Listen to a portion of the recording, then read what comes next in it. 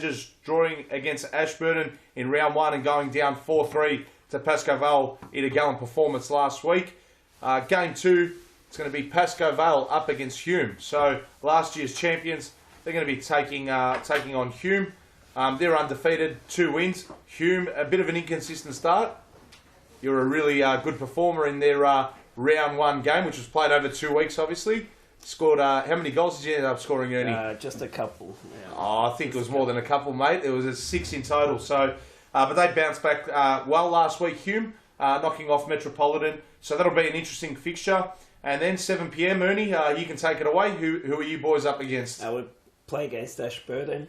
Yep.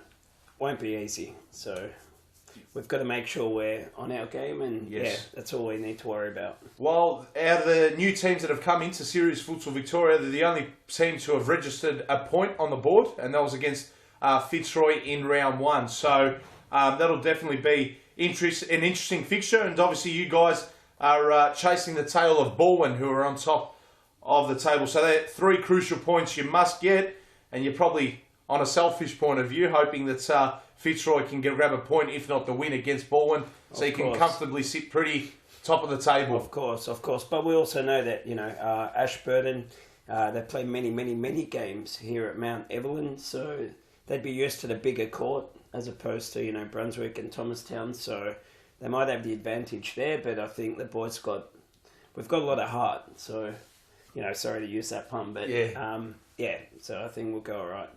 Yeah, no, it will be definitely interesting. And 8 p.m, Ernie, a massive game. CF Brunswick up against Metropolitan.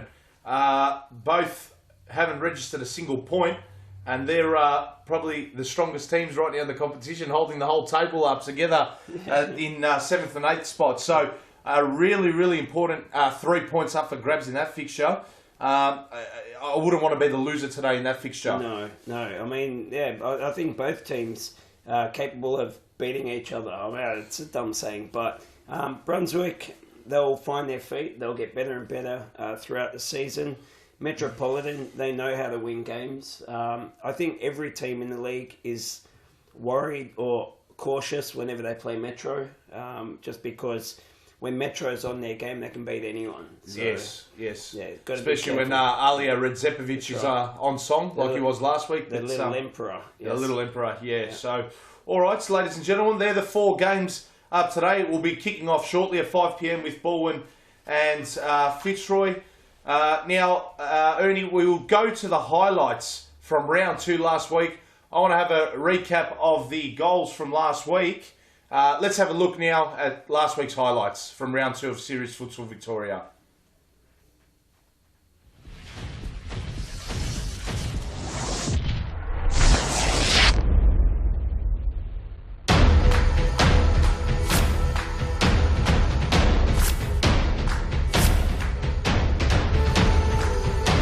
Ashburton against Balwyn, and as you saw there, Ashburton drew first blood. It was one-way traffic after there. As you see, Armelini taking the penalty there. He was dominant. He was player of the game last week. There's another one by Armelini. Look, Ashburton were resilient. They did fight back. There was a moment where they had Balwyn panicking as they scored 2 consecutive goals in a row. But enough was enough. And between Jakovici, Rocca and Armelini, Balwyn were just dominant. And they ended up running out 8-4 winners, which took them to top spot. That last goal there for Ashburton was more of a consolation goal. This game here was the second from Thomastown between Pascoe and Fitzroy. And Pascoe started off the stronger of the 2, leading through Joel De Silva and Sofian Sufi going 2-0 up. But the young pups of Fitzroy and Igor Baroni there scoring to bring one back. And a great goal there by Jackson Shaw brought it to 2-2. But Balhardi with that absolute blast got them ahead. And it still ended up going 3-3, and it was too little too late as Pascoe ran out 4-3 winners. Brunswick drew first blood against Carlton last week, Ernie, your team, but then from there your boys just proved to be too dominant from there. Again, another game where it was all one-way traffic. Brunswick opened up the scoring, but 5 consecutive goals in a row to Carlton was enough to just slaughter Brunswick and put Carlton in second position. So here's a goal by Rajab, and what a goal that was. A nice little fist pump there by him. And as you can see, Carlton running out comprehensive 5-1 winners, and he finished up with a second as well. Last game of the night was Hume against Metropolitan. Hume obviously wanting to bounce back from that disappointing round 1 loss to Carlton. They absolutely got smacked 9-4. They came out and they pretty much, it's fair to say, they came up against a one-man Metropolitan, which pretty much consisted of the little Emperor Alia Radzepovic, who in that game scored all 4 goals for Metropolitan. But between Sisek and Mata and a few other contributors for Hume, they ran away comprehensive winners, and they registered their first win under the Series Futsal Victoria badge. So congratulations to Hume, and it was a goal fest for Hume. It was just goal after goal, and as we see, Mata, Sisek, Mata 1-2, as easy as you want there. And yeah, Alia Radzepovic, great single-handed performance for Metropolitan, but you need 5 team contributors, and it was Hume running out 9-4 winners in that one. So we're now going to have a look at the ladder from Series Futsal Victoria after 2 games, and some unfamiliar faces at the top of the league. Sorry to say that, Ernie, but you must be loving the feeling of being in second position, and you're hypothetically going for top spot here today. In top spot, FC Balwyn, 15 goals for, 6 against, 6 points. Second spot, who's in second spot, Ernie? Carlton Hart. 14 goals for, 5 against, goal difference of 9, only 1 goal separating them and Balwyn, also on 6 points. Pascoe Vale, last year's champions, still in third position. However, there is very, very minimum, or very, very little to separate first from third. It's only goal difference.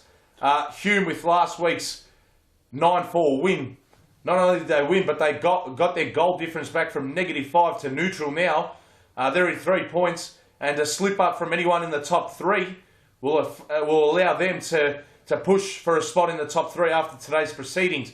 Fitzroy, well, they haven't registered a win yet. They were absolutely superb last week, going down 4-3 to Pascoe Vale.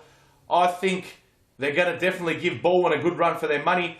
They win that, and they're back in business, Fitzroy. So they've got a huge game up. It's up now. It'll be the very first game.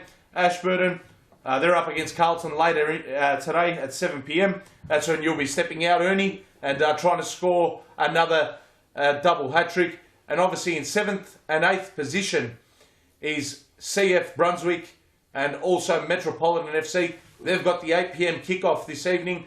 Both teams would want to win that. A lot up for grabs, a lot up at stake here today from Futsal Oz Mount Evelyn for Series Futsal Victoria Round 3 action. We're going to be joining Morgan White on the sidelines, and she's joined by a very special guest, number 20, D10, Daniel Capillaro from Pascoe Vale. Thanks, Harry. Yep, I'm joined by Daniel here. Daniel, big first matchup. We've got a young Fitzroy side versus a more experienced Balwyn side. Who's your tip for the game?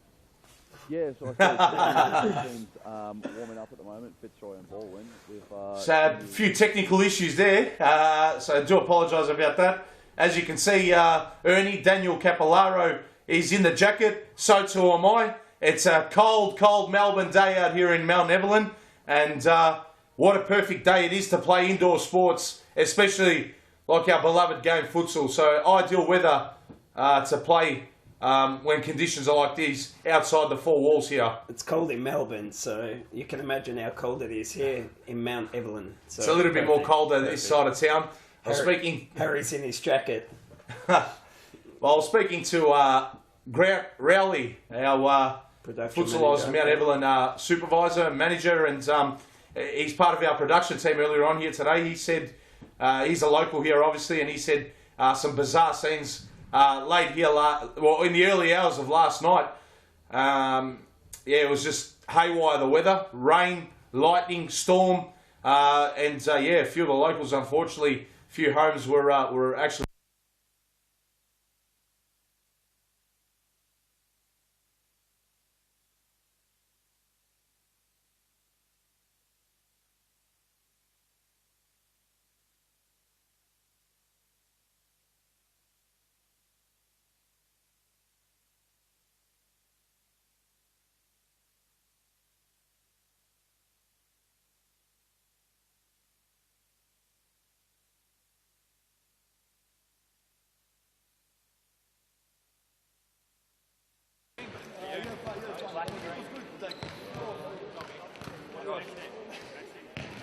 Where did you guys, where they played the red or the stick?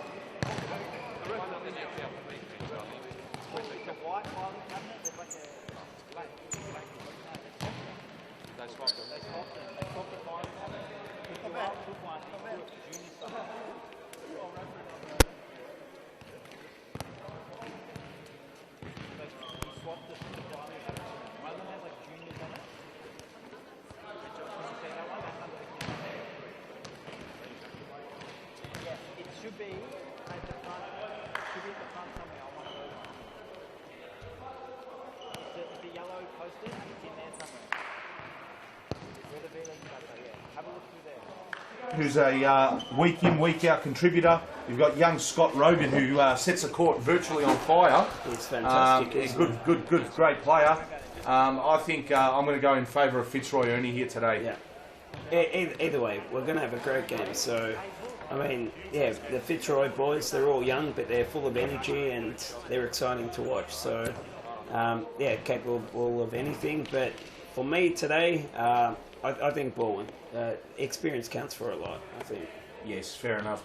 And Ernie, let's just mention today's Series Futsal Victoria Round 3 action wouldn't be possible if it wasn't for our sponsors. So we'd like to thank Nike, Gatorade, Schweppes company. Yeah. Schweppes company, yes. I'm just trying to think who else. Here as well, Futsal Oz, Baker's the lighter, a sponsor as well. So a very special mention to all those three companies. So thank you for getting on board and sponsoring our fantastic league. And we love being partners of you guys. So thank you very much. And we look forward to calling the action here this evening. Plenty on offer. And yeah, it'll definitely be a great day of Series Futsal Victoria here. We'll just have a look as well at next week's game. So if you're thinking of coming and watching it from the sidelines, next week will be from our Brunswick Centre at 5 o'clock. The first game will be Metropolitan against Ashburton. Game 2 will be Balwyn against Pascoe Vale. That'll be a very interesting fixture, irrespective of the results here today. Yep. 7 o'clock's the big one. Fitzroy versus Carlton home. It's a bit of a that's a bit biased, but you make a point there, Ernie. In terms of demographics as well, it's a local derby in terms of where each respective suburb is located. So huge rivalry there. And then 8 o'clock, Hume versus Brunswick. Yes, so that'll cap off the round. Yes, so that'll be next week at Brunswick, 5 o'clock kickoff. It'll be myself in action as well, commentating. I think Peter Parthamos will join us as well next week. And we might have the odd one or two special guest commentator, just like I've got Ernie in today. So, Ernie, let's see. You might never call me back in. So no. We might even have to kick Peter out from now on. So I don't think he'd appreciate me saying that. But yeah. Anyway, it is what it is. He's a good commentator as well. No matter who it is, I'm commentating with Ernie. It's always a privilege. It's always fun to call games. And I love the entertainment, and I love the end-to-end action that futsal has to offer. Yes. So, definitely looking forward to another week here. So we'll be kicking off very shortly, Ernie. Yep. We can see the Fitzroy boys led by Sebastian. Yes. It's got the boys. It's got a young group of boys, but they are full of energy. Igor leads them out on the field as well with Louis and Scott.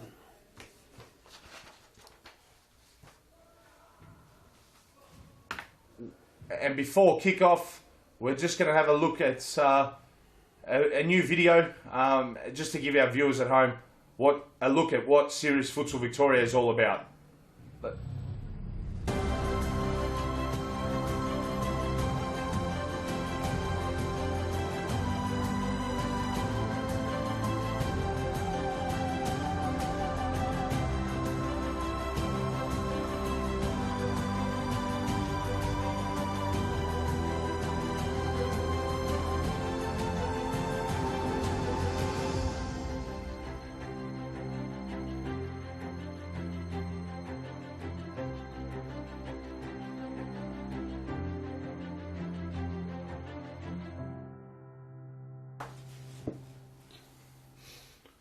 There you have it, folks. That's the new video of Serious Futsal Victoria.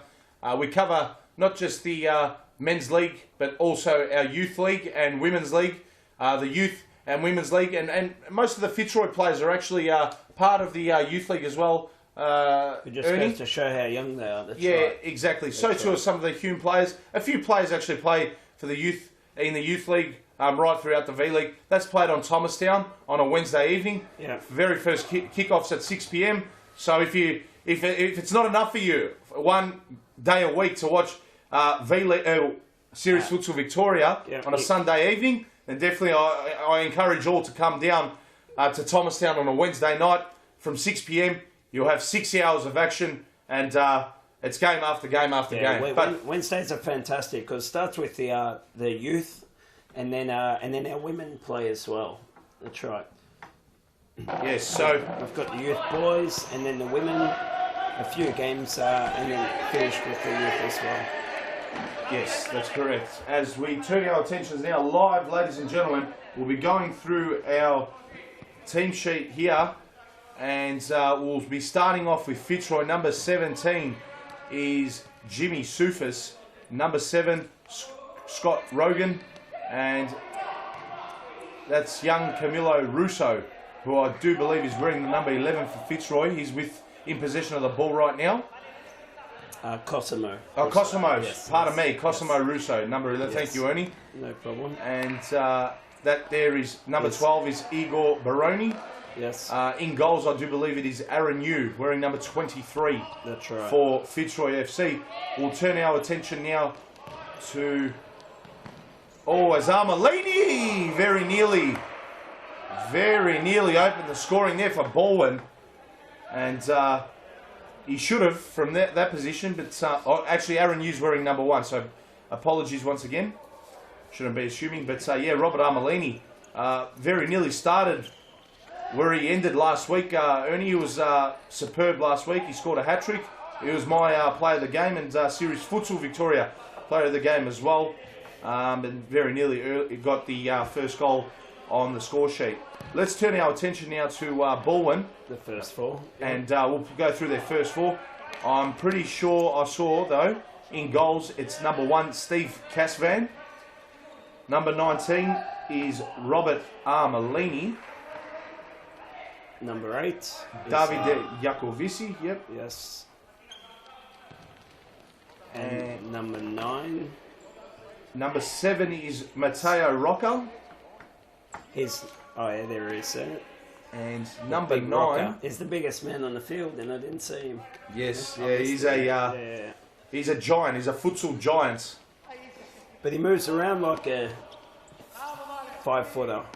He moves around all right. He's clever. He's, as we see, the pass there from Rocca finds Iacovici, and ball trickles along, and Darren New just averts danger. And Sufis just clearing his lines there. Balwyn have started definitely the better of the two. Fitzroy are deep in their shell. As Iacovici very nearly found Matteo Rocca, and just didn't time that right. And rather than connecting with the ball, he got a fresh area there. As Rogan brings it back in, the 1-2 with Aaron Yu, Cosimo Russo. To Scott Rogan. Rogan flicks it out wide. Sufis, pass intercepted there by Matteo Rocca. And Rocker Looking lost for possession a of free the ball. kick, yeah. Yeah. Maroney brings it in. Russo switches.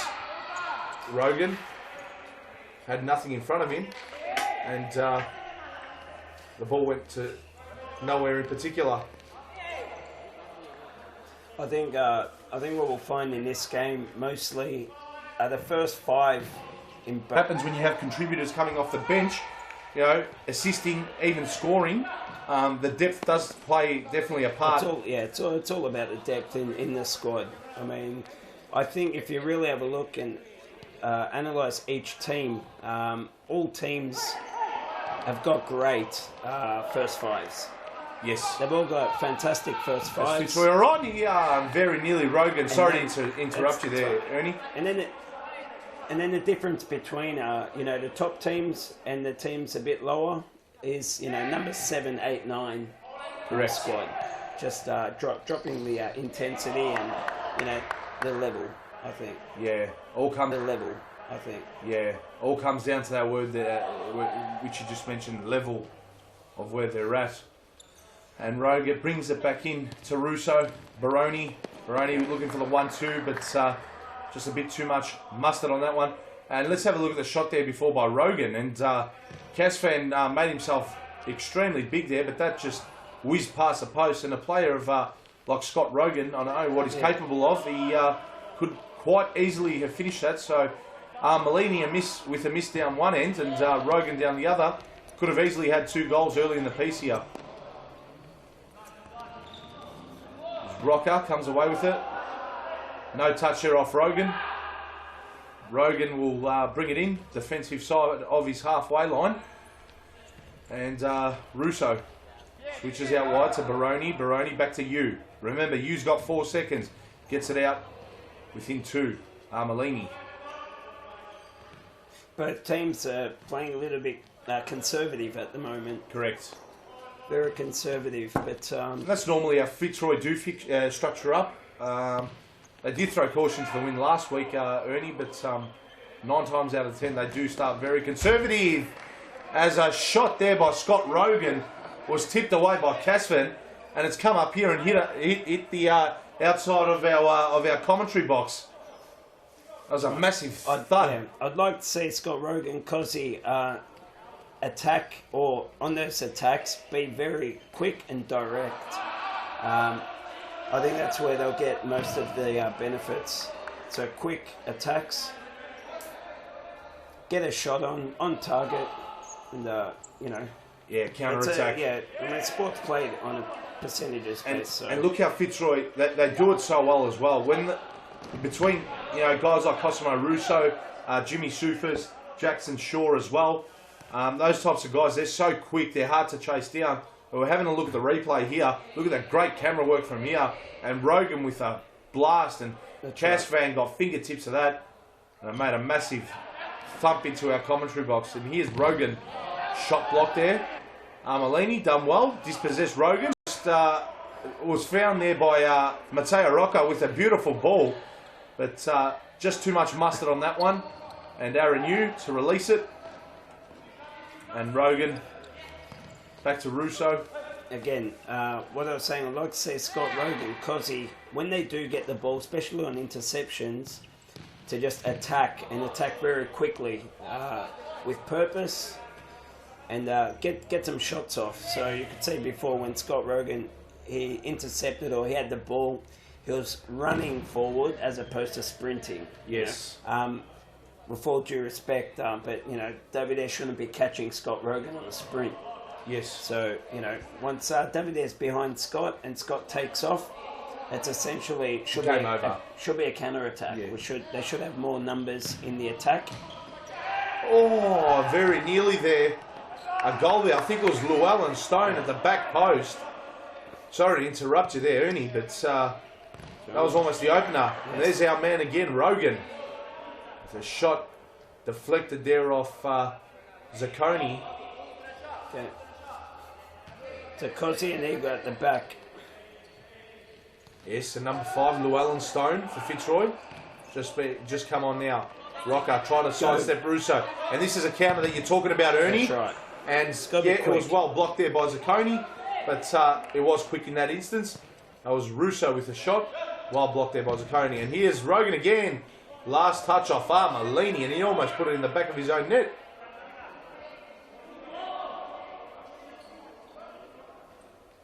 And ball comes in here from the corner. Cosimo Russo. Oh, Llewellyn Stone. Very nearly flicked their head past the post.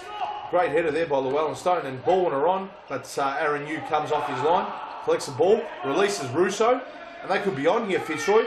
Baroni, and he couldn't find Llewellyn Stone. Counter here by Balwyn. Jacovici gives possession away, and danger averted there by Jacovici. End-to-end stuff, and there's Balwyn's manager, Gabriel. It's not Zabalos, it's Thebayos. That's how you pronounce it. There you go. And he's a good manager. he wouldn't. He's Yeah, a he very good definitely manager. is. He's got the boys very well organised. He puts in a lot of time and effort, and without the managers, I mean, the teams wouldn't be what they are, and without the teams, the league wouldn't be what it is. So, Exactly right. you know, we understand and appreciate the effort that the managers put in, week out. And it's not just on the Sunday or on game day. The managers put in a lot of time at home, I think, when they're at work, Yes. and then at trainings, of course, and then on game day. So, Yes, definitely. And the best way to play futsal is going on to futsaloz.com.au or visiting our 3 centres from either Brunswick, Thomastown or Mount Evelyn. Get involved in your local centre, ladies and gentlemen. I can guarantee you, if you're playing socially, it is the best 36-minute workout you can ever get. You will be running end to end, and Fitzroy are on here, and it's through Mohammed out wide. Great ball, Rogan's on off the post. the post. Oh, wow. And number 3 is Imran Mohammed. He is a talent, this kid. And look at the replay there. He linked up there with Llewellyn Stone. Square ball across the face of goals. And Rogan cannoned it into the post. Very, very, very nearly the opener. And here's Jacovici. They did well to finally get a shot on, because I thought Imran was a little bit slow, and I thought he blew the chance, but laid it off to Louis, who then Llewellyn Stone squared it across to Scotty, and they finally got a shot on, which beat the keeper, but not the post. So. And here he is, Imran Mohammed.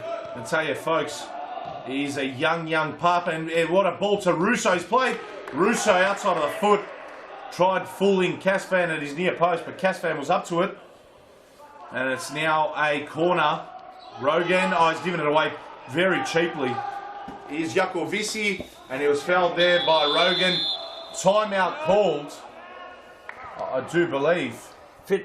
Fitzroy been they've had the better chances. Yes. It started with Balwyn initially. Yeah, Balwyn had the pressure on Fitzroy. yes. But the Fitzroy boys have stepped it up, and they've shown that attacking. They've had better chances, I think. Definitely. I thought the first 5 minutes, Balwyn started the better of the two. However, the last probably 5 to 8 minutes, it's fair to say Fitzroy have been well on top. In particular, I think Russo, Stone and Rogan have been the 3 major contributors for Fitzroy. And ladies and gentlemen, all I'm saying is watch out for number 3, Imran Mohammed. I see him at youth level absolutely dominate down Thomastown Way on Wednesday nights for Fitzroy. He is, I think, 15 or 16, Ernie, off the top of my memory. I can confirm that later on in the piece, but he's a very, very young pup. It's 15. 15, and he's definitely a talent. We're going to have a look at the replays now on screen at the few chances. Still scores. The deadlock has not yet been broken, but Armalini with the very first chance on the follow-up as well. Couldn't put it past Aaron Yu. Well done, Aaron Yu there. And Rogan, poor finish, well wide of the post. But this one was better. and an equally important save there by Casvan. And the corner came in here. And, yeah, Llewellyn Stone was unmarked on the back post. As Balwyn come away with the shot straight into Aaron Yu, who stood tall there. Fitzroy have had the better chances. As we saw, Balwyn had the first one, and then after that was all Fitzroy. There was a clear chance by Matteo Rocca for Balwyn, but hit straight at the goalkeeper, so it didn't trouble Aaron Yu too much. Yes, and here he is again. Matteo Rocca comes off Llewellyn Stone, and a corner awarded here to FC Balwyn. Let's see what they can conjure up from this. To Rocca!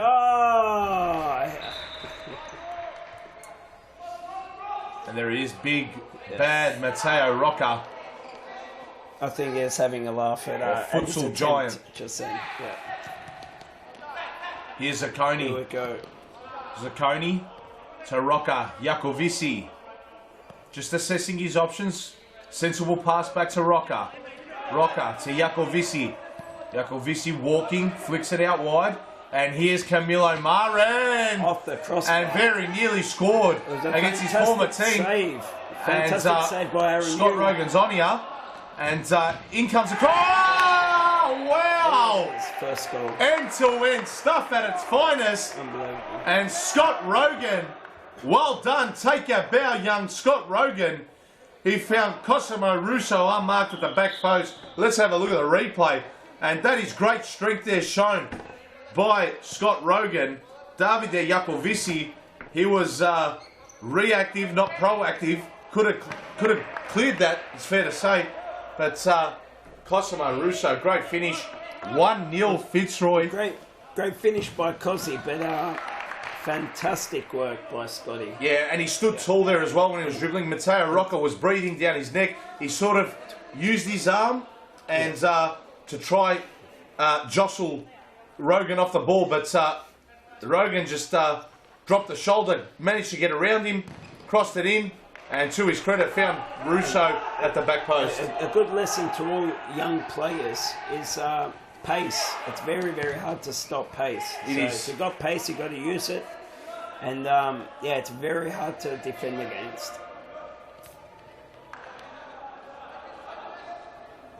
And today's Series Futsal Victoria action, round 3 here from Mount Evelyn, is brought to you by myself, Harry Menares, and our special guest commentator, Ernie Simsek, who you will be seeing later in action at 7 p.m. He'll be representing Carlton, wearing his heart on his sleeve like he always does, as they come up against Ashburton. So that'll be an interesting fixture. But we've still got this game to broadcast, and we've got another game at 6 o'clock between Pascoe and Hume before Ernie jumps on as a bit of pinball. Rogan again comes out, and that is a foul by Robert Armelini on Rogan. I think it was accidental, but it looked late. It was a foul he had to make, because if he didn't make that foul, the boys were on that goal. So yeah, definitely. It was, I think he was lucky not to get a yellow card for that. I thought there was going to be a yellow as well. You know, as players, you try and do what you can, you know, to prevent goals. So in the end, it worked out as a very good foul for Balwyn.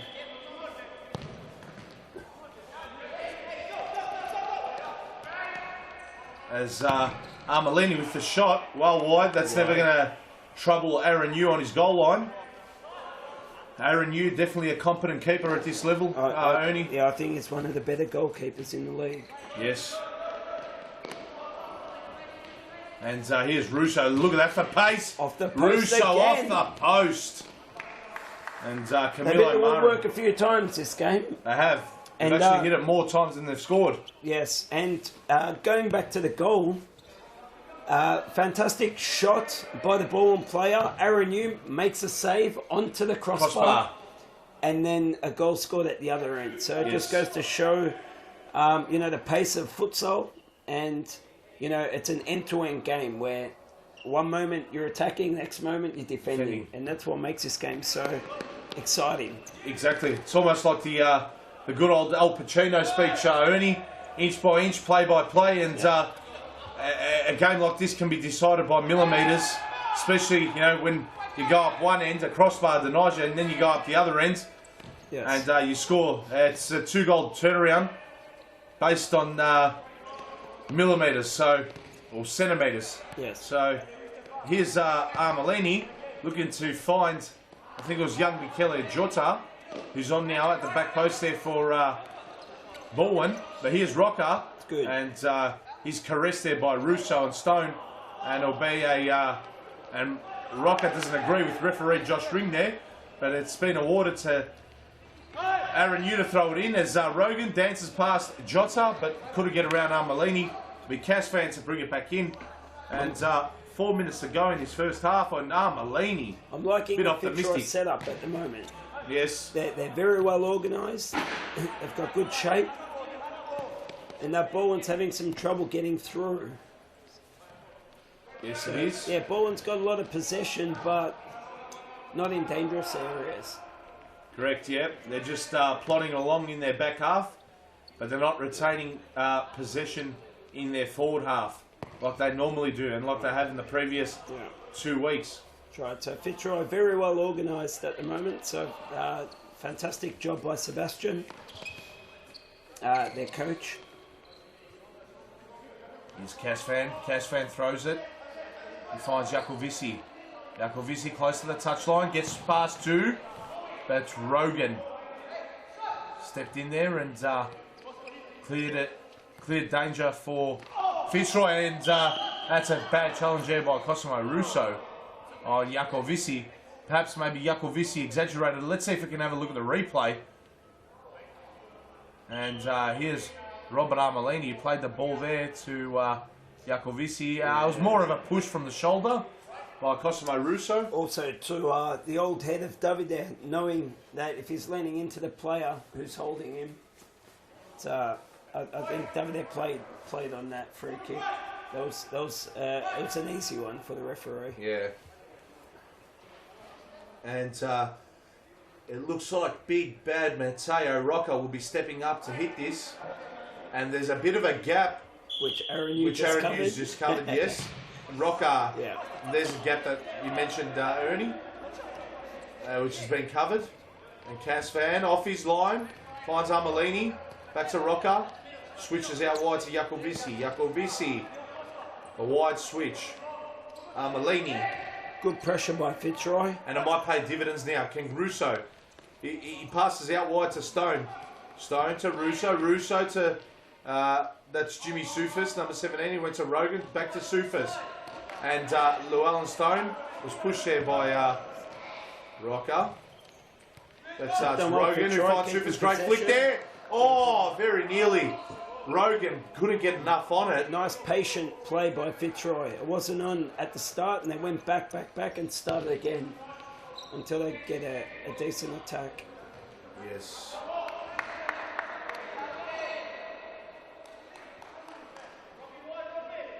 As here's Russo. Brings it back in. Stone on the ball. Great pass. Rogan. And I think it was Matteo Rocco was happy to just knock it out and concede the corner here for Balwyn. And Fitzroy with the corner looking to double their advantage late in this first half. It's it'll be a Fitzroy ball. Oh no, referee spotted something. Yeah, he played the player as opposed to the ball. Rogan fouled Andrea Zacconi. Melini, poor pass straight into Llewellyn Stone. And you'd think if you're Fitzroy, you'd be happy taking this lead into half-time. Rocker, shot blocked by Sufis. Should be happy taking any lead Absolutely. into half-time, Harry. Melini dancing. Finds Zacconi, deflection off Sufis. That didn't whiz too far past the post. Corner here for Balwyn. And just a reminder to our viewers, Ernie, that our current clock might be a little bit inaccurate to the actual playing time, based on the fact that the last 2 minutes, the stop clock is active. And Zacconi, weak effort there, straight into you. There's 35 seconds left. That was confirmed by our sideline commentator, Morgan White. We'll be right for the first half. It's the second half that we have the issues. Yes, yes. And obviously every time the ball goes out, it stop clocks. And we'll be joining Morgan White at halftime. She'll be having an interview for us. Baroni with a shot just wide. Here's Andrea Zacconi to Armelini. Armelini, the scoop. And a foul's being picked up here. But not enough time left. And that's a half, Ernie. And interesting first half here. From round 3 action here from Serious Futsal Victoria at the Mount Evelyn Futsal Oz Centre. And yeah, there we have it. Fitzroy leading 1-0, Ernie. Fitzroy 1-0, I think, yeah, well deserved 1-0 to be honest. They started off very slow. The Balwyn boys had the first 5 minutes or so, but after that Fitzroy found their feet, very well organised. They attacked quickly. And, you know, they've got a goal to show for it. So, yeah, a very good half by Fitzroy. And a great defensive structure shown there by Fitzroy. Yeah, very Credit well has to be given organised. to the manager, Sebastian, as well. Yeah. I think he's definitely improved their style and their play. But, yeah, it will definitely be an interesting second half. Ernie, Yeah. Balwyn have all the work to do. They do. I think Fitzroy need to just keep doing what they have been doing. So they're very well organised in defence. You know, they're forcing Balwyn to go out wide. They're forcing Balwyn to shoot from far. They're all low percentage plays. So Fitzroy at the moment looking fantastic. Absolutely. And it's fair to say as well, for Fitzroy, Ernie, it could have been an extra 1, 2, maybe even up to 3 goals. That's right. Armelini for Balwyn missed a gettable opportunity early on. But after that, it seemed like it was just all one-way traffic. And we'll have a look at a few of the replays from the first half here. Let's have a look at the goal firstly. And that was Cosimo Russo with the goal. We didn't see the shot from Balwyn. That Aaron Hume makes a save, hits the crossbar, and bang, they're on a counter-attack. Yeah. Yeah. So Aaron Yu before that did make the save. Yeah. Yep, fingertip save onto the crossbar. Cosy in a great spot.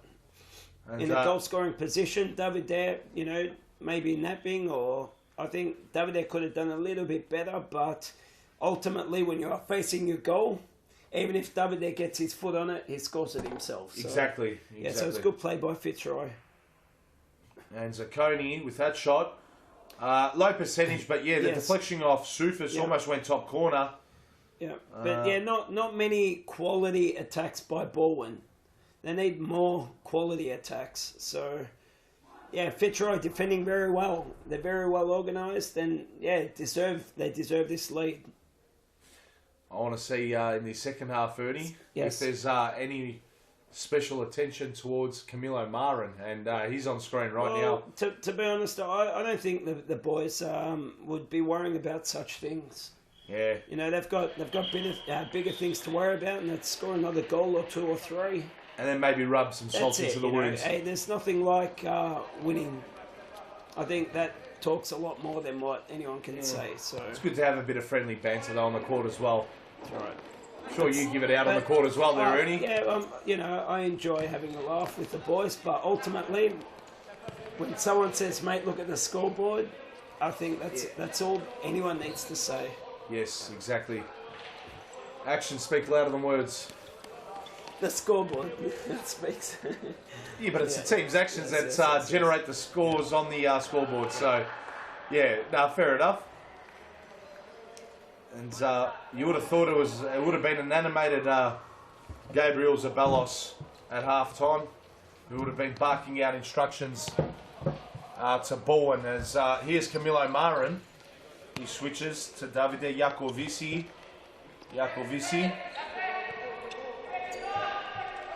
Back to new keeper on for Balwyn. It's Omen Abdullahi, as he's replaced Steve Casvan. There he is on screen right now. Rogan to Baroni to Russo to Rogan couldn't find Llewellyn Stone. He started his run too early. It'll be a Balwyn side ball here.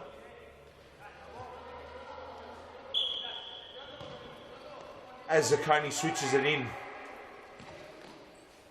Jacovici, back to Zacconi. Zacconi to Jacovici. And number 9 there for Balwyn is Valerio Celenza. And that scoop ball there has been mopped up by Igor Baroni. And it's a corner here for Davide Jacovici's Balwyn. And Zacconi, massive shot. It's come up here in the commentary box. Massive thump. But no goal there for Balwyn as a long throw. That's a pointless throw by Aaron Yu. 20 minutes to go. And a bit of change. And there's still time here for Balwyn to get something out of this game. They can still win. As a ball's played here to Camilo Mara, looking to get around Russo. He does. Flicks it off to Celenza. Valerio Celenza let the ball go. Igor Baroni got there, but just lost possession. And it'll be a Balwyn ball. And again, this is what myself and Ernie were talking about the possession. Yes, they've had plenty of possession.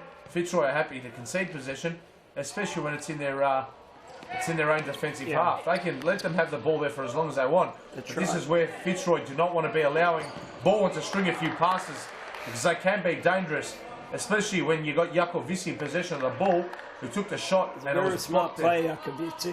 Very, very smart. Blocked there by you. The corner came in, fell by Llewellyn Stone on Valerio Celenza in a dangerous position here for FC Balwyn, and they're dangerous from set pieces. You can tell that Aaron Yu would be concerned here, and Zacconi and Celenza, Zacconi and Celenza, Zacconi and Jacovici were discussing, but that's gone down the gutter, that set piece.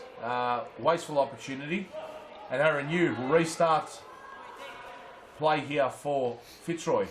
Yu, long throw, trying to pinpoint Llewellyn Stone. It was an interesting choice, though, to go long. Even the long legs of Llewellyn Stone couldn't keep that in. Marin back to Jacovici. Dangerous pass there by Jacovici. Abdullahi mops it up. Here's Camilo Marin. And he does well, Camilo Marin. Gets around 2, feeds it out to Jacovici. But Rogan read it well to Russo. Baroni. Oh! And he left it behind him. Baroni, he was unlucky. He recovered well. But Abdullahi came to Balwyn's rescue. Shot blocked by Zacconi. It was Llewellyn Stone. Should have been 2-0 that one. Should have been better. Could have quite easily have been 2-0.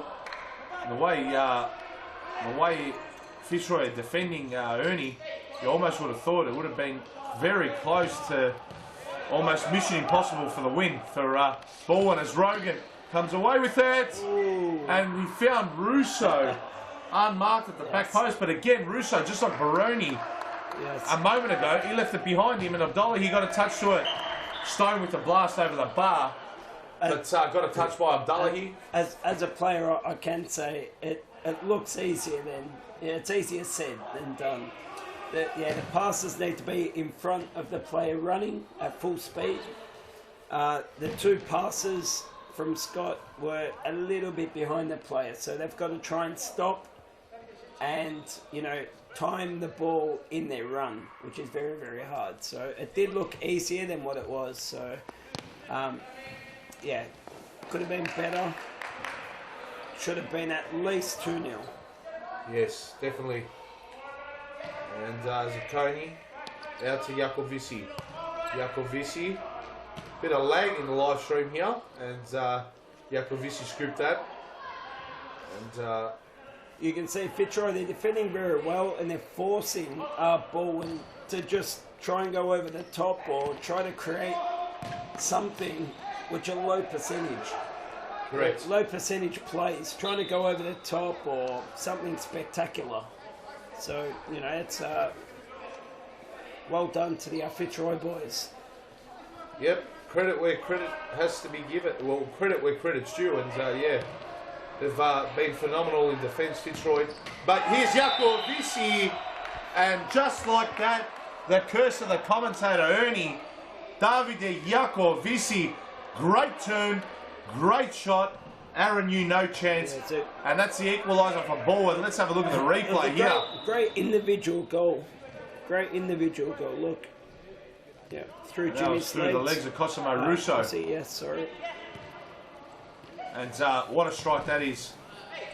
As it's now locked at 1-1.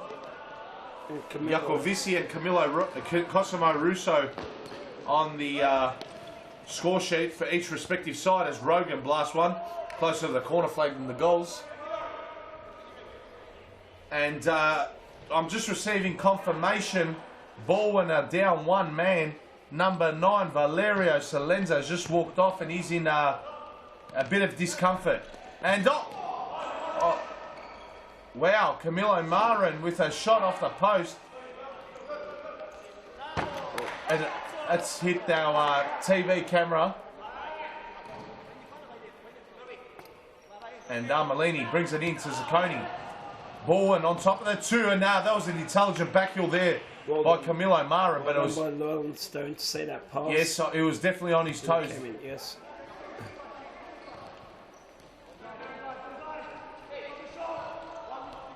Zacconi to Armelini to Iacovici. Armelini passes to Iacovici. Iacovici, they were one pass away from scoring their ball, and make no mistake. And here's Cosimo Russo, intercepted by Armelini. Camilo Marin! Aaron Yu denying his former teammate. Fantastic save by Aaron Yu using his feet. However, Marin could have hit the back post there for a simple tap in. Yes, definitely, Ernie. Simple tap in, by Zacconi. Should have made it 2-1 to Balwyn. More importantly, he's kept his former teammate out. There you go, a bit of how you going, mate, between Scott Rogan and Camilo Marin.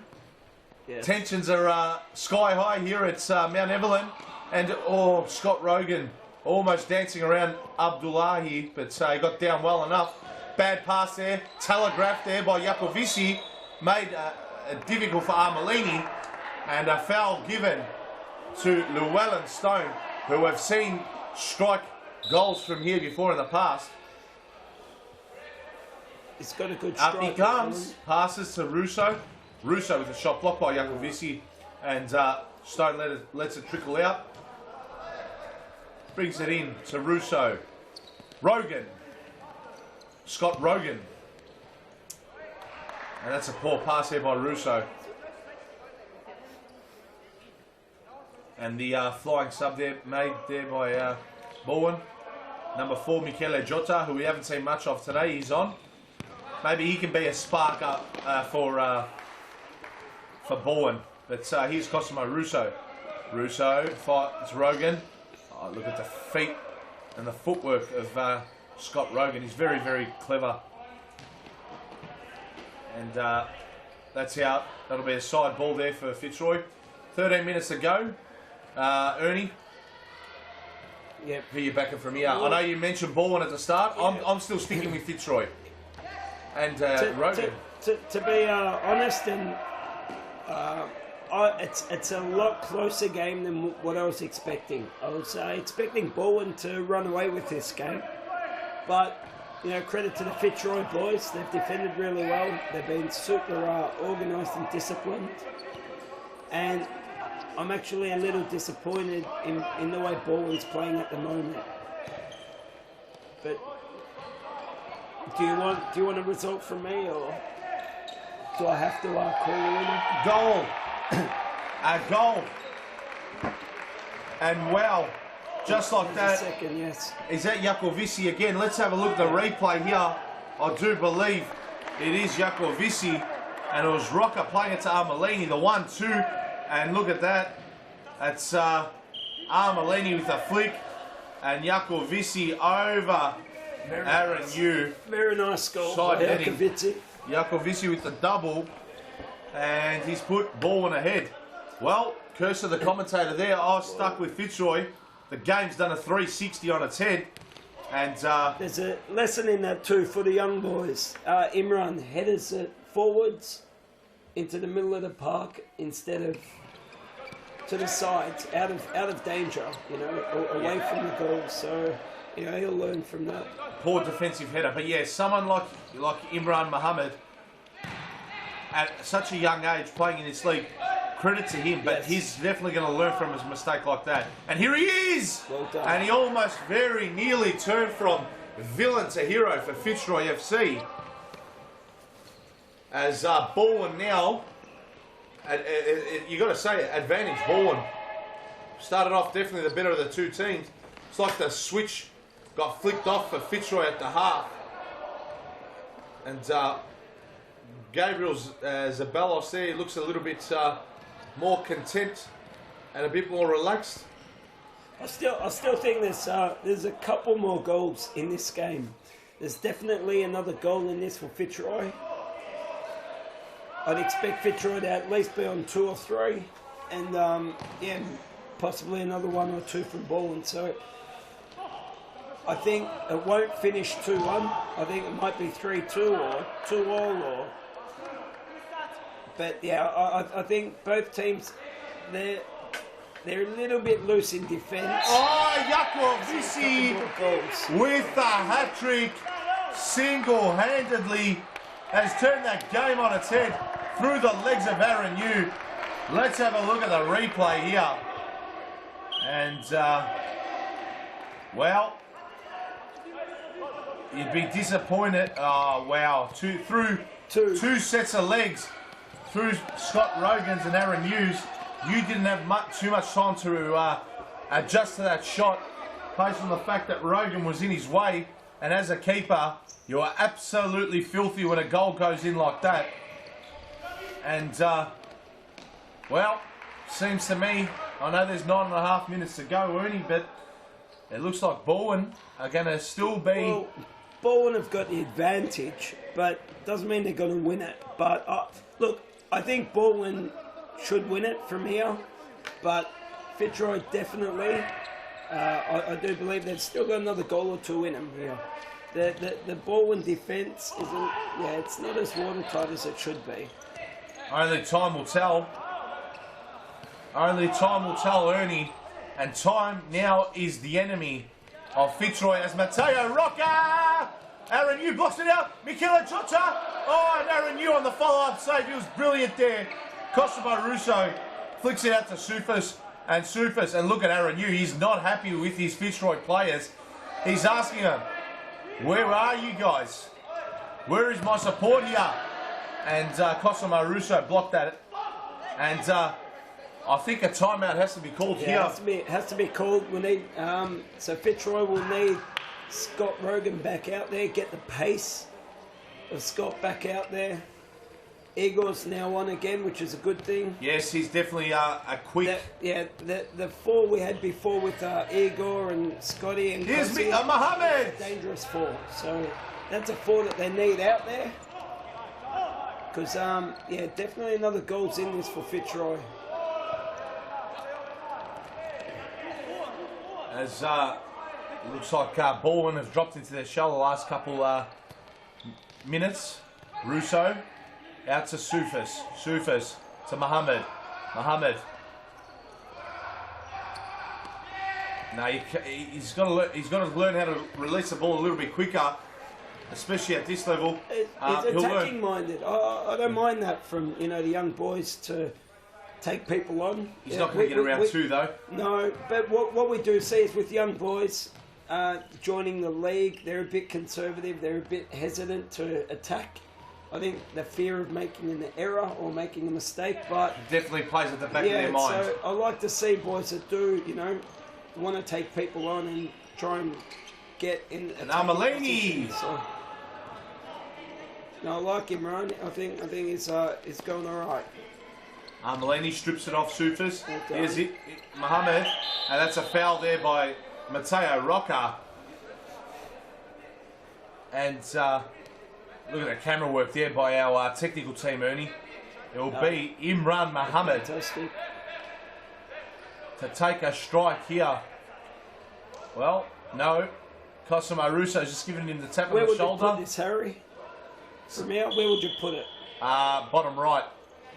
Oh, the wall opened as well. I would have maybe gone through the wall there if I saw that. I would have pulled. I asked you before. Sorry, but I would have taken a step back and then just gone through the wall, Ernie, because I saw Matteo Rocca just open up. And when a wall opens up, it gives the... before the shot, though, you said bottom right? Bottom right, yeah. I would have tried wrapping it around Oman Abdullahi. But I would have maybe just put the brakes on, taken 2-3 steps back, and then fired one in between Rocca and I think Zacconi, who was who were on the wall. Okay. And here's Jakovici and Aaron Yu mops it up. And look, to all our people viewing this live stream, I'll just pause that very shortly as Zacconi a shot just whizzed past the post. And look, to everyone who's watching and thinking about joining Futsal Oz and playing, you don't necessarily have to just join Series Futsal Victoria. We've got social leagues on a Monday, Tuesday, Wednesday, Thursday, Friday, Saturday, Sunday night, for all ages. Every day. And for all, we cater for both male and females. And we've even got mixed leagues. So, you know, if you're a couple at home and you want to get healthy and active and play a fun sport, you know, grab your partner, whether it's your girlfriend, boyfriend, get them down, start a team up. It's fantastic action. I love reffing social leagues, Ernie, down Thomastown Way, Monday to Thursday. You know, even on a Wednesday night, the youth league as well, and the women's league. Definitely fun to be a part of. Just on the social leagues too, you know, the beauty of the social leagues is they can be work friends as well. We've got lots of teams where, you know, they're workmates. After work, they come down, they play together, have a drink, and then they go home. Absolutely. Another thing is you don't have to come with a full team. So you might be you might be on your own, or it might be you and a mate or a friend. And if you contact your local stadium, they will put you into a team. Yes. So you don't have to stress about, I don't have a team, so I can't play. If you want to play, there's always a spot available to play. Yes, that's it's good that you mentioned that. And I think I've been trying to convince Ernie, my work colleagues, that's Barry Plant to jump on board and create a team, but they're a little bit lazy. So unfortunately, definitely. Whether it's your work colleagues as well, that's a very good point you made. And work teams, I've noticed, tend to be the mixed teams as well. Yes. So Tuesday nights, Thursday nights, they have the mixed comps at Brunswick, Thomastown, Mount Evelyn. Yep. It's good fun. I mean, ultimately, as the name suggests, it's social league. So varying degrees of ability. There's different leagues, so you don't have to worry about, you know, we're all beginners or. Yep. You know, we don't have any superstars.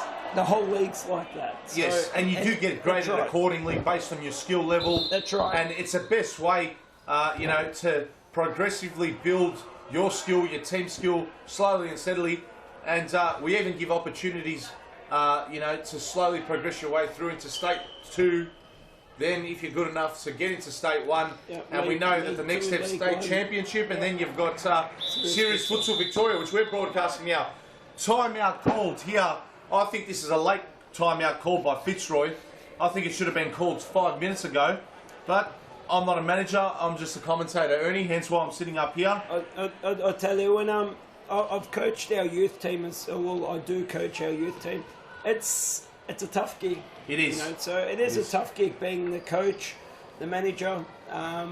It's always easiest. It's always easier said than done. Yeah, you know. So 5 minutes ago, maybe he should have made the call, but he's obviously got reasons. You know. Yeah, and look at the replays here. We saw Russo open up the scoring in the previous replay, but Davide Jakovici. He's definitely my player of the game, Ernie, and he has single-handedly turned this game on its head. No, make no mistake about that. Yeah, it's a full 360-degree turn.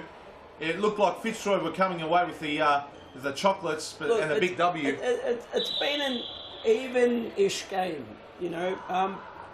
Fitzroy have had the better first half.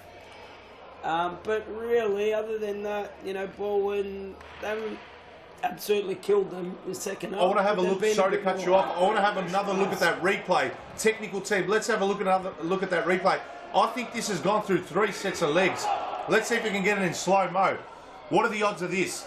Look at Scott Rogan, Llewellyn Stone, and Aaron Hume. Unbelievable. That has gone through 3 sets of legs. I thought it was only Rogan and Hume. It's also gone through Llewellyn Stone. Unbelievable. Vicious thread and eye. Yes. No, what's the saying? You thread the eye of a needle. Yes. That's the saying I was looking for. Unbelievable eye by you. Great pickup, Harry Menaris. Last time I saw that was when Tim Cahill scored in the 2006 World Cup against Japan for the Socceroos. So I hardly see that on a futsal field. It's the first time I've seen it. Put it like that. It's history. Yeah, History. I think it's history. Yeah. Okay. So now I always tell my teammates and anyone who watches the games that aren't familiar with the final 2-minute rule.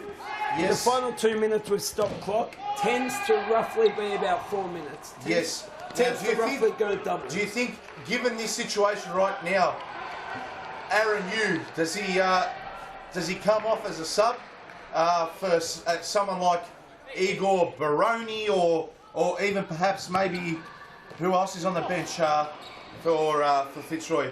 Even Imran Mohammed, just so they can play as a shot comes in here. And I think that came off the post, Ernie. Let's have a look at the replay. When you play 5th man, you've got to have an experienced team playing it. All 5 players have to be experienced. What people don't realise, and they don't give Aaron Yu enough credit for, is he's actually a fantastic 5th man player. Yes. So Aaron Yu's he's got very good feet. Competent. Yeah, so I would keep Aaron Yu to be the 5th man. Okay. Yeah. And Camilo Marin, almost put the nail in the coffin there for Balwyn. Yeah. I'd have Igor on there. Shot well wide, and look at the manager there, Sebastian. Igor's very attackingly minded. I'd have Igor on the field for this 5th man as well. Yes, definitely. And here's Russo. Dancing, darting run. And this could be game over if Jakovic scores this just over the bar. Yeah. David Jakovic with the hat-trick. Yeah, it's a dangerous pass by Kosi. I'm surprised he actually did that. Extremely dangerous pass, yes. Just play the percentages, get shots on goal. And here is, Sufis too late, just too slow. There, you just had to pull the trigger almost instantaneously. There is a goal in this for Fitzroy. And Abdullahi smothered that, and it was Zacconi just mopping things up there for Balwyn. Here's Rogan. Look at the camera work. Russo. And, here's Aaron Yu!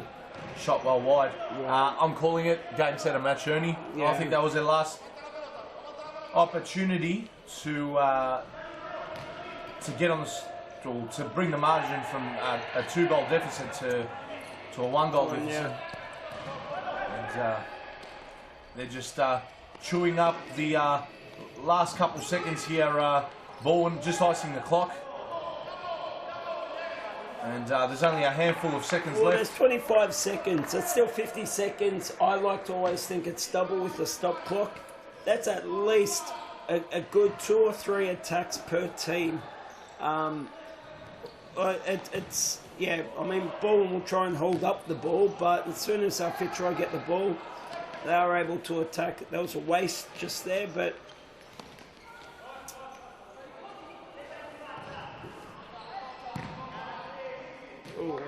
Aaron Yu, and that's a game. I mean, it's a classic case of Fitzroy didn't take their chances. Yes. They didn't score when they did have the better attacks. And Balwyn in the end. Yes. Yeah, they're just a bit more clinical. Definitely was. Yeah. I thought Fitzroy had more of the chances, more of the opportunities, in particular the first half, and the early part of the second half. They were in complete control. Yeah. They scored first, they had the 1-0 lead, and unfortunately for the young pups of Fitzroy, Balwyn just and through Davide Jacovici in particular, the game just turned on its head. And he was my player of the game, Ernie. Anyone who watched that game would agree that Davide was the man of the match. He was for me. But, yeah, Fitzroy, they just weren't clinical with their chances. They had a lot of chances. They had enough to score. You know, they could have scored 3-4 goals. But Balwyn, they had similar, maybe less number of chances. But in the end, you know, goals win games. Yeah. Yes, exactly right. You've got to take all your chances, especially in this sport, futsal. So, well, unfortunately for you, Ernie, and Carlton, yes, you're probably hoping for a bit of a different result.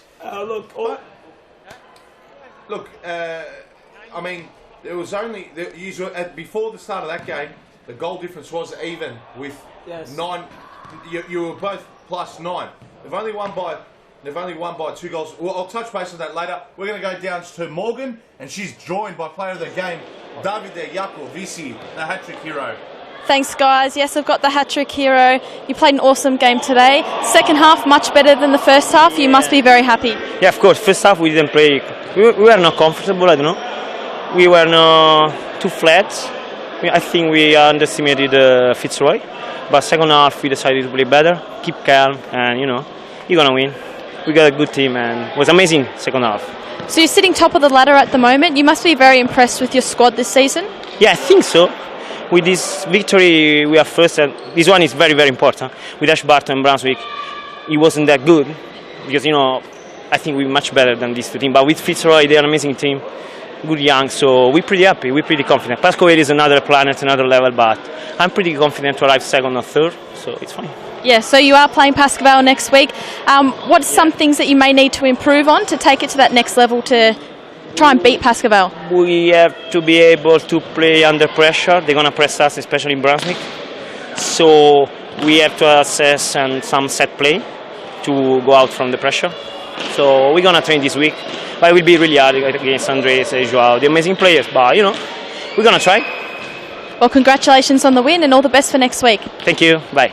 Thanks, boys. Back to you, Harry. Thank you very much for that, Morgan, and well done to Balwyn and Davide Jacovici, the hat-trick hero there. Balwyn 3-1 winners. Now, we're going to go on to Game 2 between Pascoe and Hume in just a moment's time. And I'd like to thank Ernie Simsek from Carlton, FC Carlton, for joining us for the commentary of the first game. I thoroughly enjoyed your input. And I hope you can come back soon and join me as well. Thank you, Harry. And apologies for my voice, but yeah, the virus going around. So, yeah, I apologise. No, mate, you've done well. Yeah, no need to apologise. So thanks for having me, and yeah, enjoy the rest of the live feed, live stream. Thanks, Ernie. And we're going to go now to a video. It's D10. Daniel Capellaro does tricks. And then we'll be bringing you this, the game between Pascoe and Hume will be called in live action. Away we go. Daniel does tricks.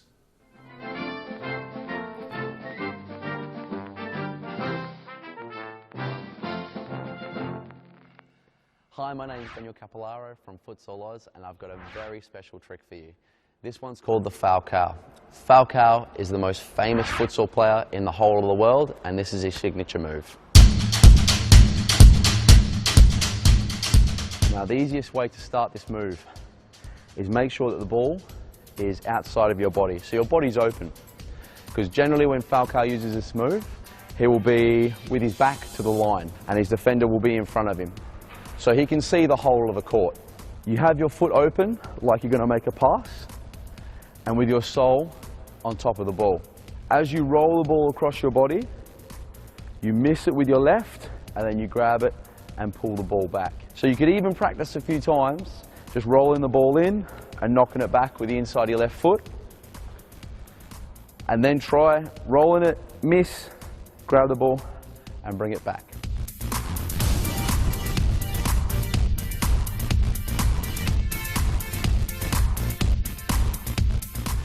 And that's the foul cow. You can join the game at Futsal Oz at our 3 world-class stadiums in Melbourne.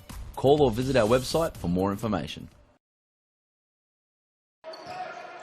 And we are now live from our second game between Hume and Pascoe Vale. This will be an intriguing fixture. Pascoe Vale haven't been their normal selves, although they have got the 2 wins on the board and the 6 points. Equal first, goal difference keeping him in 3rd spot. Hume, look, poor start against Carlton. They were absolutely smacked by Carlton 9-4, but they managed to bounce back and beat Metropolitan by that exact margin, 9-4. So they're already on the board this season with a win. They're in 4th spot, so this is a battle between 3rd and 4th, and a lot riding on this game. And I'll run you through the players from each respective team as we go player by player. I will start off with Pascoe Vale. Obviously the manager, Paul Vidic. In goals for Pascoe Vale is Janusz Rasulade. Number 9 is João da Silva. And number 22 is Sofiane Soufi. Number 6 is Tiago Martins. Number 20, we just saw him do tricks, Daniel Capolaro. And that's the starting 5 for Pascoe Vale. And we'll turn our attention here to Hume now. I'll run you through the team's names and numbers. Number 1 is Clayton Chappell. Number 10 is Mo Mata. Number 9 is Ubaide Sisek. He's been in great form in Series Futsal Victoria and also the Youth League. There he is, the man on screen, ready to take the corner for Hume. Sensational form, Sisek. Great player. And the manager for Hume is our arguably one of our favourites here in the commentary box, Nikos Ignatiadis. Haven't seen him on the sidelines yet. If our technical team can maybe see if Nikos is on the sidelines here today. There he is. There is Nikos Ignatiadis. There he is, looking intently with those eyes. I'm looking, and he means business today, Nikos. He would have been enjoying the Orthodox Easter. He would have celebrated. He would have had plenty of food today. And it's business now for him. And he definitely wants to cause a big upset here today for his Hume side as Sisek intercepts that. And Sisek gets around Sofiane Soufi, and no foul called there. I think that was a right call there by the referee. Ball spills to João da Silva, who's been stripped of it. And shot here, blocked there. 21 for Hume. I forgot to mention him. He's the captain, Nejat Sahin.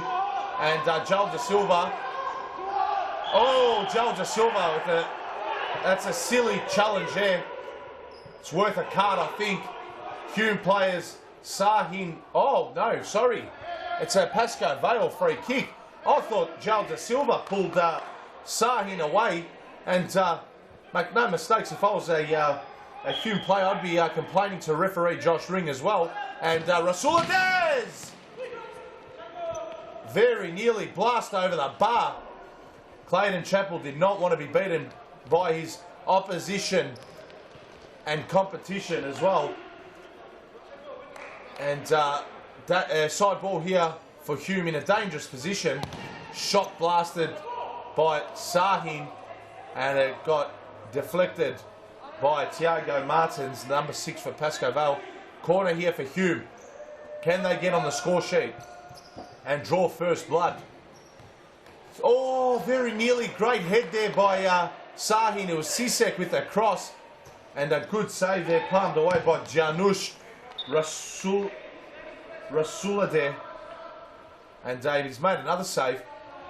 Fair to say Hume's on top of this one early on in the piece. Sisek to take the corner in here for Hume. Goes back.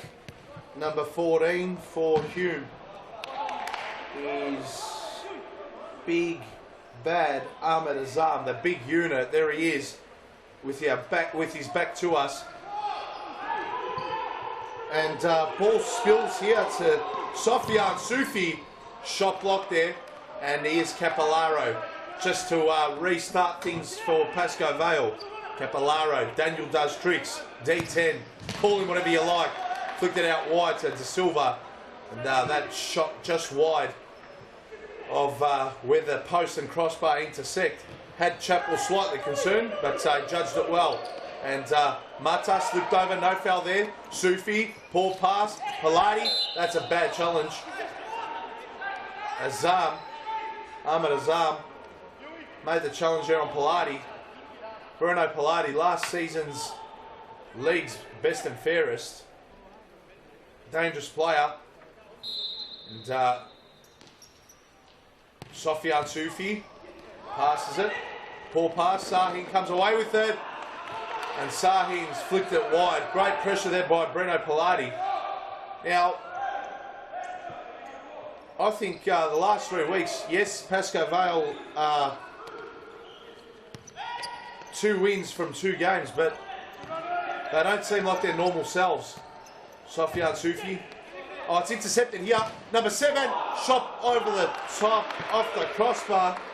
And number 7 is Mohamed Tamel.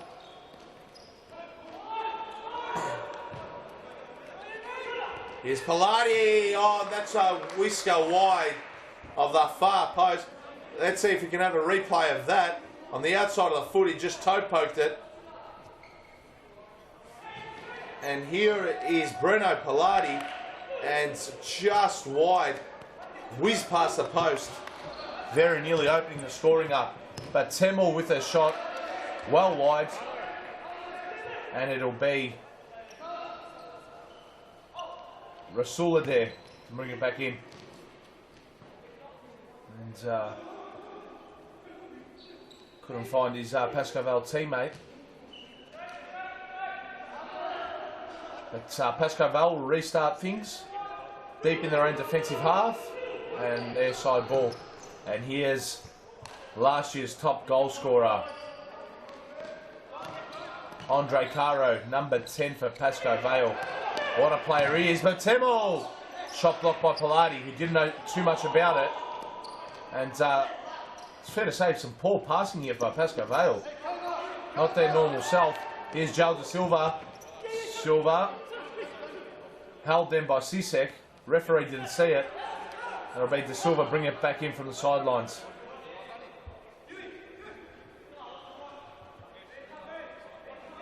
Here's De Silva. Brings it in. Bruno Pilati. Andre Caro. There's Pilati.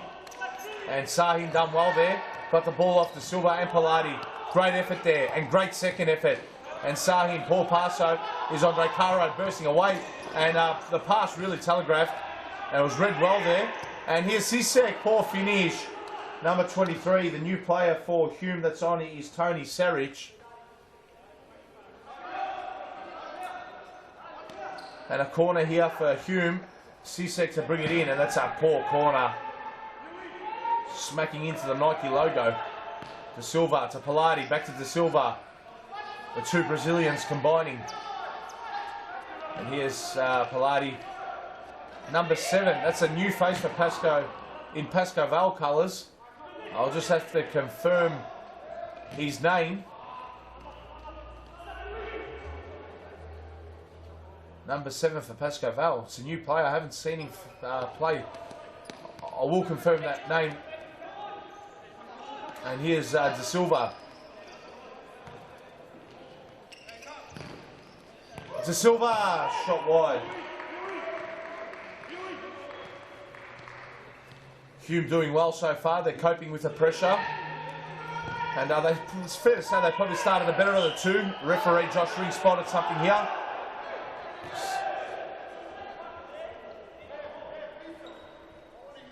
And I've just received confirmation. Number 7 for Pascoe Vale is Mateos Maria.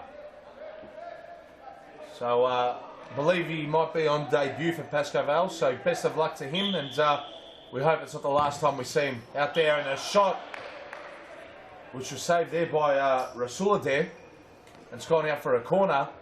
Here's Sisek taking yet another corner for Hume. We've had about a dozen corners already in this opening 10 minutes. Bruno Pilati to bring it in. And Sahin brings it in here. Here's Mata, the ever so dangerous Mo Mata. And Saric. But it was Temel with a pass there out wide to Mata. And it's been blocked there by Maria. Side ball Hume in a dangerous area. And Mo Mata brings it in. Oh, and it's in! Hume drawing first blood. And it seems like Sahin scored that one. Let's have a look at the replay. Did we get that? Yes, we did. And it was Mata from the dangerous side ball area. Oh, it's come off Bruno Pilati. He has put an own goal in for Hume. Bruno Pilati. Feel sorry for players that put goals into their own net, but there's not much else he could do. Just his defensive instincts kicking in there, and fortunately kicked the ball into his own net. Came off his shin though. 1-0 Hume. Let's see Nikos Ignatiadis on the sidelines. Is he up and about? Big Nikos Ignatiadis. If we can get a quick glance at Nikos. Yeah, he looks a bit more excited. He had a frown. He's got a semi-smile on his face. There it is. He's smiling. He's happy. But still plenty of time. We cannot get carried away. And I'm sure he knows that he's an experienced coach. But he'd be loving the start that his Hume boys have made. And the longer this game goes and the longer Hume can hold the lead, it's going to do them a world of good, because Pascoe Vale are still without their keeper Felipe Blade and also Leonardo Correa, so there are a few stars shy. And I just heard Paul Vidic barking out, settle, and yeah, they are not settled right now, Pascoe Vale. They're unsettled. And there's Paul Vidic, big bad Paul Vidic on the sidelines with the folded and crossed arms. There he is. There's an up-close version of him. And he's watching on intently. Ball breaks away here. But Rasula Dare gets to it in the nick of time. Goes out to Maria. Maria! Shot just wide. It'll be Chappell to bring it in. And Chappell rolls it out to Temel. Temel. Number 7. So number 7 for Hume. I've got to confirm who number 7 is for Hume. But it's number... Here's Sahin. And here's number 7. Oh, can Mata turn? No, he doesn't. He goes back. Saric in possession. And here's Mata. Lost possession. Maria bursting away with it. Here's Caro. Caro back to Pilati. Pilati out to Sofian Sufi. Haven't seen much of him today. Heard little whispers that he has been battling a virus during the week, so we hope he's okay. And Maria shot wide. No, took a touch, took a deflection. Corner here for Pascoe Vale. Maria to bring it in. And Pilati very nearly is blocked there by Clayton Chappell.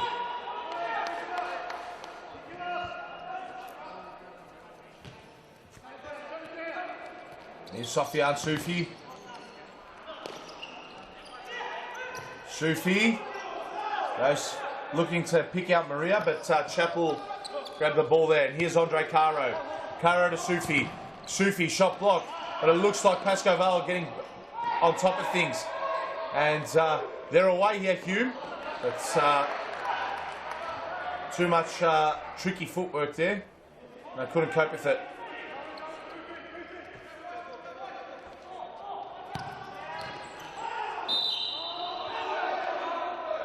I've just received word that number 7 for Hume is Nikola Jurisic. So there you have it, folks.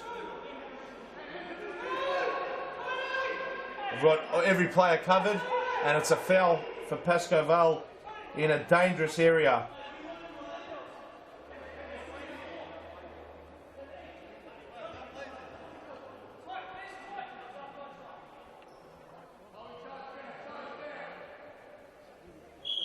And the referee Josh Ring has blown his whistle.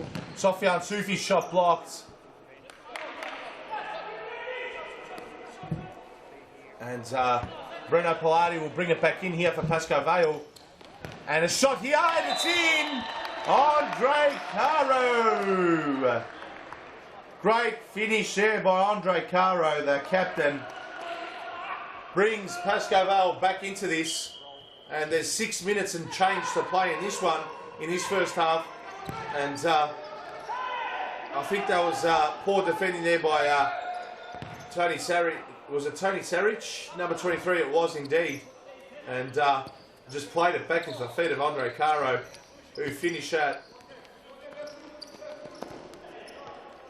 And Hume's lead has been halved from 2 goals to 1. And Pascoe Vale, I've been saying it, and that was cannon into the post. What a wicked shot that was by Andre Caro. And from attacking, he's turned into defender there, just towed that away. Let's see line, and look at that goal mouth just shake. And we've just seen a goal here, and Pascoe Vale, after the ball by Paul Vidic, as they so normally do when they need the wake-up call from Paul Vidic, they've just clicked into another gear. And time again, they just do this. Great ball there by Sofian Sufi. And Tiago Martins from a extraordinary angle. He's put that through the legs of Clayton Chappell. And scores are level right now at 2 goals apiece. 4.5 minutes to go in this first half. That's just a pathetic effort, in my opinion, from... I think that was Temel, undisciplined. You need to look to play a player, and even just to our viewers at home, if that went in from the sidelines with no touch from either a keeper or an opposition player, that would not have counted as a goal. You cannot score from the sideline. So here's Pascoe Vale. Poor pass there by Andre Caro. Timeout called by Hume's manager Nikos Ignatiadis, as I think it's a strategic timeout. The tables did turn. And from 2-0 down, Pascoe Vale are back in it. Now it's at 2-2. And we look at Paul Vidic there, just barking out some instructions, just trying to tell his players to focus more, keep the intensity up like we have been for the last 5-10 minutes. And yeah, doesn't look too happy.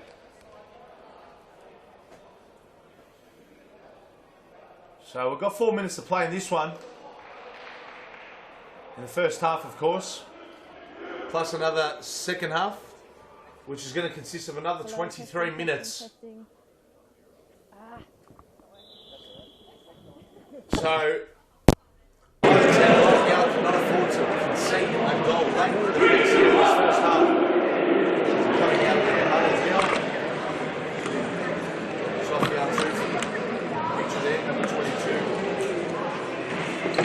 also Pascoe Vale's Youth League manager. He's doing a fine job mentoring those young pups of Pascoe Vale. As the ball's brought back in by Hume. Here's Chappell. Long throw by Chappell. Headed on there by Jurisic, I think it was. And Tony Sarich just averts danger and knocks it out. And it's Tiago Martins who brings it back in. And he's lost possession of the ball. And away come Hume. And Sisek dancing. Looking to spot out Sarich. Couldn't find him. Was intercepted. But they might be on here, Hume. And oh, great save there by Rasula there. And Andre Caro gets it. He beat Sisek to the ball. Caro shot well blocked there by Sisek. Tony Sarich. Oh, what a flick that was. Sisek with a flick. And Rasula there has made a save. And it seems like Sisek picked up a knock there. It was accidental. But, he's limping there, Sisek. And I think he's all right. Just a little bit ginger. Back on his feet, which is always good to see when a player is in a spot of bother. The cross comes in there by Hume. And Pascoe on the counter through Andre Caro. Out wide. Oh, Charles De Silva straight at the keeper. Tony Sarich dancing around 1, 2. Couldn't get around the third on the second attempt. And the ball trickles out. And Ahmed Azam has lost possession. And it's a Pascoe ball. Andre Caro to bring it in here. Passes it in. Intercepted there. And here's Andre Caro. Unbelievably quick Andre Caro. The way he can just go from one end to the other.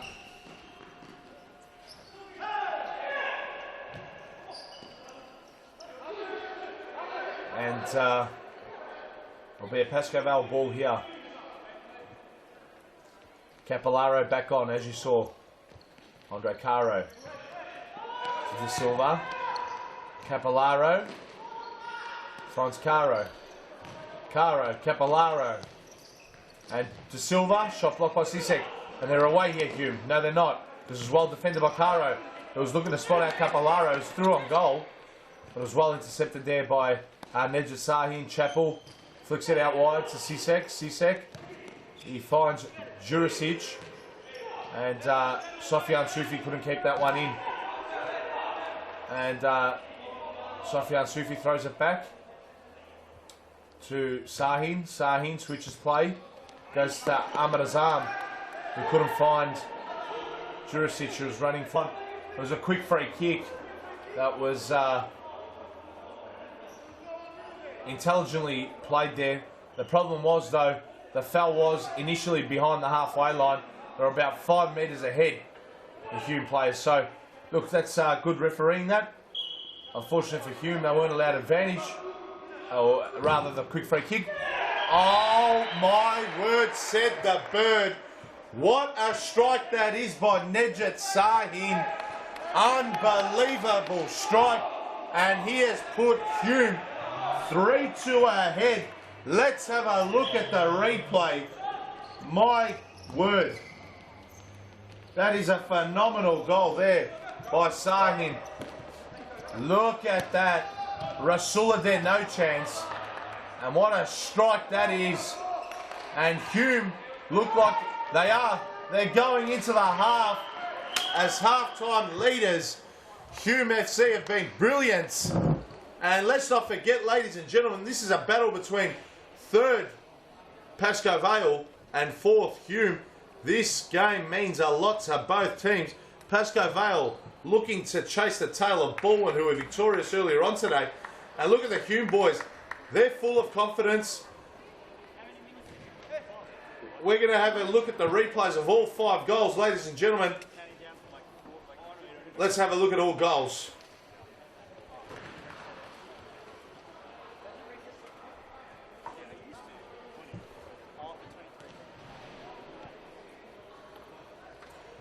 So it was Breno Pilati with the first goal in his own net, unfortunately. That was 1-0. And Jurisic combining there with Mo Mata. Can you hear me? Is it working? And Mo Mata doubled Pascoe Vale's lead. Timeout was then called by Paul Vidic. And Pascoe Vale got themselves back into this game. Is it working up your end? We have Breno Pilati and Sarich, poor defending, allowed Andre Caro to pull the trigger just on top of the D. And that made it 2-1. And this was the equaliser. So it was Andre Caro. Started the play. He went out to Sofian Sufi. Sofian Sufi down the line. And Tiago Martins right through the legs of Clayton Chappell. That made it 2-2. And just on the stroke of half-time, Nedjed Sahin. What a ridiculous goal that was. And there you have it, folks. That's 3-2. And Morgan White's on the sidelines. Yes, thanks guys. Now every week at Futsal Oz we employ a physiotherapist to look after the players and just make sure that there's no injuries, anything like that. So we've got Max. Max, can you explain a bit of your role here at Futsal Oz? Hi Morgan, yep, we're basically looking after any injuries that occur and any strapping of joints that really needs to be done to offer support to the players. Yep. So what's probably the most common injury that you see in the futsal environment? Generally ankles and any version strain, so going over on the side of the ankle and knees as well. Is it more of a niggling injury or are they acute injuries that happen on the court? Probably depends. There's a fair few acute injuries, but also depends on the age of the player and how long they've been playing both indoor and outdoor for. Yeah. Well, I appreciate your time and thank you. All the best. Thanks very much, Morgan. Thank you. Thanks, guys. Back to you. Thank you very much for that, Morgan. And we do employ a physio every week just to treat the players if there is an injury. They're not good to see injuries, so I mean this respectfully to Max. I hope he's not required to work here today, as we don't want any injuries. So we're away here in the second half, and Pascoe Vale on the front foot early on. Here's Joe Da Silva. Graph really, but Marto's touch found Maria, and he went back to Da Silva, and he played it back to Pilati, and Pilati was looking to scoop the pass there, and couldn't find Da Silva. A sub has been made for Hume. Keeper Clayton Chappell coming off, and very nearly 24 there, I do believe is that Frano Sarich? I didn't have a good look there. I do believe it is Frano Sarich. I'll get confirmation on that very shortly for you folks as we return our attention to the play. Yes, and I was right, it was Frano Sarich.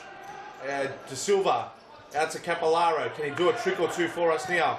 No, he can't. Sensible option. Passes it back to Maria.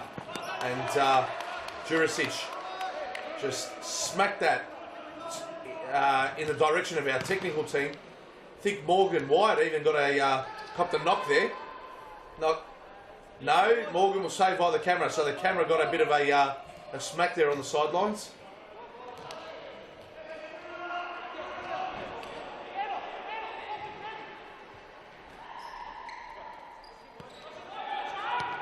So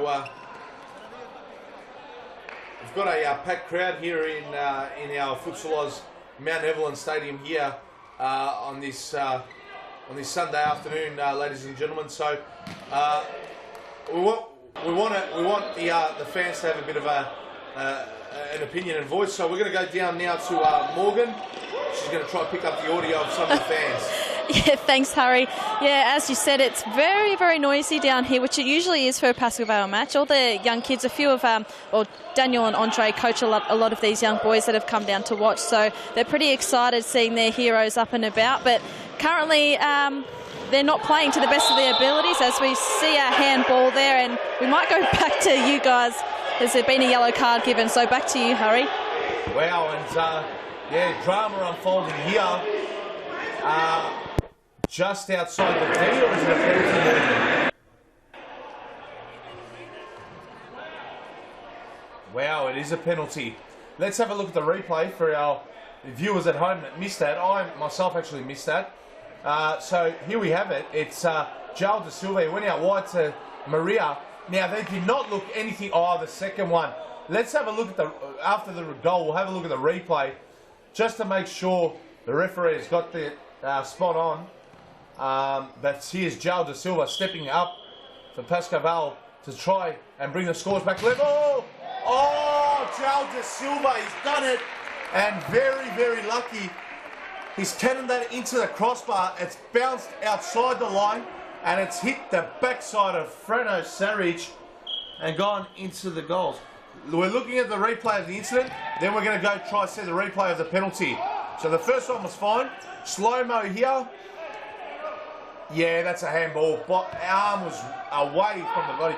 Great call, referee. And look, here's Da Silva. Look how it's hit the crossbar. It's bounced on the line, hit Frano Sarich on the backside, and just trickled in, hit the back of the net. That is unfortunate for Hume, but very, very fortunate for Pascoe Vale. And here's the silver again! Frano Saric, great save. And he's caught that. Long throw, couldn't find no Mata. Interesting last 18 minutes to unfold here. As Giles de Silva gets past Tony Saric, and the shot's well wide. It will be Frano Saric to bring it back in. Saric throws it. Oh, Jurisic clipped there by Giles de Silva late. And it will be a Hume ball. And here's Nejat Sahin, who I've seen score from a similar position earlier on. Can he do it again? Probably about 5 metres further out from where he struck the one just before half time. And he's smacked that right into Dianush Rasula there, who's just palmed that away for a corner. And here's Mata. Flicked it to Sahin. Sahin, shot blocked, side ball. It's Hume with the side ball, wearing their traditional all-black strip. Pascoe Vale in their black and white strip, and Josh Ring has awarded a yellow card to Breno Pilati for not getting back within the 3 metres. Obviously he's warned him a few times, and that's a corner there for Pascoe Vale. For Hume rather. Matat Sahin, and that's that would have been maybe okay in a rugby game, but definitely not in futsal. Well over the bar. It's about 10-15 metres over the bar. And game's been held up to retrieve the ball, and it'll be Giles de Silva bringing it back in. And as you can see on screen, ladies and gentlemen, Little Stars preschool program. If your parents at home watching this stream right now, you got little children who are enthusiastic about futsal, they really want to get involved, futsalos.com.au is a website to go to, or call 1300 788 799 and get them involved. We've even got some of the finest Serious Futsal Victoria players conducting the sessions and teaching the young tackers and our future stars of tomorrow some really good skills and drills, and keeping them active and on their toes. And I can't recommend them enough to any parents watching right now. Get your son or daughter at the young toddler age involved in those preschool programs. Let's return our attention back to the game. 16 minutes exactly left. 3-all. Hume have led twice, and Pascoe Vale have had to draw level twice in this game, as Giles de Silva with a shot which was saved there by Frano Saric. Have a quick look at the replay here before the corner, and Pilati with the ball there to Sufi. Sufi one touch, lay off there to de Silva, and it was a great save there by Frano Saric. Here's de Silva again, and Capillaro, and he finds de Silva, and he could have settled himself. He just blasted at that, and he was off balance. He had more time than what he thought, and a snapshot there by Sisek was just wide. 3-all is the score, and I think it's going to remain like that for quite some time. Sofian Sufi. And Giles de Silva blasts that. Frano Saric saved it with his foot and very nearly fell into the path of Andre Caro, and he brings it back in for Pascoe Vale. Breno Pilati, shot blocked. Giles de Silva receives it. Retreats it rather. He went there to Pilati. Pilati back to Rasula there. And Sofian Sufi, what a pass. Andre Caro dancing, and here's Giles de Silva, and again he's missed an opportunity. Wasteful opportunities here for Pascoe Vale.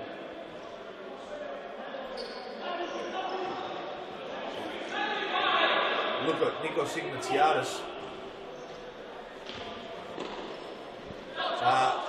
We're going to go down to Morgan with some sideline comments.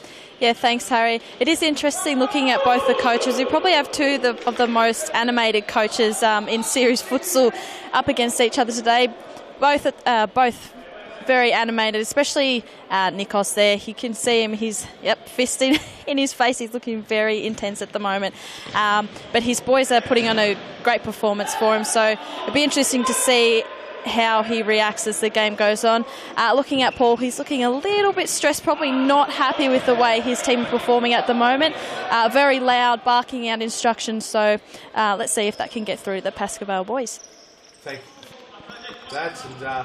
Yeah, I love how you mentioned, Morgan, two of the most animated series futsal Victoria coaches.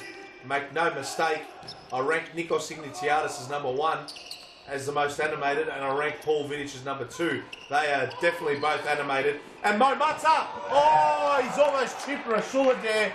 But the fingertip of Rasula there was enough to take the pace off the ball and allow the Pascoe Vale player to clear it off the line.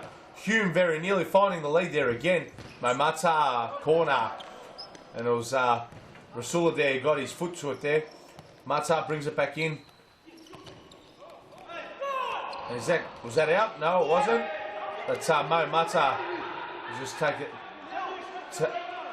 out. And we'll have a look at the replay. And here was Mo Mata. He tried to chip Rasula there. And as you can see, he just got a fingertip to that. And it allowed Joe De Silva to avert danger. So, great keeping there by Rasula there. And here's Sofiane Soufi. Soufi switches. Pilati. Back to Andre Caro. Number 9 is Joe De Silva. He's been very good here, Joe De Silva. And that's just brilliant. And again, another opportunity. And I was going to mention that he could have had 4 or 5 goals this evening, Joe De Silva. Unfortunately for him, it isn't the case, and Pascoe Vale still can't get the lead, and they have not led. They have not led once throughout tonight. They've always been chasing the tail of Hume, which would please Nikos Ignatiadis. Oh, and Nejat Sahin very nearly put Hume ahead. That is not too far away from the back post there. And here's Sisek to take the corner. Sisek. And that was just blocked away there by Bruno Pilati. Now, Hume have had a few chances. They've got to be mindful that they need to put these chances away. Because, as we saw last week, late in the piece between Fitzroy and Pascoe Vale clicked up another gear and ultimately won 4-3. But that's a poor pass by De Silva. And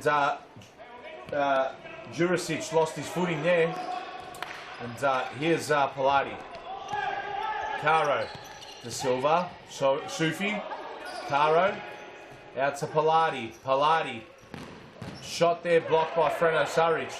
And they're away here. Jurisic gets in between Soufi and De Silva. But Soufi comes away with it. Lays it off to Caro. Caro, all he could find was the side net.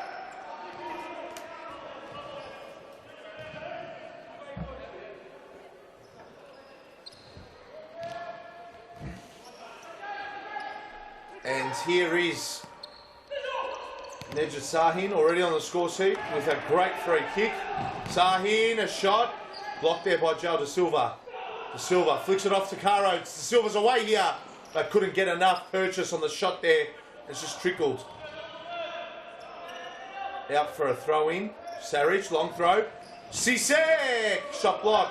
And Pilati turns away from Sisek. Look at the pace on Bruno Pilati. Oh, the flick back to Soufi was sensational.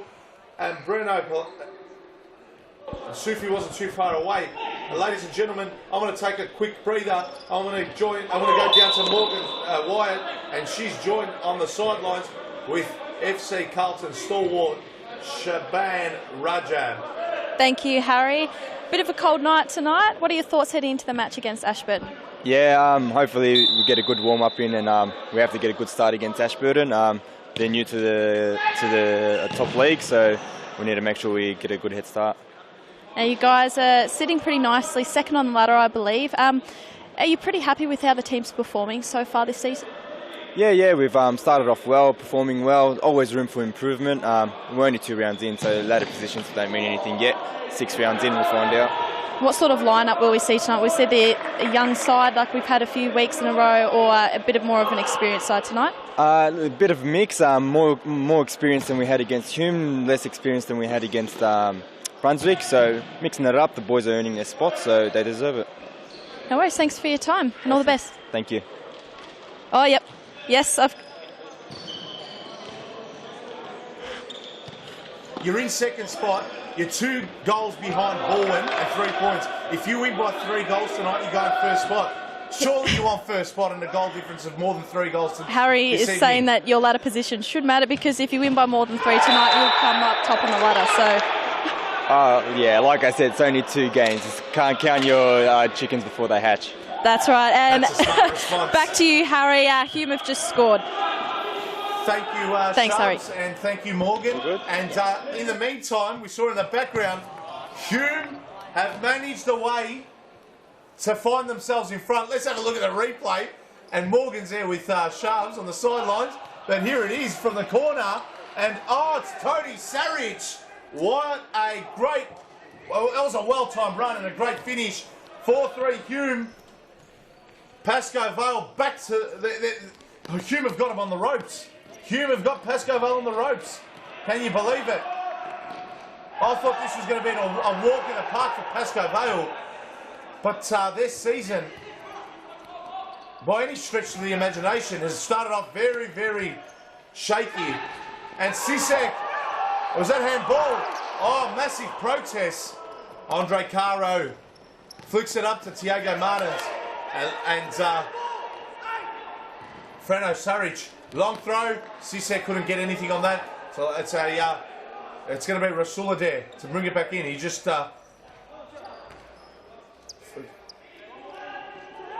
it's Maria flicks it out to Pilati.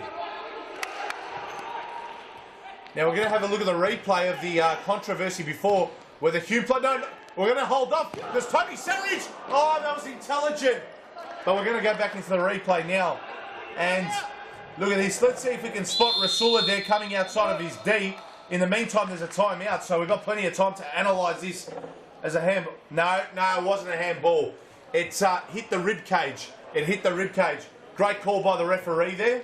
And let's see if we can get a zoom in on Nikos Ignatiadis. I want to see, does he have a smile on his face? That's an anxious look on Nikos Ignatiadis' face. It's anxious. Let's go to Morgan on the sidelines. She's going to have a bit of an input. Thank you, Harry. Yes, the atmosphere is pretty good down here. A few fans have started trickling in for this match, and the kids are up and about over here. Pascoe don't usually have this sort of close match here, but what I want to talk about, the coaches are very calm. Actually, very surprisingly, Paul Vidic is very, very calm, calling out to his boys, relax, relax, talking to Daniel on the sidelines, just telling his boys to relax, and they think they're pretty confident that they've still got this one. Thanks for that, Morgan. Big crowd, as you can see, that has flocked in here to our Futsal Oz Mount Evelyn Stadium. And, I'm sure Paul Vidic has found himself in these situations on a few occasions. And I think he's just saying, boys, it's time to click into Gear 4. I think they've been in Gear 2 right throughout the course of this game. They temporarily turned it on, coming back from 2-0 to make it 2-2. But let's see, we've got about... how long's left on the scoreboard, Morgan? 6 minutes 36 seconds. Thank you for that. So 6 minutes 36 to go. Still plenty of time. But if Hume get the next one, it is going to make life extremely difficult. And I think we're going to see a not-so-calm Paul Vidic on the sidelines. Pilati switches it to Maria. Maria, Caro, here's Saric.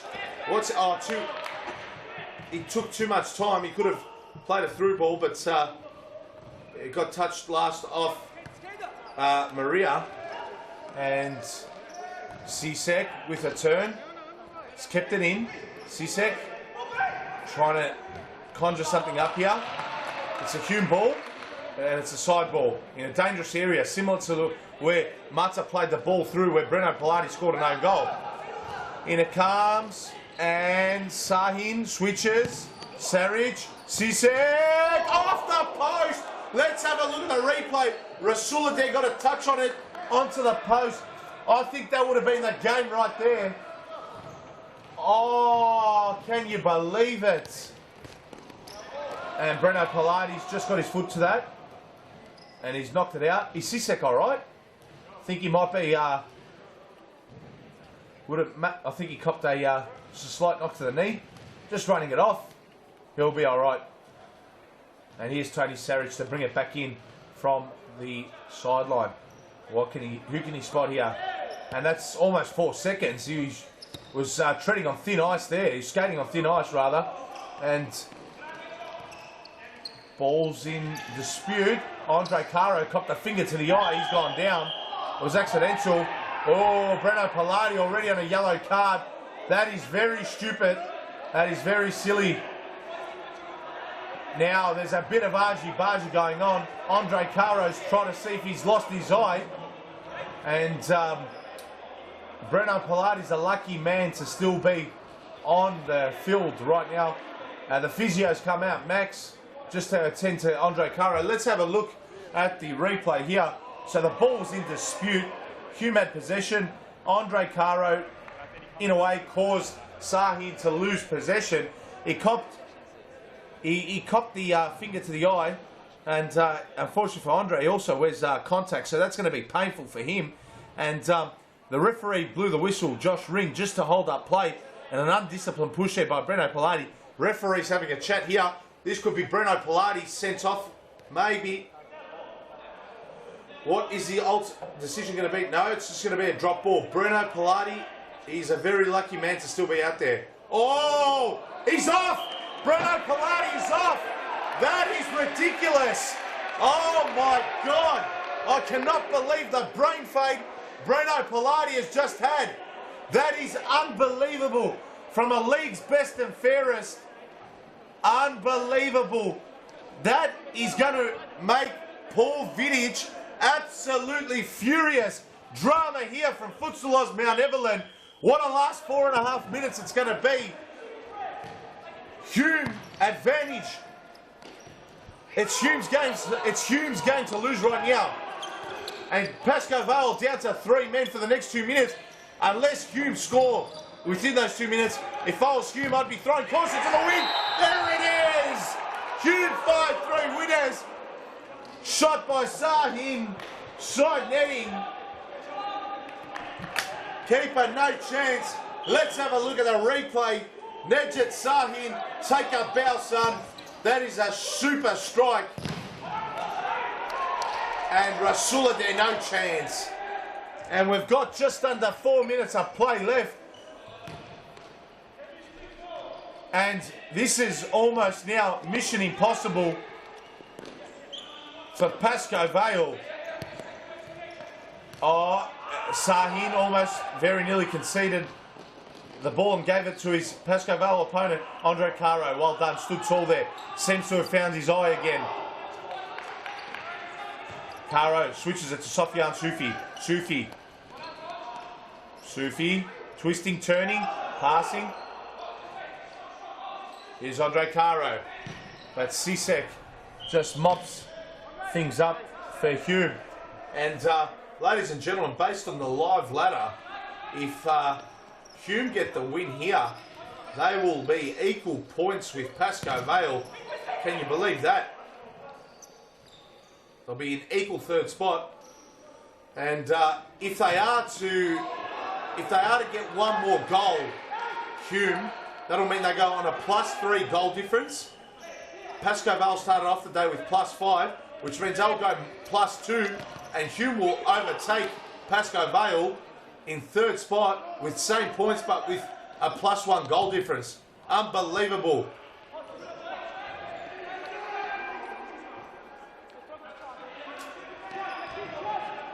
And here we go. Pascoe Vale throwing caution to the wind. Morgan is going to join me now. Morgan, fire away. Yeah, guys. We've had Pascoe start with their 5th man now, so Caro's come on as the fly keeper. So let's see if Pascoe can score 1 or 2 to get back. We know Andre's very good as 5th man, so let's see what he can do. Yes, thank you, Morgan, and I'm very interested to see what's going to happen. Morgan, can you just confirm, am I seeing things, or has the last minute just gone within the space of 10 seconds? Is there only a minute 45 left on the clock? You're correct, a minute 46 to be exact. It's gone with a click of a finger. And here's Sofiane Soufi. Goes back to Caro. Andre Caro. Nervous moments for both teams here. Who's going to be brave enough and grab the match by the scruff of its neck and score the next goal, which is going to be a very, very important goal. Here's Maria. Maria back to De Silva. De Silva out to Caro. Caro down the line. It's Caro. Oh, very nearly.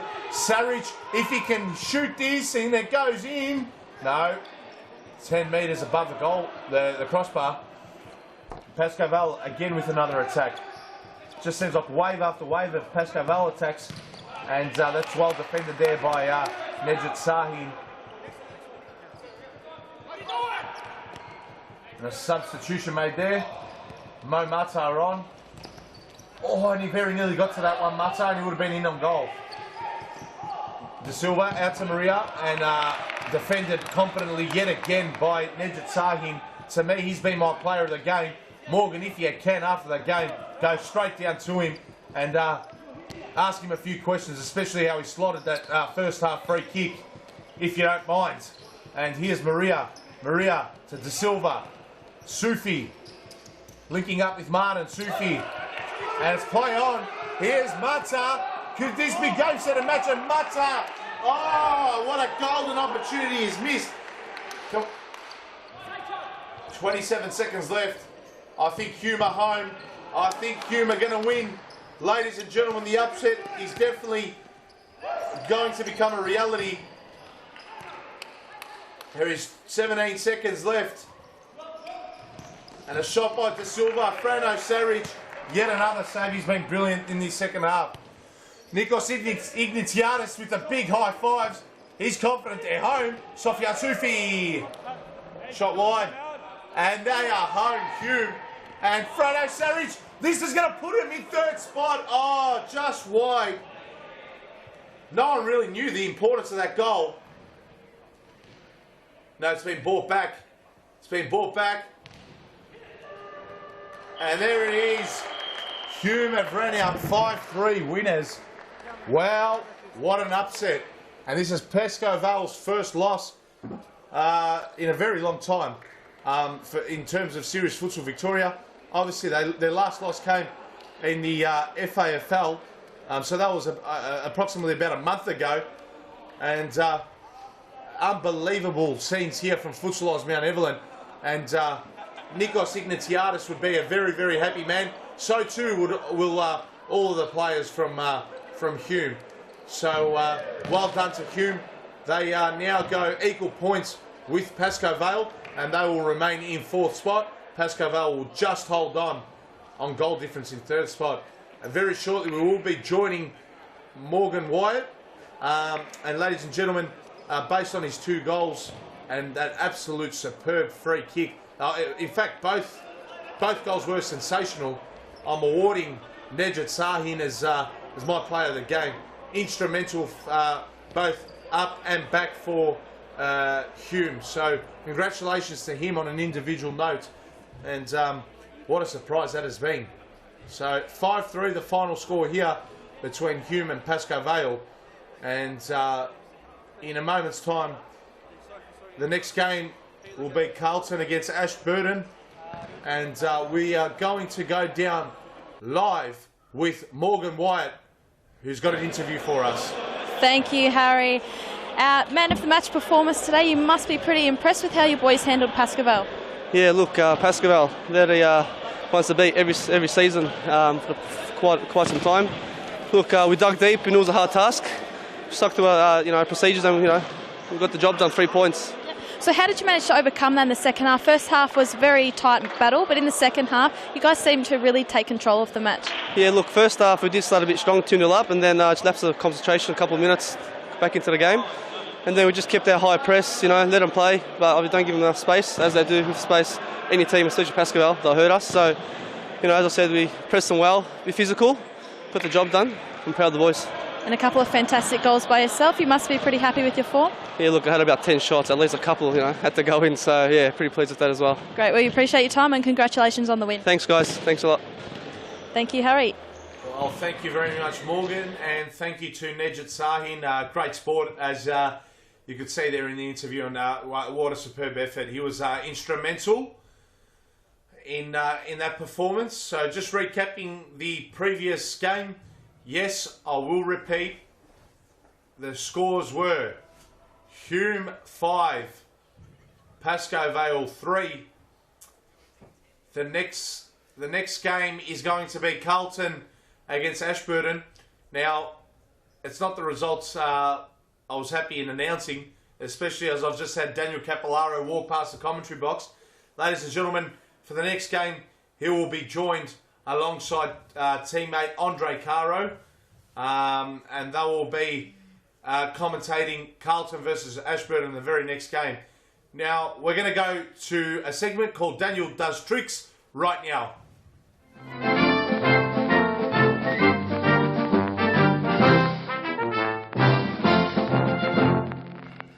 Hi, my name is Daniel Capillaro from Futsal Oz, and I've got a very special trick for you. This one's called the Falcao. Falcao is the most famous futsal player in the whole of the world, and this is his signature move. Now, the easiest way to start this move is make sure that the ball is outside of your body, so your body's open. Because generally when Falcao uses this move, he will be with his back to the line, and his defender will be in front of him. So he can see the whole of the court. You have your foot open like you're going to make a pass, and with your sole on top of the ball. As you roll the ball across your body, you miss it with your left, and then you grab it and pull the ball back. So you could even practice a few times, just rolling the ball in and knocking it back with the inside of your left foot. And then try rolling it, miss, grab the ball, and bring it back.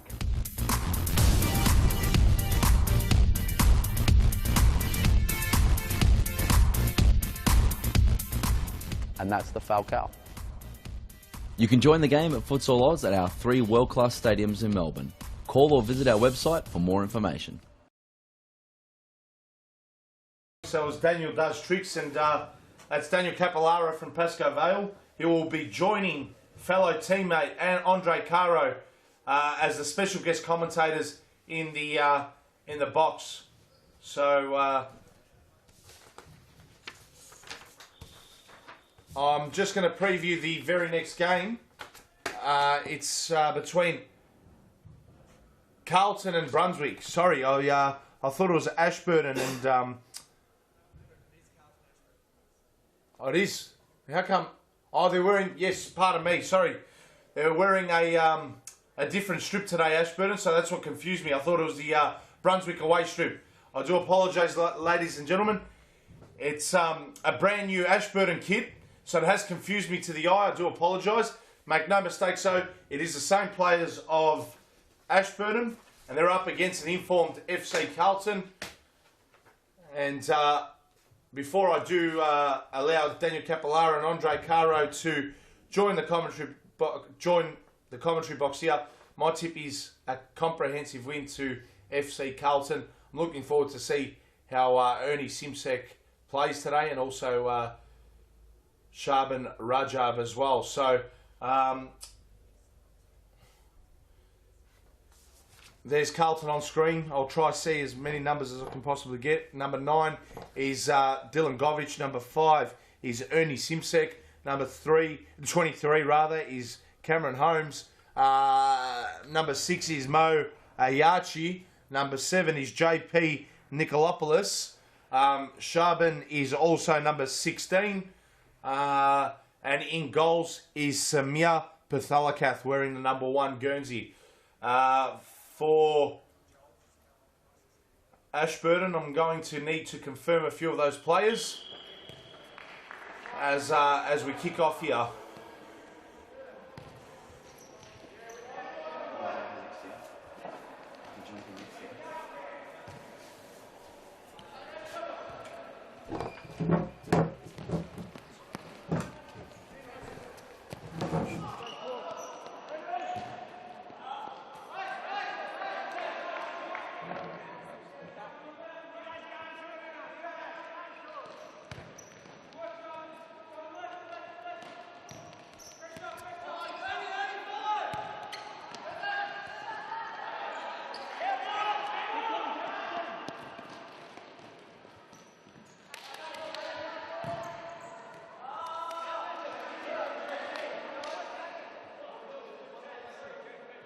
on today's on today's game, Daniel? Yeah, Between Carlton and Ashburton. I think this. I was looking forward to actually commentating this match, so you might just have to give me a second. I'm still calming down from playing, so I raced up here into the commentating box. But no, it looks like it's going to be a good one. Carlton obviously in some good form, along with Balwyn, and I think before the last match, Balwyn, Carlton, and ourselves, Pascoe, were the 3 undefeated teams so far. Correct. After 3 rounds, was it? After 3 rounds? Yes. Yeah. This is the 3rd week. It's the 3rd week. Okay, after 2 rounds. So, yeah. So sorry, correct me there. After That's 2 okay. rounds. So, but yeah. So Carlton definitely looking like one of the informed sides at the moment, along with Balwyn. Yeah, it was a shame that we had that loss before. But you know, that's what happens in futsal sometimes. Yeah, that's what happens in football. Yeah, it's why we play. It's why it's competitive. It's why it's a game. You know, it's the throw of a dice. And today we came up with the wrong numbers. So, but look, we'll put it back together. We're a very successful club with very, very good players, very, very good individuals, and we're a great team. So I've no doubt that we can pick it back up next week. Yep. And your tip here today, Carlton, you said? Yeah, I think Carlton will be my tip here. Oh! And the curse of the commentator. But look, the last 3 weeks, Ashburton have scored. Well, this is a 3rd week, so in the first 3 games of Series Futsal Victoria, when Ashburton has been competing, they have scored the opening goal. They've got a point off Fitzroy, which is an impressive point back in round 1 at our Brunswick Centre, and it was Cameron Holmes there with the own goal. Let's have a look at the slow-mo here. Very unfortunate here with the shot from distance basically going nowhere, and then unfortunately taking the touch off his shin and into the goal.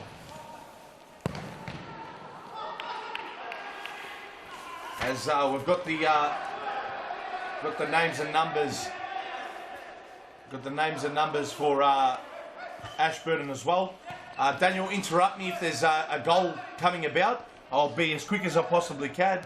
No, definitely. Number 1 is Ahmed Azami, the goalkeeper. Number 6, Iraj Hani. Number 10, Samim Merjurdi. Number 7, Berad Bezadpour. Number 9, Ahmed Hassani. Number 4, Amir Beruzi. Number 8, Mehran Shafai. Number 12 is Razi Nurozi. So that's the team there for Ashburton FC. You just mentioned number 8, Mehran Shafi. He was playing for the Vic Warriors in the Vic East Premier League here at Mount Evelyn. Yes. Very, very good player. Very, very good skills. I've also seen him playing in the State Championship and League One for various teams. So great to see him now playing in Nike Series Victoria. And we just need to get our technical team to put the 1 next to Ashburton, please, if you can get that. Thank you. So it's a 1-0 lead to Ashburton. With the own goal by Cameron Holmes, who couldn't avoid that. It must be said. Wrong place, wrong time for Cameron Holmes. Just coming on there for Carlton, Dylan Govich, one of the young products of Futsal Oz Brunswick. He's a star. He's a great player, excellent. Lots of speed, good touches, nice skills. So it's great to see him out there. And he knows where the goals are as well, Daniel. Yes, he does, definitely does. I like to see what Sharbin has done with this team. He's actually given a lot of young players V-League experience. Yes. And it's great to see that he actually gives them good game time. So they can experience the level, come up to the pace, and then, you know, that technical ability they do have, they can then use within games. And you're seeing it happen now. So Carlton last year were at the bottom of the table, and they pulled themselves back in from relegation. And now I believe this season they're going to be a force to be reckoned with. Yeah, and you're spot on, Daniel. Carlton's a classic case of where they have mixed, they're mixed between experience and youth. And sometimes that balance can be very, very good. I think so far, so good for them. Their season started off exceptionally well, especially with the 9-4 drumming of Hume. Ernie Simsek was fantastic in that game with a double hat-trick, 6 goals. So, look, they've started off a bit slower here, but Ashburton are always fast starters. It's becoming a common trend for them that they're always scoring the first one, but it's in the middle part of these games where they start losing their way, Ashburton.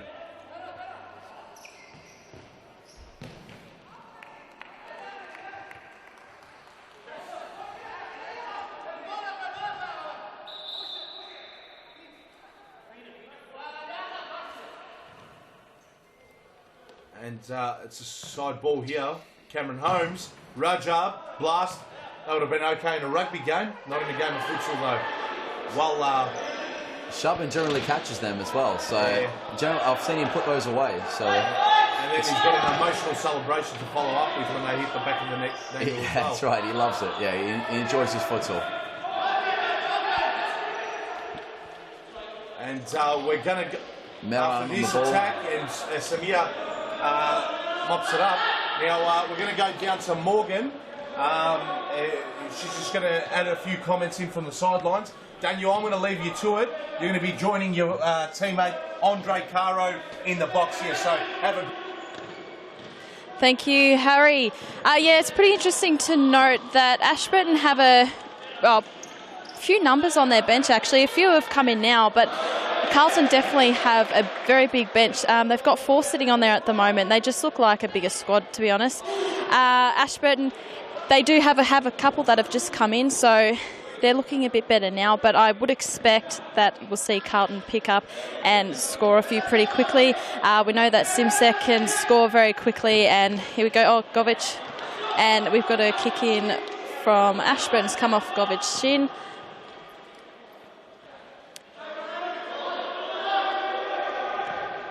All right, thanks for that, Morgan. Yeah, yes, back in the studio now. I've been joined by my teammate and Pascoe captain, MVP of the Nike V-League before it became the Nike Series Futsal Victoria, Andre Caro. Andre, great to have you here. Thanks, Daniel. Pleasure for being here. So, obviously, it took a few minutes just to get over the last match. I was explaining to Harry that we didn't have a great time out in the court, as everyone could see. But you know, we've got good players. We're a great team, and I'm sure we'll bounce back next week. Is that how you felt about it? Yeah, definitely. I think credit to Hume, they put on a fight and they got the points, and that's it. We go back to the game here. So, yeah, Samia is coming out very well.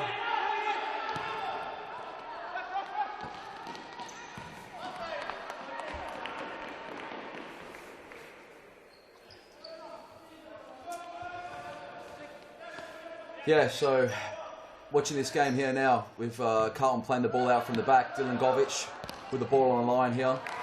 We're just watching the game proceed in front of us. Corner for Carlton. Dylan Govic sets a block, but Meran intercepts. This could be our breakaway. Great save by Samir. Excellent save from Samir. I was talking about Meran before with Harry. He was playing here in the VPL for the Vic Warriors before they went in to play in League 2. It's great to see him playing now in the Nike Series Futsal Victoria. Corner again for Carlton. Lots of pressure on the Ashburton goal. As one just whistles past the post. Timeout. Timeout was called by Ashburton, I believe. Yeah, we can see Carlton keeping all the possession, having some chance, but Ashburton on the counter attack very dangerous, Daniel. Yeah, so here now with the timeout, Andre was just saying how Carlton were playing the ball around really well, but Ashburton able to keep the ball out of the back of the net. Is that what we're seeing? Yeah, Carlton with all the possession, the chase. That's the risk when you take when you have set piece from corners. You can either score a goal or copy a counter attack. So it's a bit dangerous, but executed well, you can get a goal. Yeah, that's right. As we saw there, Meran took the ball away and he nearly scored a second goal there for Ashburton.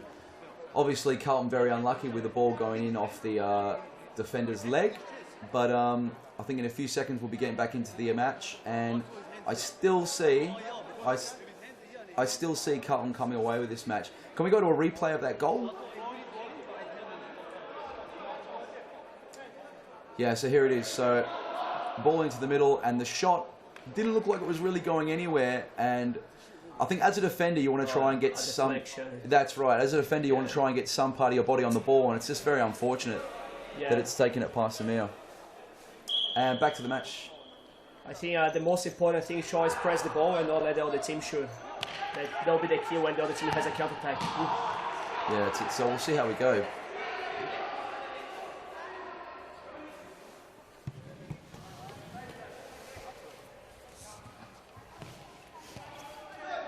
Carlton is still keeping the ball, moving around.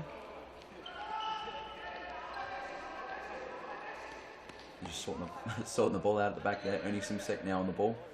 Looks like he's going to switch it to Sharbin. Just thinking what to do. No, Dylan into Simsek.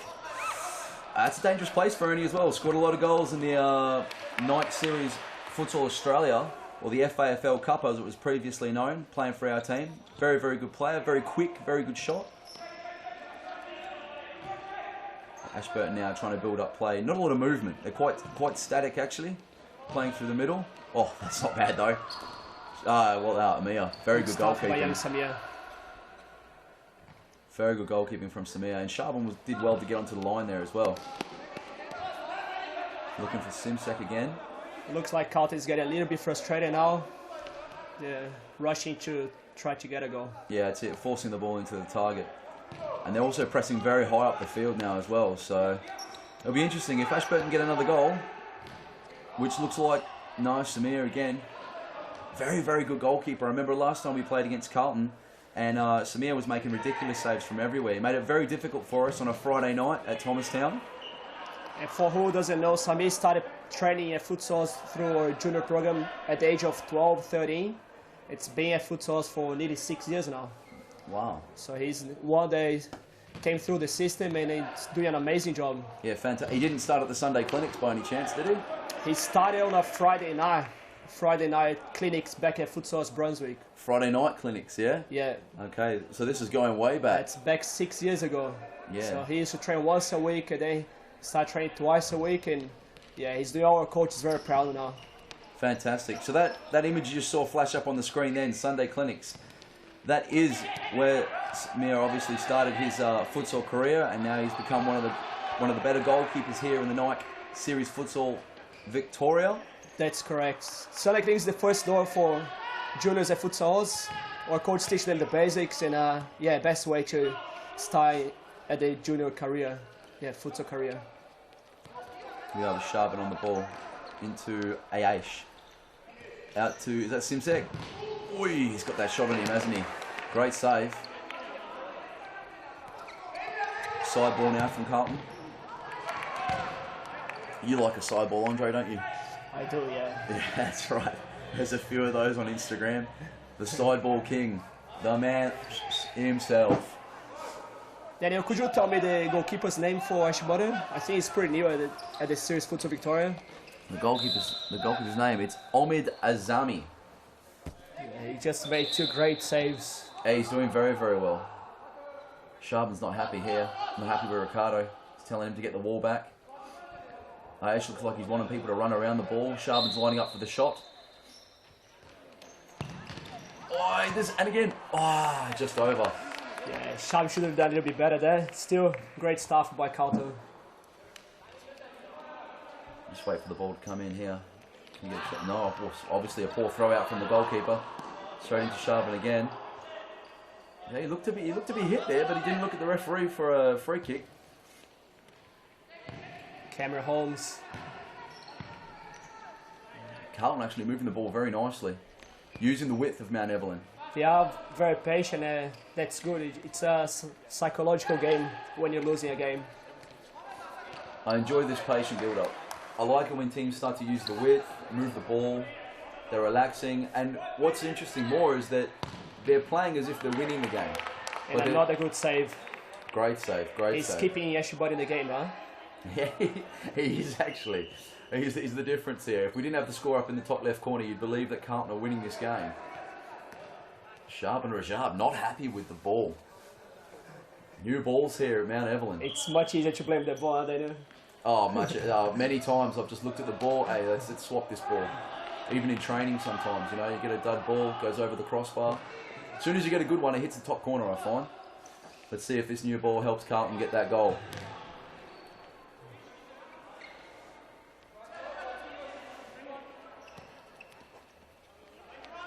Here we go, Simsek on the ball.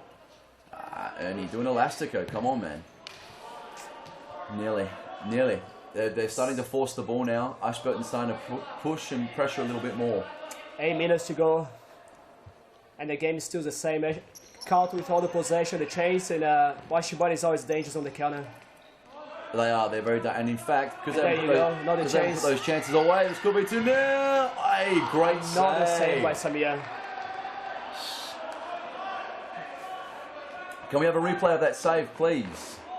Great save here from Samir. So great build-up play on the counter-attack again. And that shot, and it's just come off his knee. That's another example of great technique. Side ball by Ashburton. Side ball from Ashburton. Very patient, very patient. He's going to hold the ball, keep it. Ashburton is a very skillful team, as we can see. Apart from that, from that play, but they are very skillful. Oh, Sharpen's trying to pick the ball through, forcing. They all got good skills. Forcing though now. Yeah, they have very, very good skills, the Ashburton team. Simsek, it could be. Oh.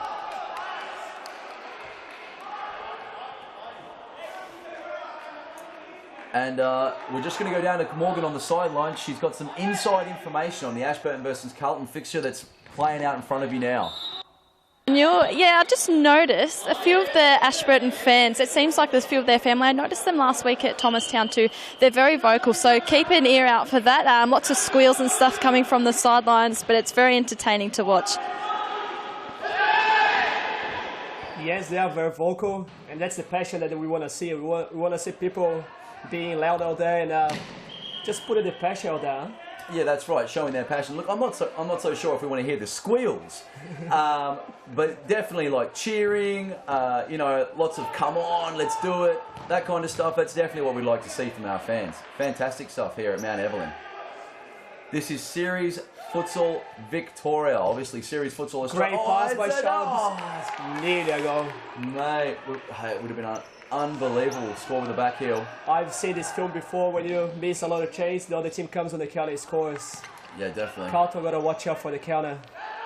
I'm pretty sure that just happened in the game against us. Hume were very good at that.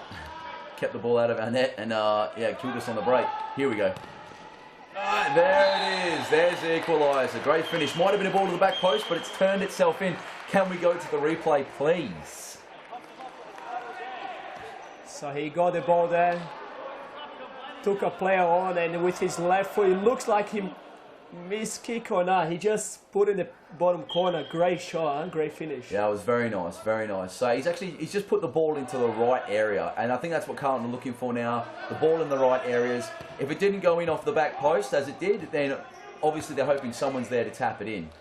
See, now's the time the game changes. Let's see how Ashburton reacts to this goal. This is it, 1-1. You might want to get that score up in the corner.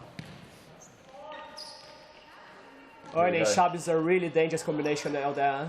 Yeah, very dangerous combination. Two very good players, both experienced, both with their own level of experience. Obviously, Sharben's been with Carlton for a long time now. He's been with Carlton since I've been at Futsal Oz. He's always brought in young players into the team. Ernie, someone who plays very well in national tournaments, played for the Victorian state team. He's won numerous Series Futsal Victorias with Pascoe. He's won FAFLs or Series Futsal Australia with Pascoe. So two very, very experienced players. And if I'm not wrong, Ernie, he's been the Nike V-League top goal scorer for twice or 3 times already. Yeah. So for who doesn't know, he scored a lot of goals, as he says. Yeah, that's it. He makes jokes about, but yeah, he's a very dangerous player. We would call him the big game player. It's big game player. That's it. He comes alive in these big games. That's it. I wonder if he's got his favourite pair of Iron Man underwear on. He probably does. He was saying that was the luck charm during FAFL. That's why he was bagging so many goals. We might have to check that later on. That's it. Yeah, let's go to that replay again of the goal. Here it is. Brings it onto his left side, and it's actually just a very, very good ball to the back post there, through the defender's legs. So obviously the keeper must have thought that was covered, but that's a goal. Great stuff by JP, huh? And it's another side ball for Carlton. Let's see what they do. Yeah, they're definitely putting the pressure on now. Ball goes through to Jakey. And on the counter again, those skills we're talking about. Hey, lovely turn. Oh, it's a great ball. Jeez, he ran into a brick wall there. Cameron Holmes is very strong out there. He's not happy, huh? Yeah, he's not, mate. And he's and a bit to say, and he's lifting his elbow. He said, mate, you've run into the elbow, but he's like... That was all accidentally, Daniel. I didn't see anything there. No, definitely, but he's not happy. He's touching his... Let's see the replay of that. So here it comes here. Ball goes through and he just puts his foot and Cameron just braces himself. He actually turns away, but there's a bit of a chicken wing there. Yeah, I think he just protects himself. Nothing wrong with that. No, nothing wrong with protecting himself. That's right. If you pitch against the wall, you can't complain, huh? Yeah, that's that's the one. Here comes Jake Coutinho with the ball back into the middle. Again, it's won by Ashburton. Carlton struggling to hold the ball at the moment, so the game again has changed now. So Carlton looked as they were playing as if they were winning the game, and now that they are drawn 1-1, it's almost as if Ashburton have taken back the momentum again. And here we are. That's a great ball. Cameron very unlucky at the back post. What happened, brother? Very unlucky at the back post. He'd scored the goal before he kicked it. I think these things happen to the best players, huh? I've seen Falcao doing that, Ricardinho. That's it. We have seen these players Not doing very that. often, no. We've seen Cristiano Ronaldo do that. So, you know, we can reference all sorts of football. It happens to everybody. Happening to the Richmond Tigers at the moment. AFL. Richmond Tigers copping it at the moment. Copping it at the moment. So, you know, look, it happens. These players, professionals, kicking in front of goal maybe 6-7 times a week. Here, Carlton, obviously, they might train twice, maybe once a week. So it can come to be expected. Yeah. Lovely play again from Ashburton. Samir had it covered. He waved goodbye to it as it went over the crossbar. Dylan Govic with the shot there, blocked by the Ashburton defender, number 6. Dylan taking the corner. Another block there, Sharp getting the with the ball onto the line. Young Jakey. Is it Coutinho or Coutinho? I would say Coutinho, huh? Coutinho, that's it. I think he's got a Portuguese background, if I'm wrong. Yeah, that's the one. Related to Felipe Coutinho? Possibly. I think he has the same hairstyle now. Yeah, I think half of Brazil's got that same name though. Coutinho, yeah. That's it. He's playing very well. Very good technical player. It's great to see him out there and getting game time. Coutinho is another one that Jake is another one that started Futsal's junior program about 4 years ago. Yeah. Fantastic. So another product of the Inner City FC. Oh, that's a great shot. They play the corner there and a counter attack. Let's get a replay on that effort. Let's get a replay on that last effort. His ball goes out, comes back cut in. it back. Lovely play. And Mehran with the ball just over the bar. Hit the bar, I think. Like Roberto Baggio in World Cup 94, just over the bar. Very unfortunate. And I think Samir had that covered again. Here we go, Ashburton. Ashburton has still a goal before half-time. What do you reckon? 28, 27, 26. Here we go. Ball's coming out wide. Here we go. Number 1-on-1 situation. Who's this? Number 5. Oh, it's lovely. It's good. Samir front post. Straight into the replay there. Let's have a look at this save from Samir. Lovely little back heel there. The ball comes back in and he goes, slips him on the line, and a very good shot, but Samir equal to the effort, like a cat. Like a cat, yes. And that is the half-time bell. Daniel.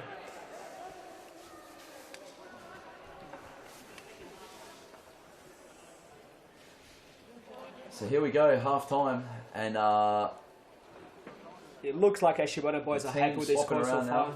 Yeah, I think they will be. I think, you know, 1-1's not too bad. It's a good reflection of the game. Considering Carlton had so much of the play, they really could have been 3-1, possibly 2-1, 3-1, 4-1. You know, they could have added more goals.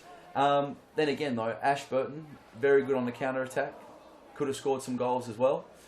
But now we're going to go down to Morgan. She's got some more tips for us, more inside news as to what's happening on ground level. Thanks, boys. Yes, I've got Ruse from CF Brunswick. Coming up against Metro today, both teams looking for a win. What are your thoughts going into the match? We haven't had the best first 2 games. It's been a huge step up for us from State League to V-League. I think we only lost 1 game last year and we've lost our first 2. So we've had a good training session this week and hopefully we get a couple of points against Metro. So how have you found the intensity jumping up into series futsal? It's a huge difference. One mistake in the series futsal costs you a goal. So we've been making a lot of mistakes, copying a lot of goals. So yeah, we've just been working on that over the week. And you seem like you have a very spirited team. The commentators do notice that you guys always put in a fight. No matter if you win, lose or draw, you're always up for the fight. Well, the boys have been together for 5 years, so a lot of us got relegated when we were in the V-League and we've stuck together, and we all got promoted and we didn't really recruit anyone new. We thought we'd give the faith to some of the boys, so we're trying our hardest for each other, and it's just all about intensity for us. Yeah, and you've got a couple of really good players, as you said, like Josh Pulverenti. Can you just go through a couple of your players just to introduce us to them? Some fresh faces we haven't seen much of before. So Josh obviously has scored all of our goals this season. I don't think there's been another goal scorer. Antoni Apostolakis is our captain. He's a pretty tough defender. We've got Clint McGoy. So all those guys have played V-League before, and the others are just pretty fresh from State League. So hopefully you guys will get to know some of them later on in the year. Well, we really appreciate your time and all the best for the match. Thanks, guys. Cheers. Back to you, boys. Ross Rosler, they've been together for 5 years. They're back in the series Futsal Victoria now, and they found the first 2 games very hard. What do you think, Daniel? Yeah, well, look, previous teams have come up from the state championship and said that the level of the Nike Series Futsal Victoria, or V-League as it was previously known, has not been that great a step. Look, personally, I've played in a lot of different places in the world, and the V-League, or the Nike Series Futsal Victoria, is of a very good level. And I think that's what Brunswick is starting to learn. But I think they'll warm to it, they'll come into it, and I think we'll start to see them beginning to play well, as they surprised Fitzroy, it was, in the FOS Cup finals last season. So obviously they've shown us they can do it, and I think it's definitely within their capabilities. He was looking good as well, wasn't he? He had some fantastic hair, man. That's it. We're all about presentation here at Futsal Oz. Sorry to interrupt you, Daniel. No, it's fine. Dylan was about to score. Sharp's passing, moving. Ernie. This is it. Oh, Ernie's he's decided he's Maradona. But unlucky losing the ball there. Mehran now going to turn. Sharps, he's tried to grab him. Oh, a referee. Get a hold of that. Sort this out. Ricardo, he's made the call. There he is on the sideline again. With the right corner. I thought Ricardo was going to take it. He's run right over to the side ball. Here's Mehran again. Pushes the ball out wide. And she went passing the ball around. And that's the thing about Ashburton. They have a very indifferent way of playing. Yes. They keep the ball. It looks like, they are mostly Iranians. Is that correct? I believe so. I didn't want to say Iranian just in case they're from. Yes, not everyone. They're Afghani or but they're from Middle Eastern country, Middle Eastern background. They play a lot of street football in these countries. They're very experienced as well. Very skillful with their feet, and they know how to pass, control the ball, and they defend like 10 men, as we're seeing here. Clearing the ball away, is it? That ball gone out? Here we go. We can't see the ball at the moment. That's all right. There it is. Ernie Simsek on the ball. Look at him. He's planning. He's planning. Good ball out to Dylan Govic. Dylan Govic at the line. Playing the corner. There he is. Mr. Ayash Govic. Oh, Govic. Lovely. A great feet. Lovely feet. He learnt those at the Inner City FC Academy. We've got Eastern FC as well, and Northern FC, Thomastown and Mount Evelyn. You want to come and learn some skills, join these programs. Simsek, deflected ball that goes over the crossbar. Carlton with the corner. We also have the preschool program, Daniel. So we run preschool program on Tuesdays and Thursdays in Brunswick, Thomastown and Mount Evelyn. That's it, the Little Stars preschool program. So that's for your 3, 4 and 5-year-olds. The mums absolutely love it. Come down. What happened there, Daniel? Have a cough. And I think it was a late tackle there. Not looking good at all. Sharpens down, clutching his knee. I want to see the replay of that, Daniel. Yeah, that's something that hits very close to home for yourself. Well, we've been told we're going to a replay anyway. Maybe not a slow-mo? He tried to block the shot. He tried to block it. It looks like he's caught him late. So it's high. He's grabbing almost the hammy there. So let's see. Oh, but now he's up and he's ready to score a goal. Shaban Rajab, not bad at all. Hey, yellow card. The referee's all over it. Now he's telling him that wasn't a yellow. I went in for the ball. Well, you've kicked his hamstring, mate, so that's going to end in a yellow card. Young Josh referee doing a great job out there. Fantastic job, fantastic job. He copped a bit of stick in the last match, but we won't talk about that. Here goes Shaban now with the ball. Carlton, tactical free kick. Caught on the counter again. Samir! What a goalkeeper. if I'm not wrong, Daniel, I think Samir is the best goalkeeper coming out of his line. Would you agree with that?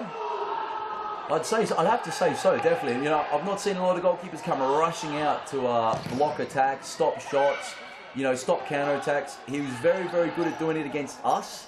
In previous game, Samir had that one covered, bounce off the joint there.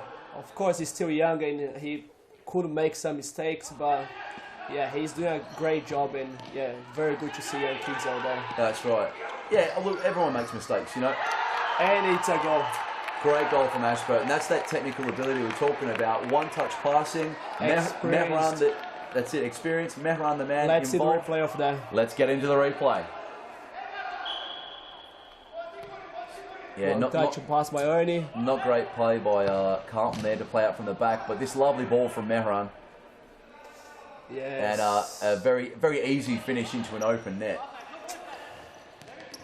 That's it. Let's go back to the action. Here we go now, Ashburton. So we'll see what happens now, because last time Carlton were losing or trailing in the match. Oh, Ernie.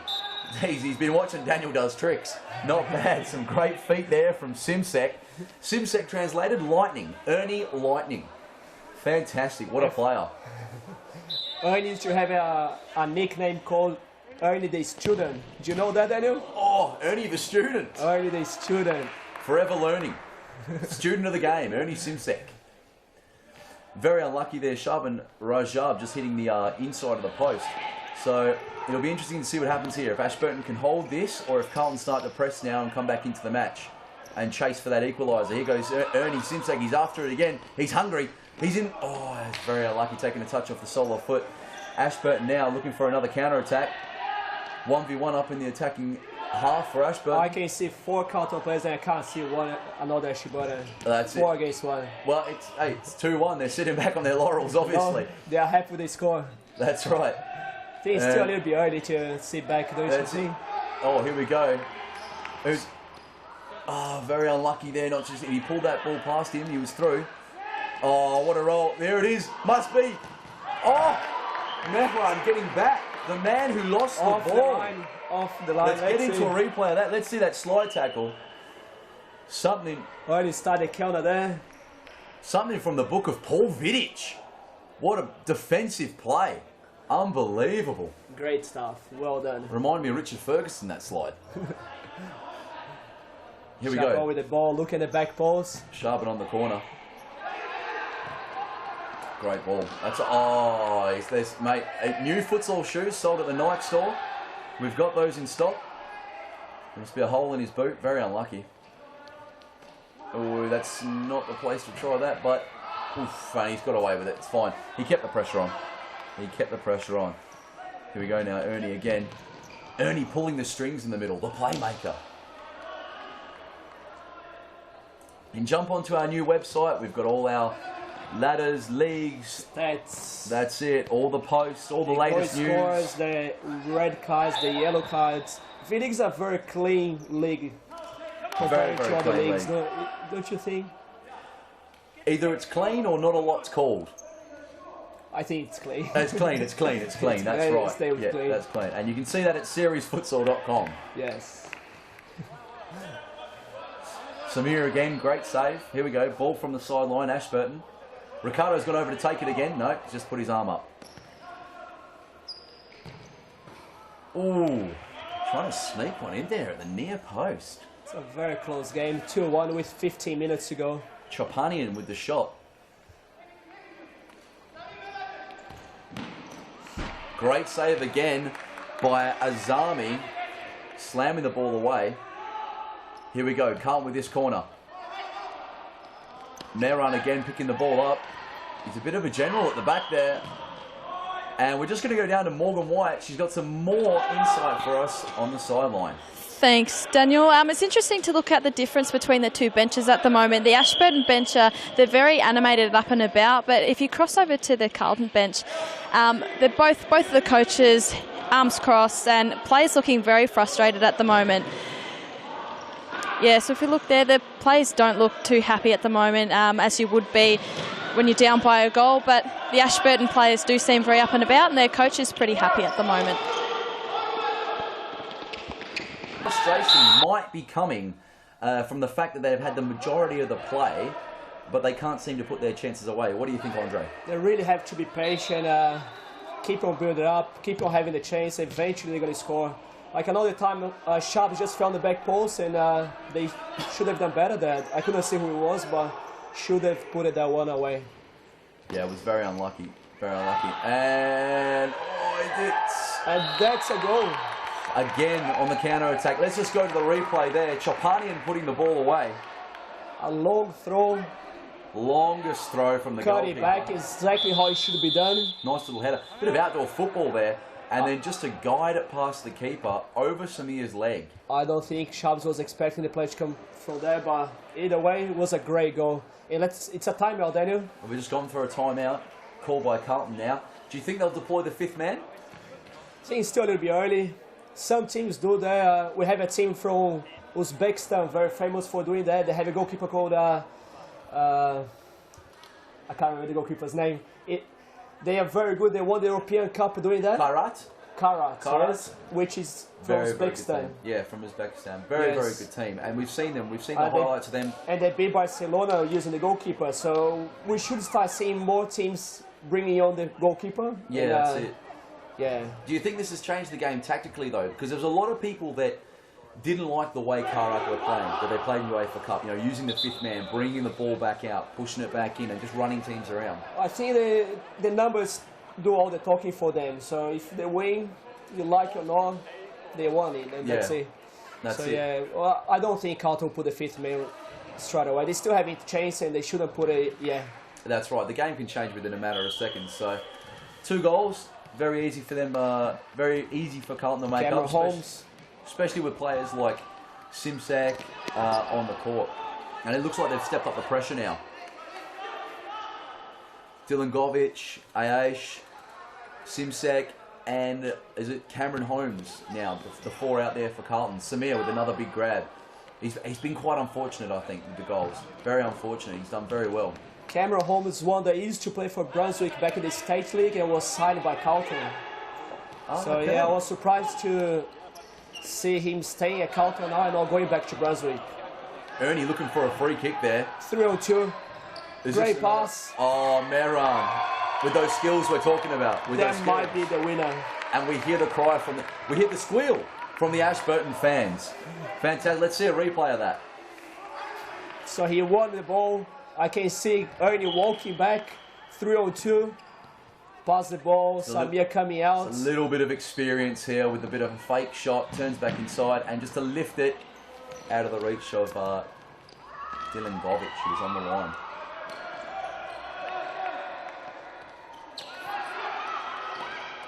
What happened there? It's a 1-on-1. Great save by Samir. Great save by Samir. Chopanian should have put. If he put that ball away, it would have been very hard to come back. Then it looks like Shabs has got the 5th man jersey already. Is that correct? So I saw him standing there. I don't think he's... Yeah. What do you think, Morgan? Can you see from there? It looks like they... Morgan, is it the 5th man jumper or is he just put on a cardigan? Please let us know. It doesn't look like they're bringing on their 5th man yet. I'd expect that it would come sometime soon, but at the moment they're still just playing their normal lineup. Yeah, well, something's going to have to change soon. 4-1, it's... 3 goals is quite the deficit with only 12 minutes to go. But then again, you know, you can put away 3 goals within 3 minutes. They do have to speed it up a bit. Pass the ball from side to side. Here we go now. Sharpen. Great pass. Great ball. Dylan. Oh, I cannot believe it, Daniel. How did it stay out, man? Crossbar, post. Unbelievable. Dylan can't believe it. We've got a close-up there. He's very disappointed. Some colourful language as well. Let's see the replay of that, Daniel. Let's see a replay here. Sharps. Lovely play here. Nice little build-up. This is a great ball. This is a great ball. Typical futsal, great, just gets a hand to it and it hits. Oh, post, everything, and post. Everything but the back of the net. Dylan Govic, and he was almost dancing with number 7 there. He had a hold of him, didn't he? Bezadpur. Mr. Bezadpur and Dylan Govic having a bit of a dance in the middle here. Is there a set piece coming, Daniel? Sharpen looks like he's holding his back up in the rear. A lot of space here for young Dylan. Dylan's free. So Sharpen. Oh, it's these chances they need to have to start putting away. The game's coming alive, and another counter-attack. Sharp has intercepted the ball. Has he kept it? He's kept it in. He has a shot. Great save. Azami again. Azami doing very well for Ashburton. We've done all the talking about Samir and his goalkeeping, but Azami's been equally as good. As we spoke in the first half, Daniel, you miss the chance, you cop counter-attacks. That's the rule of the game. Sometimes that's the way. You know, and you see that happen in oh, it's great feet. Lovely little feet there. Just to knock around. Oh, they can't keep conceding shots like this. It's not the first time that Sharps goes down, Daniel. It's not. I don't think he's feeling 100%. Possibly not. And it's that same leg. It's that same leg. So let's have a look at that now. We'll get a replay of that incident. Bit of a slow motion here. The Nike action replay. And it's the same leg, and he's hit the same part as he's gone down. So maybe a cork, maybe, you know, some kind of lesión, as they call it in Spanish. But he looks like he's going to stand up. I think Charbon would have to lose both his legs before he stops playing. He's that type of person. He gives 100%. He does. 1,000,000%. He's probably one of the most passionate player in the league. He will not give up until the last second. Yes, he's got a lot of heart. Carlton heart. Yeah, and that's probably why they call it Carlton heart. Huh? That's it. Carlton's a team. Heart is just for Charbon. Here we go, back into the Tiger man there, using his body, sort of the full on the top. Doing well, man, doing very well. Kept the ball nicely. Here it, nearly, just if that pass got through. At least he tried to play it first time, which would have gave him space to put the ball back across. It was very good to see. Here we go now, Cameron Holmes trying to force it. Getting desperate now. Is there a need to be desperate yet? You've got 10 minutes, that's possibly a foul, but we'll play on. They do need to get a goal as soon as possible. But they are, but they need to make their opportunities. You know, you can't force them in futsal. With Azami goals, I do not think that will happen, Daniel. That's it. Azami's doing unbelievably. And look here, another breakthrough. Oh, here we go, counter-attack for Carlton. 2-on-1. Oh, that pass has to go. That pass has to go through. That's a class of defense. Cutting the pass, getting between the players. Here just put your foot on the ball in that situation, wouldn't you? You'd try at least. Here we go, Carlton though. The game's becoming it seems both teams are becoming very anxious, very desperate. Even Ashburton, and they're 4-1 up.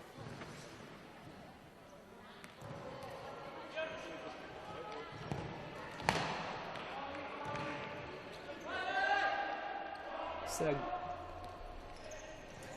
we're just going to go down to Morgan. We're receiving some information that there's newfound news and informative information, I guess, I can't think of another word, on Charbon's injury and possibly Carlton's state in this game at the moment. Yeah, thanks, Danny. Yeah, Sharps looks like he's ready to come back on. He's got the bib off. He's standing there barking out instructions. But yeah, look, I'd expect to see him back on in a second or so. A great save again by Azami and another counter-attack by Ashburton. Thanks for that, Morgan. Sharps is going back on. Sharps doesn't look like he's going to head back on. That heart you were talking about. Carlton is still, Ashburton is still keeping the ball. So if Carlton lose this game, Balwyn will sit top of the Nike Series Victoria. First time this season their team goes clear on top. Yeah, it will be. With Pascoe dropping points and Carlton dropping points, which it looks like it's going to happen. Oh, bit of a hand to the face there. I'm not sure if that was meant. Charbon, though, comes away with the ball. Great ball. Simsek finishes it. Let's go down to the replay.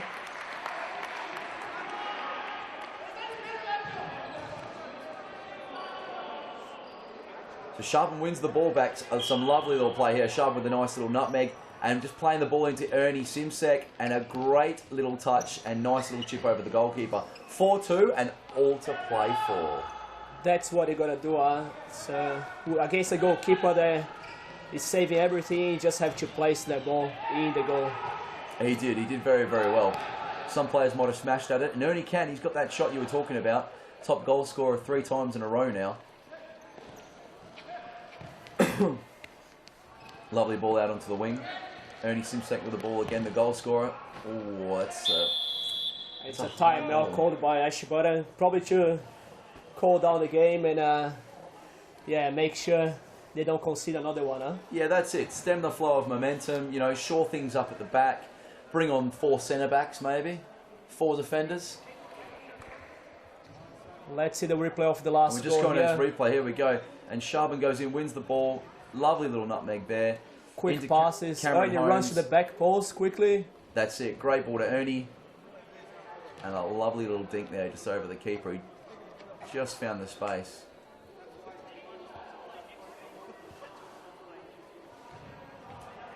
So another timeout. Some excellent game we've seen here. 2-4. Do you think Carlton can come back into it? The game just got very interesting now. So yeah, it's good. I do think that it might be a draw. It might Carlton win.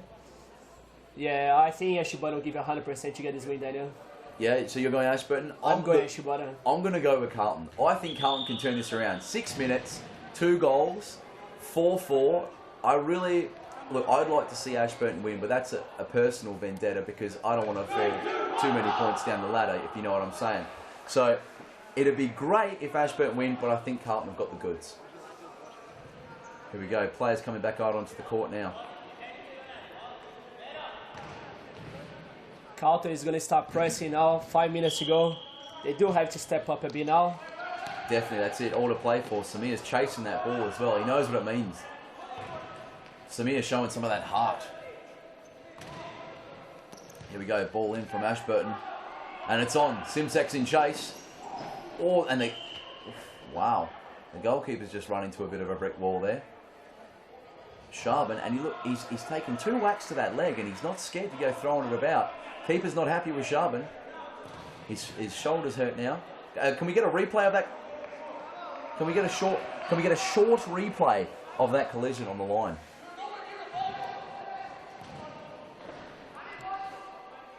Oh, we're going to see some of Ernie's skills instead. Not bad. I like to see some of Ernie's skills. Here we go. So the ball's... Oh, that's lovely. Look at that. Not sure if that was Ernie. I think that was Cameron Holmes with a bit of Neymar there. Lovely. That was JP, Daniel. It was JP? JP standing on the side on the Nikolakopoulos? line now. Yeah. Fantastic bit of skills there. Oh, you want to be careful with that ball at the back. And Ashburton definitely feeling the pressure from Carlton now. Here we go. 5 minutes to get those 2 goals I'm talking about. Ball out wide to JP. Tackle, but it results in nothing. Simsek with the ball, turns inside. Sharbin Rajab. Oh, it's a very good idea. It was a very good idea.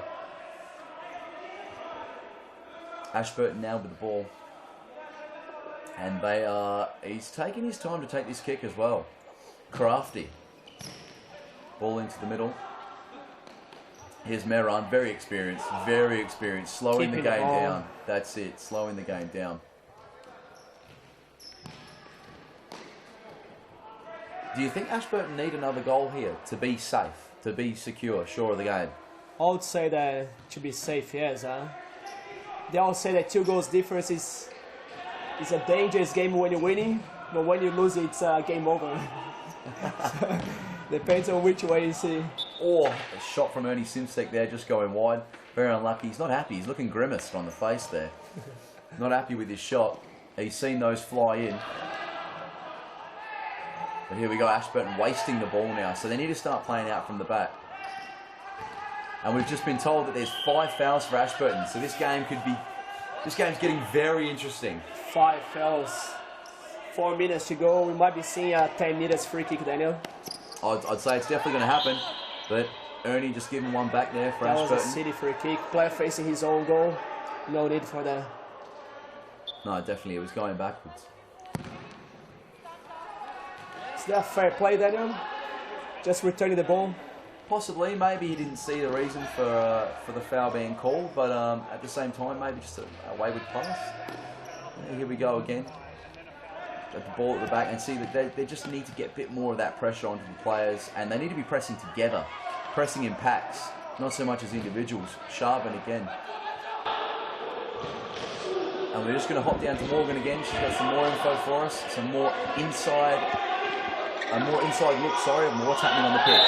Morgan. Yeah, it's going to be very interesting looking at the last 3.5 minutes of this match with Ashburton sitting on 5 fouls. We know they like to play a bit of a physical game, so they're going to have to adjust to that just so they don't have any penalty shots coming up, because you would think that Carlton are going to try and draw a few free kicks too. Thanks, Morgan. Richmond could definitely use a few penalty shots. Anyhow, back to this game, and it looks as if though Ashburton, off the post there. Now, I tend to agree with Morgan. You know, I've played against Ashburton, I've played against these players. They can be quite physical. If you were to lift the ball over one of their legs now, you could almost draw a foul. And I think Carlton would be looking to do that kind of thing. We're not talking about diving, we're talking about drawing fouls. Because that's, when teams got 5 fouls, it's smart play. Ashburton's still doing very well, and quite unlucky there not to come away with a foul. Here we go, JP on the ball. 2 minutes and 40 seconds left now. And yeah, it's a counter-attack. Counter-attack again. JP doing very well. Oh, sharp. What a save. Samir keeping Carlton in the game. Here we go. Now there's a counter-attack down the other end. Sharben. He's grown tired of passing. He's grown tired of it. He has a shot himself. Who was that going through the middle? Mr. Aish. And we've got an Ashburton player down now on the floor. The contact didn't seem to be this bad, but let's have a look at the incident. You know, you always catch these things in slow-mo. Lovely little flick there. He's come through, put his leg out. Oh, and he's just caught him. Yes. As he's gone to go through. He lost the ball and he's stopped him with a foul. That could have been a yellow card, I know. Could have been yellow. It'd be interesting. How many fouls are on Carlton now? Could you tell us? They're on 4. So the game could swing again. So we've got 4 and 5 fouls here. 4 for Carlton, 5 for Ashburton. Big Roberto Carlos-like free kick from inside his own half. Results to nothing. Carlton with the ball at the side. Here we go. Oh, what a turn. They're the type of areas they want to get the ball into. Simsek winning the ball back. And that's the 6th foul. Ricardo calls it. He's happy to get in there and award. He's ready to change the game. Ready to make his mark. Here we go. Who's lining up for the shot? It's got to be Simsek. Bit of Turkish lightning. Let's have it. More Arja. Now Ernie's going to take it. Ernie. I would think Ernie definitely. Ernie do not miss a 10 meters penalty. Let's see, Daniel. Mate, I've seen him taking them when he was training with us at Pascoe. He's got a bit of gunpowder in that boot. He's got an absolute rocket of a shot. I hope, Azami, that you are ready. I hope you've done your homework. Here we go. Feel the tension. Simsek to score. There it is. As predicted. 3-4. Single fist into the air. He's happy with the goal, but still focused and believes Carlton can win this match. And he's telling all his teammates that there's lots of time to go. Into the replay. Here we go. Simsek, cool as you like. Let's go. Let's get back into this match. Here we go. I wouldn't say that before, but he always kicks to the right. Oh, Rajab with a shot. Looked like a knuckleball. It spanned twice in the air. Ball out to Rajab again. It's just taking that little touch off the defender, and Ashburton dying to keep the ball in. Here he is. Oh, Simsek with the volley. The ball over the top of the volley is actually that's been called the Simsek, hasn't it? Yes. And he's got there it is. Is that the 4th goal? Has the referee called it? Goal line technology. Morgan, can we go down to you on the sideline? Did you get a better look at that than us up here in the commentary box? Another chase here. 1 second, just hold on. Let's go down. Was there over the line? I think it was very unlucky not to be called a goal. Every Carlton player on the ground thought that was a goal, so I have a sneaking suspicion it might have just gone over. There you go, guys. You heard it. Carlton players, if you're watching this after the match, Morgan thought it should have been a goal. She was down on the goal. She was ready to head it in. She was down on the goal line. Back to Simsek at the back stick. Turns inside. This could be it. Oh, great block. Ashburton defending like 40 men. Desperation. Defending like 40 men. Talking about desperation. My God. 38 seconds, sorry. And stop clock. We can see the coach Hamid there. He wants the win. He wants the 3 points. Mr. Hassaniku. Very good player himself as well. Unlucky with his injuries at the moment. But a very experienced player. Ball to the back sticks. Paul Vidic would have been going absolutely nuts. That was the one for Carlton. I feel that's the opportunity that's passed them by.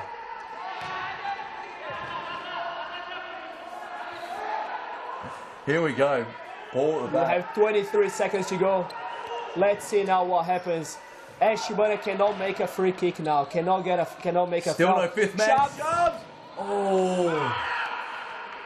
Oh, he absolutely rejabbed it. But We it didn't end have up in the back about of the net. 15 seconds now. 10 seconds. 10 seconds. That could be the last chance. That's a free. Oh, and Ernie's giving him a bit of Turkish delight there. That's the fifth foul for Carlton as well. Fifth foul for Carlton. 7 seconds left. This is going to go on to court one. And he sent it long. 3 seconds left. 3 seconds. 3 seconds. Ernie, how is They might go straight to the box. Let's see. Ernie needs a David Beckham-esque ball here. Oh, the header, and very unlucky Carlton there. Ashburton, hands to the sky in celebration. We can see them like they won the World Cup, Daniel. Ah, it was. It's a lot of what we call froth. Definitely. They're very happy to get their first 3 points, I believe. Well, that's the serious futsal victory. You cannot tell who's going to win. It can go either way. We just saw the top team going down to Ashburton 3-4. Yeah, it's exactly right what you say as well. Our league is so closely contested that it's so closely that our league is so closely contested that any team on any given day, if one plays well and one plays a little less than what they're used to, can in fact come away with the result. So Let's just see that play there, if the ball went over the line or not. Let's have a look at that replay. Here it is. Let's see if we can see from here. That could have changed the game, Daniel. Oh, definitely. Maybe. And perhaps the championship. Peter Papenmoss, Mr. CEO, if you're watching, if there's ever a need for goal line technology, it is here.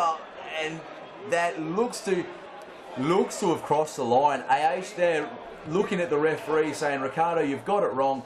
Keeper Azami saying, no, I've kept it out. We're never actually going to know. We're never actually going to know. It's still Daniel. If the ref can't see, he can't call it. That's exactly right. So unfortunately, there is that grey area. It is down to interpretation, and you can't call something you can't see. Anyway, we're down to Morgan now on the sideline. She has one of Ashburton's players ready to give us some insight on the match. Thank you very much. What a fantastic win for your club. You must be very excited with that. Yeah. We are so excited. We won this match, and I should admit that we were lucky. At the end of the match, we were 5-4 up, and it was very crucial for us to, keep the match. And yeah, fortunately we did our best, and we, I think we finished, and we got what we wanted. Yeah. Now, you're pretty experienced playing out Mount Evelyn. I believe you won the Vic East Premier League with the Vic Warriors. Is that right? Yeah, actually, Vic Warriors is the original name of our team, but we should enter into this competition under the name of Ashburton. And yeah, the formation, the original formation of the team is just those Vic Warriors players. Well, we really appreciate your time after the match, and congratulations on your first win. Thank you. Cheers. Thank you. Thank you. Back to you in the commentary box. All right, thank you, Morgan, and thank you, Mehran. Obviously, I was talking about Mehran before and Vic Warriors, one of the more experienced and better players for Ashburton. I feel he made the difference today. He didn't make the difference. He stood at the back, cutting counterattacks, starting counterattacks. He scored that goal that he went around Samir, and he scored. That was the 3-1, and that could have been the winner. That was the heartbreaking one. Yeah.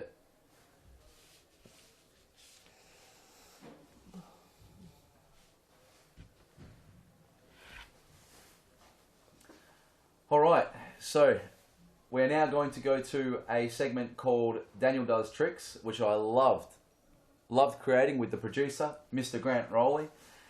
This trick apparently I've been told is the Falcao, obviously the world's most famous player. Andre's played with him, against him in USA, talks to him regularly on WhatsApp. He's having some good chats with him. I do have good chats with him. He's probably the best player ever to play.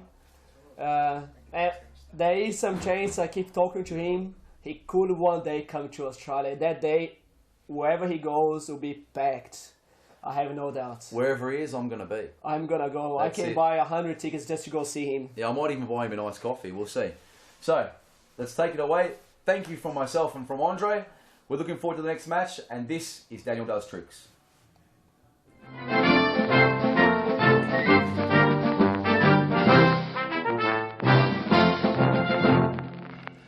Hi, my name is Daniel Capellaro from Futsal Oz, and I've got a very special trick for you. This one's called the Falcao. Falcao is the most famous futsal player in the whole of the world, and this is his signature move. Now, the easiest way to start this move is make sure that the ball is outside of your body, so your body's open. Because generally when Falcao uses this move, he will be with his back to the line, and his defender will be in front of him. So he can see the whole of the court. You have your foot open, like you're going to make a pass, and with your sole on top of the ball. As you roll the ball across your body, you miss it with your left, and then you grab it and pull the ball back. So you could even practice a few times, just rolling the ball in and knocking it back with the inside of your left foot. And then try rolling it, miss, grab the ball, and bring it back.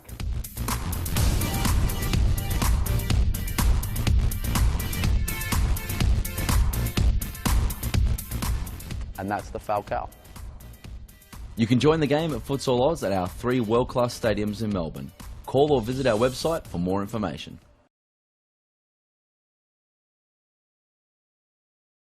Straight live into the action. I'm back with Daniel Capellaro. My name's Harry Menares, and the last game tonight is, well, it's a game either teams do not want to be dropping, ladies and gentlemen, and also a draw does no team either a favour. Both teams need the 3 points, Daniel, it's fair to say here, between CF Brunswick in their traditional red strip and Metropolitan in their white and navy blue. Yeah, it'll be great to see this match because Metro are actually a very, very experienced side. Yes. I believe it's Alija. I'm looking for the last. Alija Redzepovic, the little Red emperor. Zepovic, that's it. Alija Redzepovic, one of the greats of the Nike Series Futsal Victoria. He's excellent. He's like a Gerd Muller. He's always in the right place At the right time. to put a goal away at the right time. Yep. And then again, Brunswick. You mentioned last week there was last time I commentated with you were mentioning one of the players from Brunswick, and he actually he put I think 2 or 3 goals away in that match. Yes, that is Josh Pulverenti. Now look out for him. He's on the he's just to the left of screen there. There he is, number 8, Josh Pulverenti. Yes, keep an eye out on Josh Pulverenti. He scored, I think, and Brunswick are on here. They very nearly scored. And it'll be the keeper. I do believe that is James Bush, number 12, in goals for Brunswick. Here's Pulverenti. That's Roslyn, number 7.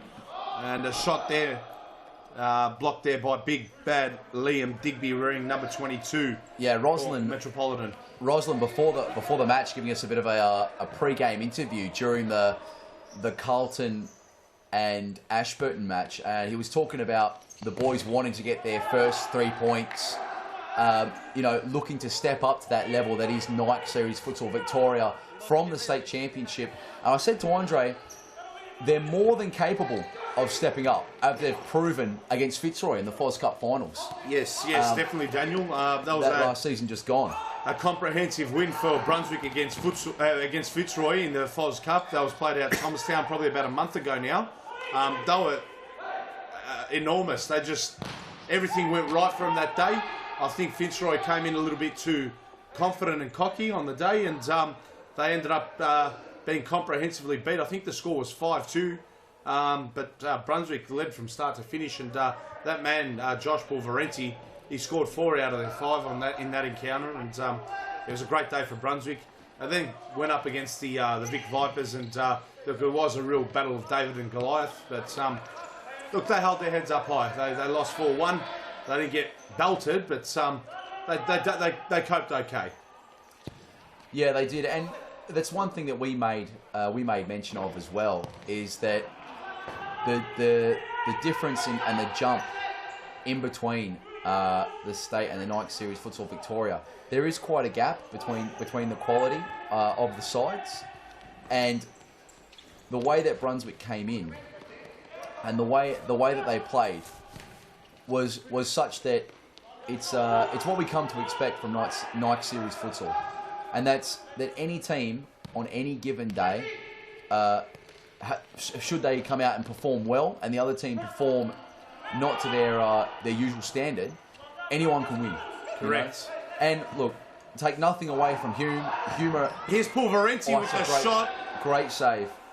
Take nothing away from Hume. Hume are a fantastic side, but they are younger. They are possibly less experienced than some of the Pascoe players, but they did very, very well today, and they played amazingly well today. And Yes. they came away with the result. They made us look very, very average, which not a lot of people possibly would have expected.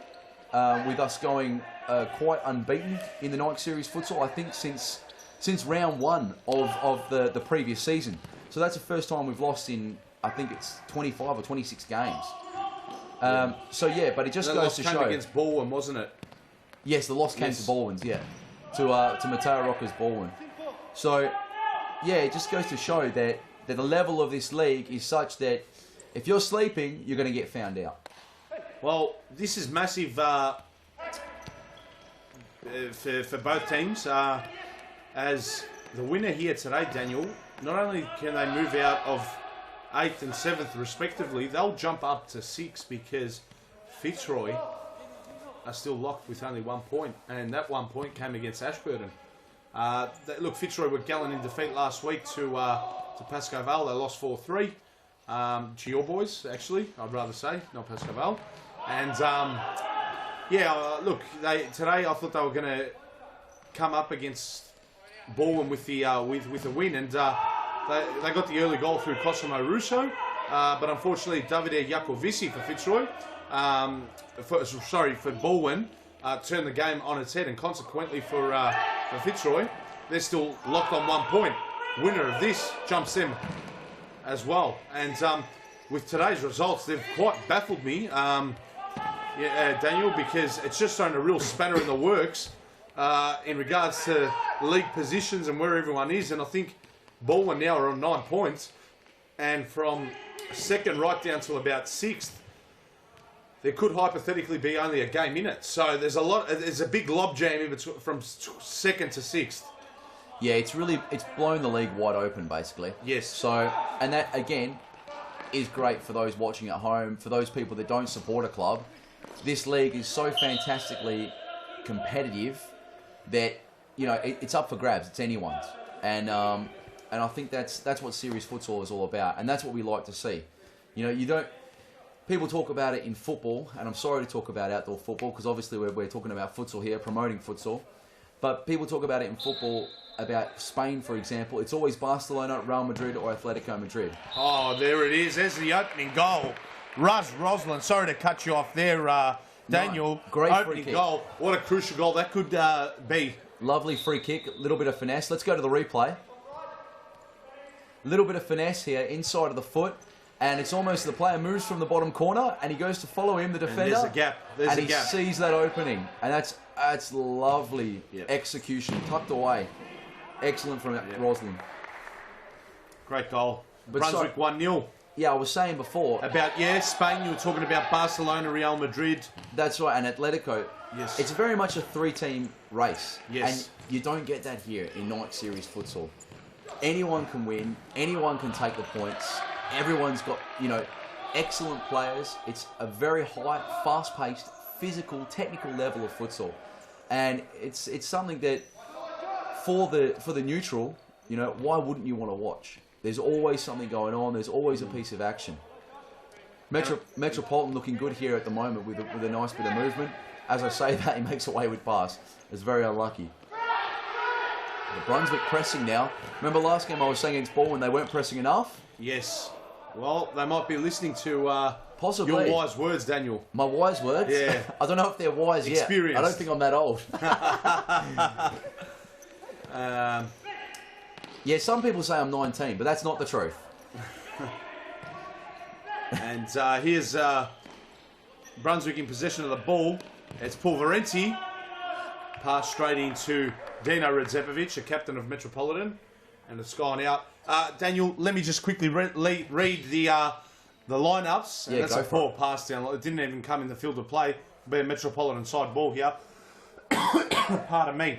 I'll go through Metropolitan.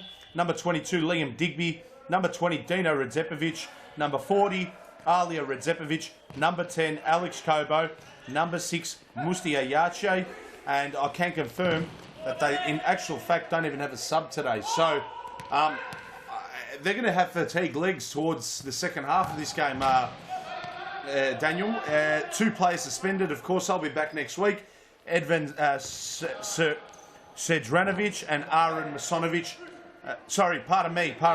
Aaron Masonovic and Sali Seful are the 2 suspended players. They'll be back next week. Doesn't help their cause at all. And before I read through Brunswick's list, we're just going to go... No, we're not going to go to the sidelines. There he is because again, Alia Redzepovic has pulled one back for Metropolitan. As I said, Gerd Muller-like. Let's go to the replay. He always pops up in the right place at the right time.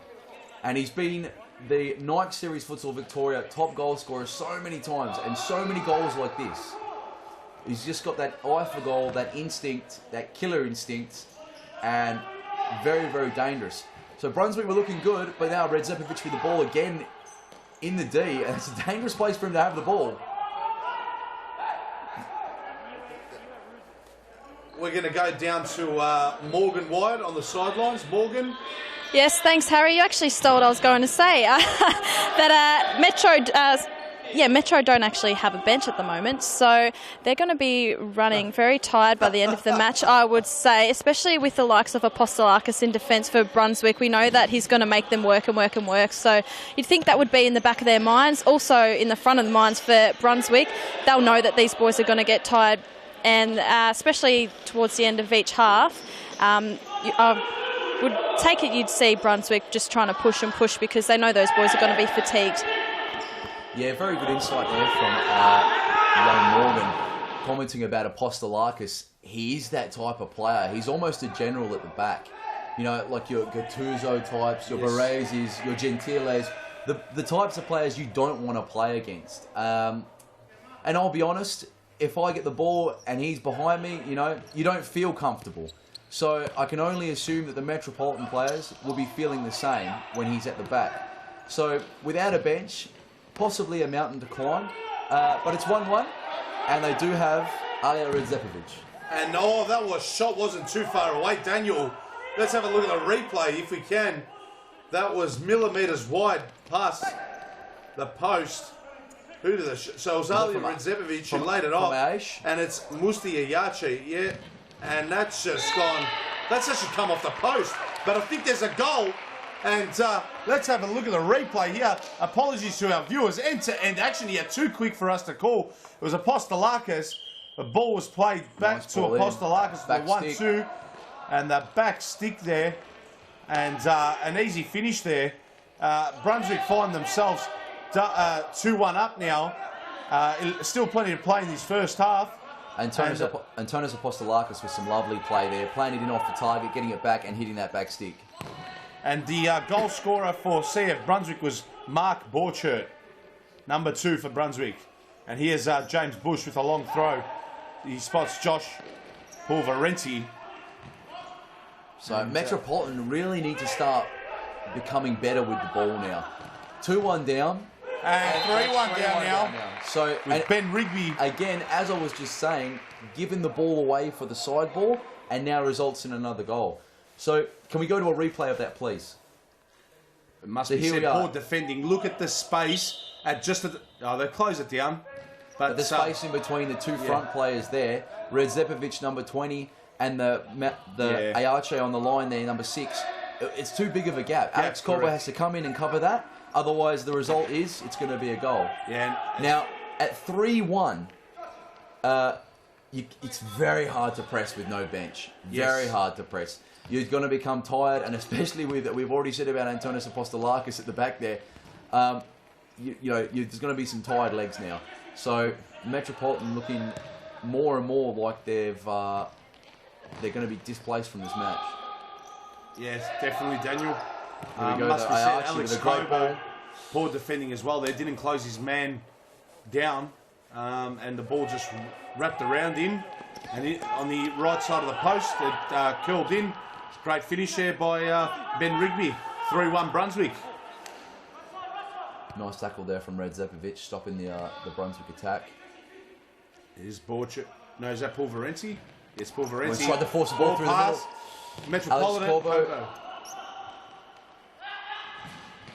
Oh, and that's nearly gone in from the sideline. Metropolitan keeper rolls it out. Redzepovic with the ball. Oh, he was looking for Alia.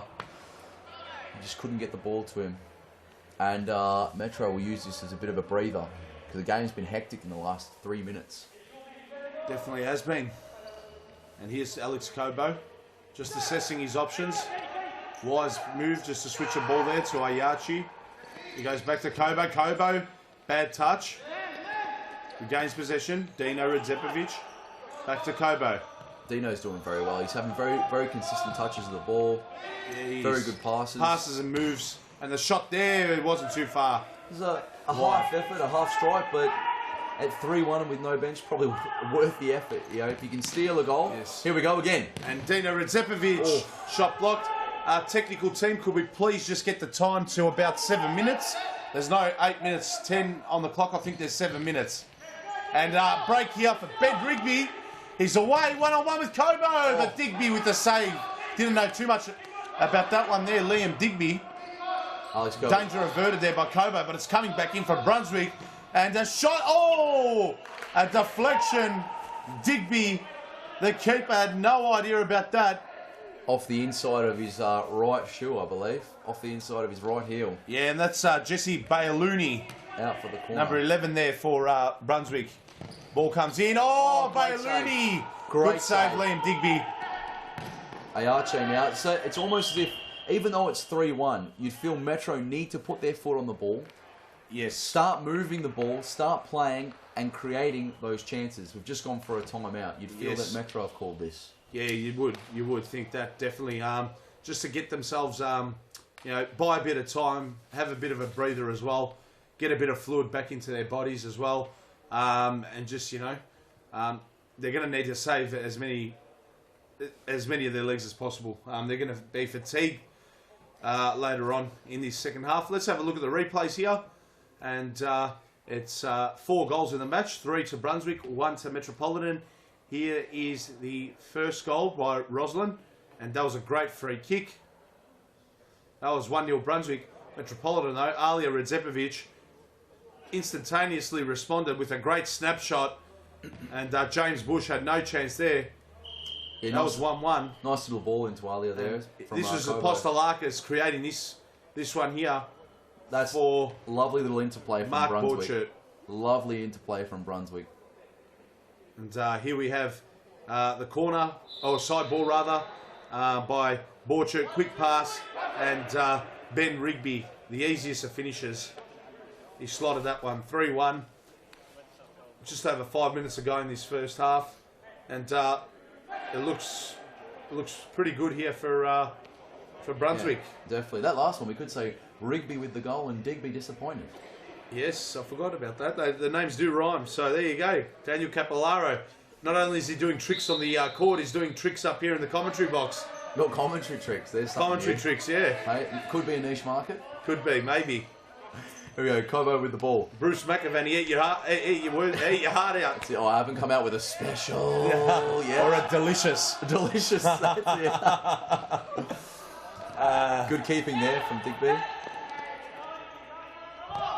And Digby, very easy for him. Another great and save. Alia Redzepovic could be on here. That pass.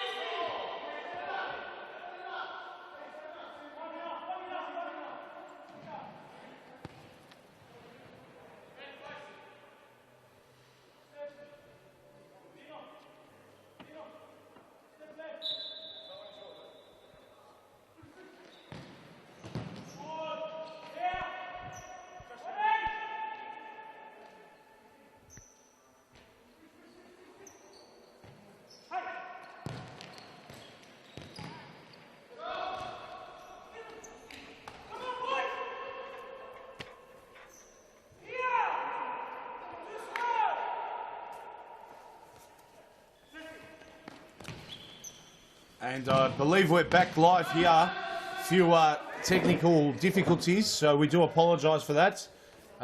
We're back on. I'm here with Daniel Capillaro. Harry Manaris is my name. And just before we experience those technical difficulties, Daniel, as Alija Redzepovic has scored his second. That is 6 consecutive goals for Metropolitan. And, sorry, let me reword that. That's 6 Alija Redzepovic goals consecutive for Metropolitan. He scored 4 last week. He's now scored 2 against Brunswick. So that's 6 in a row for him. No one else from Metropolitan seems like they can score. Looking at the replay here, almost a mirror image carbon copy of the last goal. And that's exactly what I was talking about. You know, when you've got a player like Alija in the court, you can always score. There's always a possibility that you're going to score. Now, and it's 3-2, if we could just get that up on the scoreboard for the folks at home. 2 minutes and 20 seconds left in this half. And I feel if Metropolitan can pull another goal, possibly out of the hat, because it seemed that Brunswick were doing all the early running, then it might just come here. Oh, Yachi. Agonisingly past the back post. I think Bush got a touch on that, so that's a good save. But if they can possibly get just another goal in the next minute and a half, it's going to really see them in good stead for the second half. Because, again, with no bench, they will be growing very tired. James Bush, great save. What a save. Great save there by James Bush there in goals. And at corner here, Metropolitan digging deep at the dying stages of this first half. Can they score an equaliser? Mustiayesh with a good and ball. Redzepovic, Alija, that was. Nearly that man again. Blocks. And Daniel, I was going to ask you a question before we had a few difficulties with the audio. I'll just hold my question until we get a chance. But it's wave after wave after wave of attacks from Metropolitan. Ayachi, here finally we've got a bit of a chance here. Is that a song? Wave after wave. Wave after wave. Yeah, that's it is. The one. That's the one. It is. Wave after wave. As there's a timeout called. And I might get the chance to ask you now while I've got the timeout, Daniel. Look, Serious Futsal Victoria has played obviously over 3 centres. Brunswick, Thomastown, out Mount Evelyn. They're obviously slightly proportionally different in length and width and whatnot. I do believe this is the longest and the most wide court in comparison to Brunswick and Thomastown, this Mount Evelyn court. In regards to yourself and the Pascoe team, which court best suits yourself personally as a player and Pascoe as a team in general? Yeah, each court has its different feel and it's got its different qualities. So obviously at Brunswick, it's very small, it's tight, it's quick, it's fast-paced. But when you're in there, it feels as if 5,000 people are watching you. So the atmosphere at Brunswick is fantastic. Whereas at Thomastown, obviously the court's a bit longer and that little bit wider than Brunswick. So for me personally, I love Mount Evelyn because it has the width. It gives you those opportunities to isolate players where a player like myself can use their skills. You know, we have a lot of good technical players in Pascoe, and as a team, we're able to stretch sides on the wider pitches.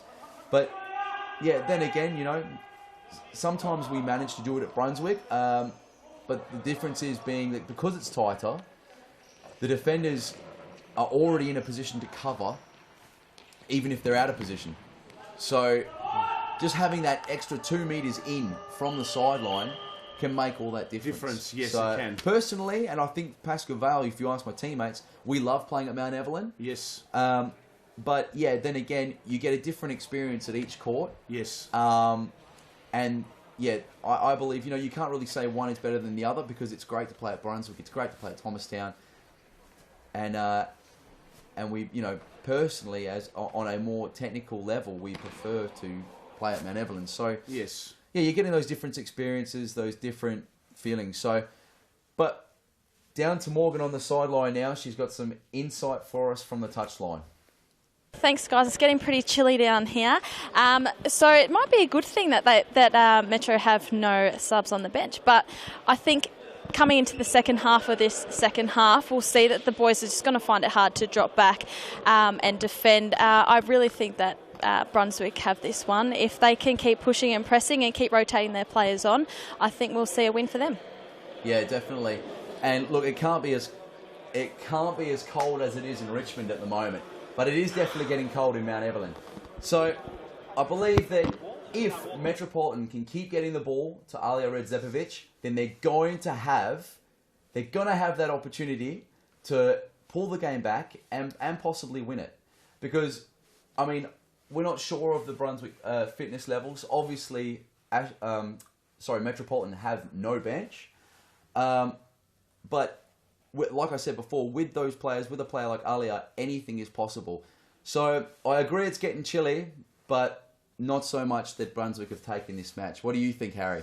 Yeah, I wouldn't think by any stretch to the imagination that this game is over. I do believe Brunswick will go on and win this game. Obviously, yes, they hold the 1-goal advantage, leading 3-2 at half-time.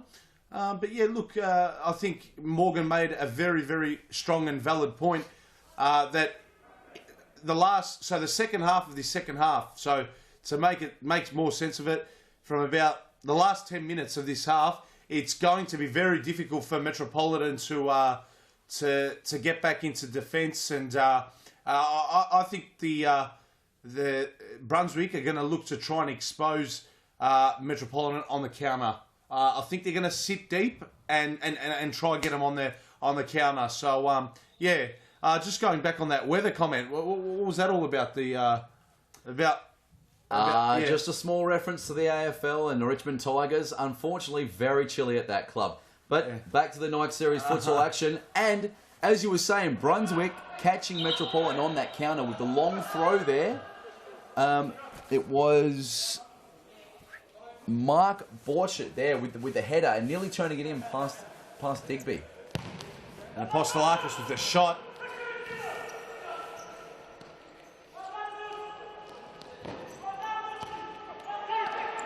And here's Apostolakis. Great pass. Cleared there by Kobo. Corner, Brunswick. Pulverenti got his shot, but it was blocked by Ayachi. They've got a few little set plays, Brunswick, haven't they? You see a few little bits of movement from side balls. We saw the side ball they scored. That corner just there. They're very unlucky not to be putting these in the back of the net. Yes, and look, Daniel, the stars for Brunswick are this man here in possession, Josh Pulverenti, and that's a bad challenge there by Dino Redzepovic. And referee Josh Ring pulling out the yellow card, and rightly so. Yeah, can we go to that replay? That looked like that hurt. And great camera work there by our tech team. Let's have a look at the incident there. He looks like he's winded. He's sucking in the big ones. He's getting back to his feet, which is very, very good to see. Yeah, there's a big challenge there. As I was saying, Daniel, Brunswick, their star players, the two star players, number 8 rather, Josh Pulverenti, number 3, Antonis Apostolakis. They're their two leaders and their key players. But then I'll look at the list and I see guys like Roslin, Bailuni, Rigby, Borchert. These types of guys as well, they're competent at playing at this level. They're definitely competent. Sorry, just to interrupt, but there's Apostolakis with one of those tackles I'm talking about. I think there was nothing wrong with that challenge. No, there wasn't. It was a great tackle. He made contact with the ball. But again, like he will throw his body at anything. It's almost as if he has no fear. Yeah.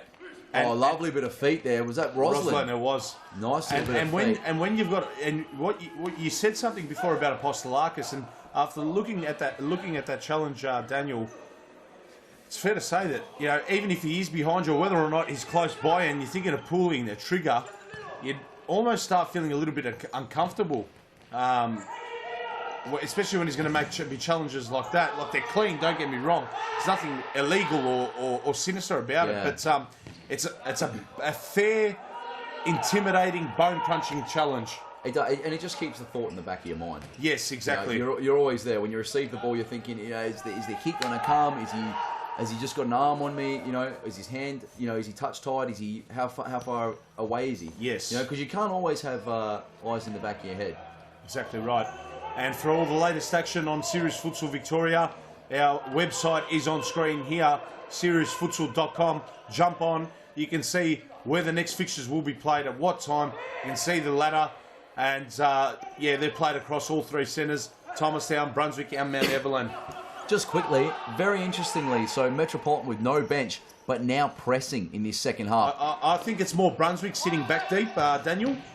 Yeah, definitely, and they're allowing them come onto them. To come onto them. Like I said, I think they're going to try expose them on the counter. But I feel that's playing into Metro's hands. Because although you're trying to catch them on the counter, you know, they're almost opportunist chances that you're going to get from playing on the counter. You know, we've seen the keeper now from Brunswick throw the ball away 2 or 3 times. Yes. Or when the ball goes in, here we go, there's another one. When the ball that might be in. Oh! Optimistic, but that almost nearly paid dividends there for Brunswick. Again. Roslin with the header. Yeah, and to be fair, they only need one of those to go in, and it's going to make it a very, very difficult time for Metro. But I feel they're going to play into Metro's hands here. Pulverenti off the crossbar. Josh Pulverenti, that's glimpses of his brilliance there. Millimetres denying him. There's a woodwork then. Definitely helping Metropolitan, aiding them here. Sometimes you got to roll with the punches, and you ride your luck. Well, in game 1 today, which kicked off a while back at 5 p.m, Daniel, Fitzroy, mate, they just had chance after chance after chance, and in actual fact, they hit the woodwork about 3 or 4 times. They only had a 1-0 lead, and then Davide Jakovici of Balwyn just turned that game on its head. So you're very right. Sometimes you just got to ride the waves and attack after attack. And if you can manage to keep out the goals, you can go up your end of the pitch and put a couple in yourself, and the game and the dynamics of the game just thoroughly change. So it's going to be interesting to see what happens here now with the rest of this half. And a substitution to the keeper there for Brunswick. Pulverenti, shot blocked by Digby. Apostolakis, shot wide. Now Gang Fam is on for Brunswick, the keeper, and Bush has made way for him. Ah, fantastic. Go on, Daniel. What has made, or what doesn't really, or can we just get a replay of the last effort from Brunswick? We're going to miss a goal, I reckon. And it's either a great save from Gang Fam or, but here with this, that's an excellent save from Gang Fam, as you said, and then Apostolakis with the wayward shot. No change to the scoreboard, so it must have been the same save by Liam Digby. So just as we cut to the replay, obviously Brunswick have broken through, and they're through again. Great save. Oh no, it was Bayalooni. Liam Digby having a good game in goals. Apostolakis, a rock at the back, another great challenge there. Alex Cobo just slowing things down, saying that should calm it. But one thing that continues to... Post by Dino Radzepovic. That's very unlucky. What continues to surprise me with Metropolitan is that they are allowing the ball to be thrown over their head. Yes. Now, if they step back onto the defender, the goalkeeper's throwing the ball away. So I'm not sure if it's that they are tired, which granted, you could understand. But if the keeper's going to continue to throw the ball long, then you don't even have to make a challenge. You've just got to be there. And the attacker's not going to be able to head the ball down to an on-running teammate. So it'll be interesting how this plays out now. But here we go. Radzepovic on the ball again. Alia, he's looking for an opportunity. Out to Corvo. Back to Dino Radzepovic. Ayache on the line there. Unlucky. The ball stepped on it. The ball getting a bit sticky in the corner there. So here we go. Apostolakis has been unbelievable actually for Brunswick. He's very happy to hold this 3-2 scoreline. Yeah, but I think they need 1 or 2 more just to put the game to bed. It's fair to say, Daniel. Yeah, definitely. The way this game's starting to turn now, with Brunswick, we've seen them throwing the ball away, kicking the ball away, and I believe the plan to sit back, as I said, is not really playing into their own hands. It's playing into Metro. They want to receive the ball in these areas. They want to be able to turn on the ball. And at the moment, there's very little pressure. Like, look here, Corbo. There's at least 3 yards between him and the next defender. Same here with Dino Radzepovic. Apostolakis is just standing off of him. And look, if the ball goes through legs, if it goes to the keeper, there's gonna be problems. And you can see how far they're sitting back. So unfortunately, it doesn't look good for Brunswick at the moment, even though they've got everything in their favour. Yeah, it seems they've just come out a little bit more static at the after half time, Daniel. But I was expecting him to sit back. Apostolakis just marshalling the ball out there. With authority, must be said. Yeah, that's right. And here it might be here, Roslin. Oh, I thought he was going to try the scissor. Yeah, I thought a bicycle kick was coming. For a second. After the header off that, mate, pristine hair from Roslin as well. Yeah. He did an interview earlier, and I had said to Andre, I said, mate, isn't he looking sharp? We're all about presentation here at Futsal Oz. And I had to make note. I had to make note of his haircut. Gang fam out to the ball. Last time I saw a scissor kick goal was from this court during the FAFL finals by the Z Factor from Cambio Cumbre. Rico Zuccanai. Yes, he scored a phenomenal goal in the actual final against the Vic Vipers there. What a sensational goal that was. To the right of screen at the Gatorade end. He is a very, very good player. And someone that I know personally. I've played with him and obviously played against him in the FAFL. Very nice guy. Gets everything that's coming his way.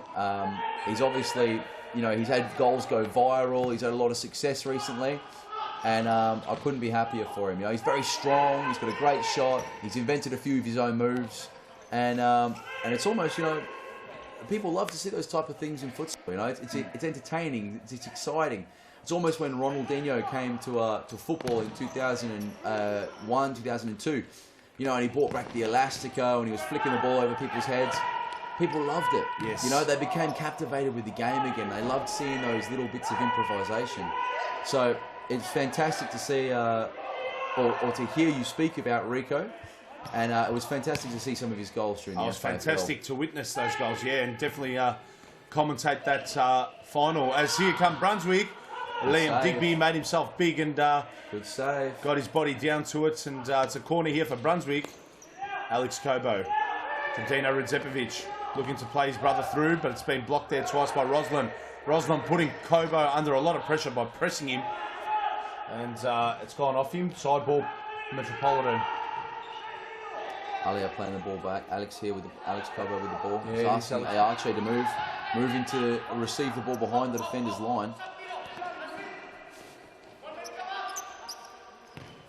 Kobo with the ball to Redzepovic. Alia, great. Very nearly.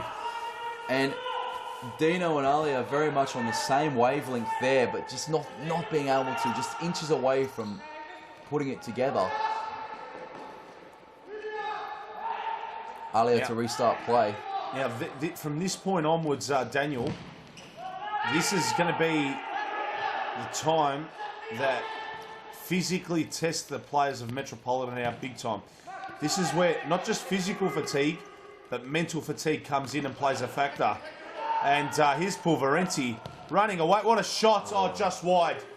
And that's a classic example. They didn't really track back well then. They just let Pulverenti run at them, and they very nearly went in. We'll have a look at the replay. Here's Pulverenti. I know Morgan touched base on that. We've both touched base on that as well. This is going to be a very challenging 10-minute block for the Metropolitan boys. They need to come away with something. They can't be the only team. Oh, that was fantastic. Bit of play there by Roslin. What a save. Lovely feet from Roslin. Yeah, excellent. It's fair to say Digby has had a fantastic game in goals. Yes. And that wasn't too far off there by Pulverenti. Sorry, I was calling him the Brunswick keeper's name. I've been making a mistake. So Digby's been making those great saves. He's been coming out and preventing Brunswick from going further in front. We're going to go down to the sidelines and join Morgan Wyatt. Morgan, take it away. Thank you, Harry. I just want to touch on the leadership by Apostolakis. You can see him barking out instructions there, but when he's on the court, Brunswick just seemed to just flow a little bit better, and I think Metro may have missed an opportunity. He was off for the last couple of minutes, so that really was a time that I think Metro could have pushed for a goal, because now that he looks like he will be coming back on, you think that defence is just going to structure a lot better than it was in that last couple of minutes. Thank you, Morgan, for that insight there. And yeah, definitely, he's what you call a talented player, but a real champion of the game. He wears his heart on the sleeve. You know, he's a role model to the young kids out there as well, Daniel. It's fair to say. He's an exceptional player. If there are any kids watching out there right now, just watch these last 10 minutes and try focus as much as you possibly can on Apostolakis. That's a number 3 there for CF Brunswick. We've got 10 minutes to go, Daniel. Who's your tip from here, mate? From here, I believe Metropolitan is still going to take the game. Metropolitan? Yeah, big call. I think Metropolitan can come back into this match. They're keeping the ball very well. Brunswick are still sitting off, and here's Alija Redzepovic then with the back heel. Very unlucky. They only need one of these moments to come off. They only need a little bit of brilliance from that man, Alija Redzepovic, in picture now. And it's going to be 3-3, possibly 4-3. The only thing I can see standing in their way is what Morgan brought up and what we've said before, and that is the fatigue. Antonis. Oh, well, yes, fatigue, but also maybe that's his nickname, Antonis Apostolakis, the fatigue. He fatigues teams, but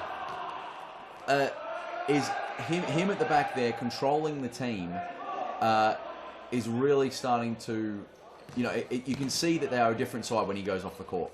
Yes, and it's just shoring things up at the back. It's organisation, and like you said, he is a role model to kids, because whilst you have players that are very skillful, score goals, you still need your players that can stop those players. And the amount of effort, the amount of heart, desire, determination that he's putting into these games is to be admired. Yes, so I totally agree with you. But here it is, Alija. Oh, right of the post. Now, Daniel asked you for your tip. I'm going to give my tip. I'm going to say Brunswick end up winning this 5-3. 5-3? Yep, optimistic, but that's going to be my tip. I reckon there's 3 more goals in this game. Yep. 2 are going to go to the way of Brunswick. 1 will go to Metropolitan. And Liam Digby, great fist there. And Dino Redzepovic, was he caught late there? I think he... So... You believe there's going to be another goal for Metropolitan and then 2 more for Brunswick? I think it's going to go... This is my script, how it's going to end. Brunswick next goal scorers. Metropolitan to bring it back to 4-3. And then Brunswick will finish it off 5-3. It's going to be goal for goal. Yeah, obviously, well, due to my tip, I don't see it that way. But we'll see what happens. You know, 8 minutes, 40 seconds here left. For those at home who can't see the score, or the shot clock. 8 minutes, 37 left. And here's Alija Redzepovic playing it back to Alex Kobo. Alija needs to be in and around the D. Just on top of the D, yes, correct. That's right. That's where he's at his most dangerous. He's key to this. Oh, and off the post Yachi. there. It doesn't want to go in for him, unfortunately, today, Yachi. Nah, very good player, very good shot. You know, both I believe it's the cousins, actually. One of them plays for Carlton. Correct, and the other was playing for Fitzroy as well. Khaled, yes. He's on their roster, but I don't think he has played a game this season. Oh, and header. No. No. Gang fan dealt... didn't really bother him much. Yeah, doing very well. There it is, Corbo. And then Metropolitan could be on here. Oh, that's a great save. Yang Pham is a really good keeper. He is a really, really good keeper. Believe me, Daniel, I've been impressed with his form. I know Brunswick have leaked quite a few goals early on in their Series Futsal Victoria campaign, but he is a fantastic keeper. Yeah. I'm telling you, he's a really good keeper. Look at this here. He throws himself across the screen like a salmon. He's lucky there's no bear on the goal line. He would have snaffled him up. John West knows best, doesn't he? Great save. Great And is there a goal here? I think there has been a goal. And what did I tell you, Daniel? That next goal was coming at Brunswick, and indeed it has. Let's have a look at the replay. It is Ben Rigby with the goal. Oh, individual effort. Lovely. Turns the Archie, and then just cuts back across the body and through the legs of Digby. Very unlucky. And he scored his seconds. But again, Rigby getting the better. Here they come again, Rigby. He could have finished it. He could have. He could have gone himself. Balwyn just blasted it straight into the Apostolakis. Apostolakis. Wide. Balwyn went in straight in the feet of Dino with a lovely touch. That hasn't missed by much. That's unlucky. That was technically brilliant from Dino Redzepovic. Bringing the ball down on his chest. Tough angle as well, though. One touch, he pulls the ball away and just very unlucky not to steer it into the net. Here we go. Well, it's looking ugly now for Metropolitan, Daniel. Yeah, it's not looking good, is it? No. The 5th goal's coming. As you said. As you called. I said the next goal's going to come to Metropolitan. Okay, so, sorry. We revised your script. No, I never revised it. No, that's right. But you're still right, Harry. You're still right. I don't know how I'm still right. Agonisingly close there, missing from in front. And we're just going to a replay of that. The poor bloke, he's going to love seeing this at the end of the day. That's just Bayalooni, literally underneath the crossbar, and he's missed that. Very unlucky. Andre and I were saying before, though, you know, the world's greatest players have these moments. You know, Yes. you get this. Sometimes you hit it, and it just doesn't want to happen for you. Very, very unlucky there. Very unlucky. Here we go. Ball on the side. This is where they're dangerous, Metropolitan. When they can get little side balls, corners, they're set pieces where they can get themselves ready. Aaliyah holding the ball up well. Alex Corba. Dino let her run through the legs, but Yang Pham was equal to meet that. Pulverenti, but Digby with a save. Apostolakis shot wide. Good clearance. Here we go. 5 minutes and change left on the clock. Alex Kobo with the ball into Dino. Dino Redzepovic. He's gone for the nutmeg. Couldn't get well it around, read by Roslin. Nice little flick outside. What a save. Digby. It's been good this season as well, Liam Digby, and a timeout's called. Timeout. I think, look, overall, the keepers have had a really, really good season. I don't want to name names. I could say that only one keeper hasn't really performed to my liking, but I don't want to name and shame. But, and it's not from Pascoe Vale, Daniel. No, that's all right. That's fine. Let's go down to Morgan White on the sidelines. Morgan, what do you have for us? Yeah, looking over at the Metro bench, they seem pretty tired at the moment, a few hands on hips, but they're still in deep discussions. I think they still feel that they could break away and score a couple of quick ones, but yeah, they're looking pretty fatigued to me. Well, thanks for that, Morgan. And a couple of quick ones is pretty much what Metropolitan need. Yeah. But, you know, we've heard the script from the man himself, Harry Minaris. He said that Metro will score the 3rd goal, and then the 5th goal will come from Metropolitan, securing their. Would it be their first 3 points of the both season? these sides have not registered a point at Serious Futsal Victoria. Okay. Now, I'll just revise you there. I said Brunswick were going to score, which they did. It happened, yeah. I reckon Metropolitan are going to get the next one. We're going to have a grandstand finish, and then I think Brunswick will make it 5-3. Perfect. Okay, so that's what I was trying to say. I might have said it. No, that's okay. That's all right. That's all right, mate. My bad. What this means is, if Brunswick hold this lead, Metropolitan are the only team after 3 rounds not to have registered a single point on the Serious Futsal Victoria table. But again, after 3 rounds, it's a long season, though, Daniel. That's right. A very long season. You know, we're 21 rounds. It's Carlton lost all their matches, I believe, right up until the 6th or 7th round. They had a very hard time, and they still survived relegation. And they had a great team towards the end as well, where they were pushing the Vic Vipers, they were pushing Fitzroy, they were pushing Pascoe Vale. It's just unfortunate they couldn't pull it together at the start of the season. So it's not really a reflection, I think, of Metropolitan. You know, obviously very good players. There's something that's just waiting to click, possibly. But Brunswick showing us that, you know, they've stepped up today, and possibly some of the form that we saw against Fitzroy in the Fos Cup finals. Maybe it'll give them confidence to click into the next gear for the next weeks to come. Roslin. Roslin, great save there by Digby again. 4-2 remains a score. 3.5 minutes left in this one. Apostolakis blast one. Here we go now. Counter. Digby. Long throw. Into Dino again. And that'll be a side ball to Metropolitan. Now this is dangerous. This is where they're dangerous.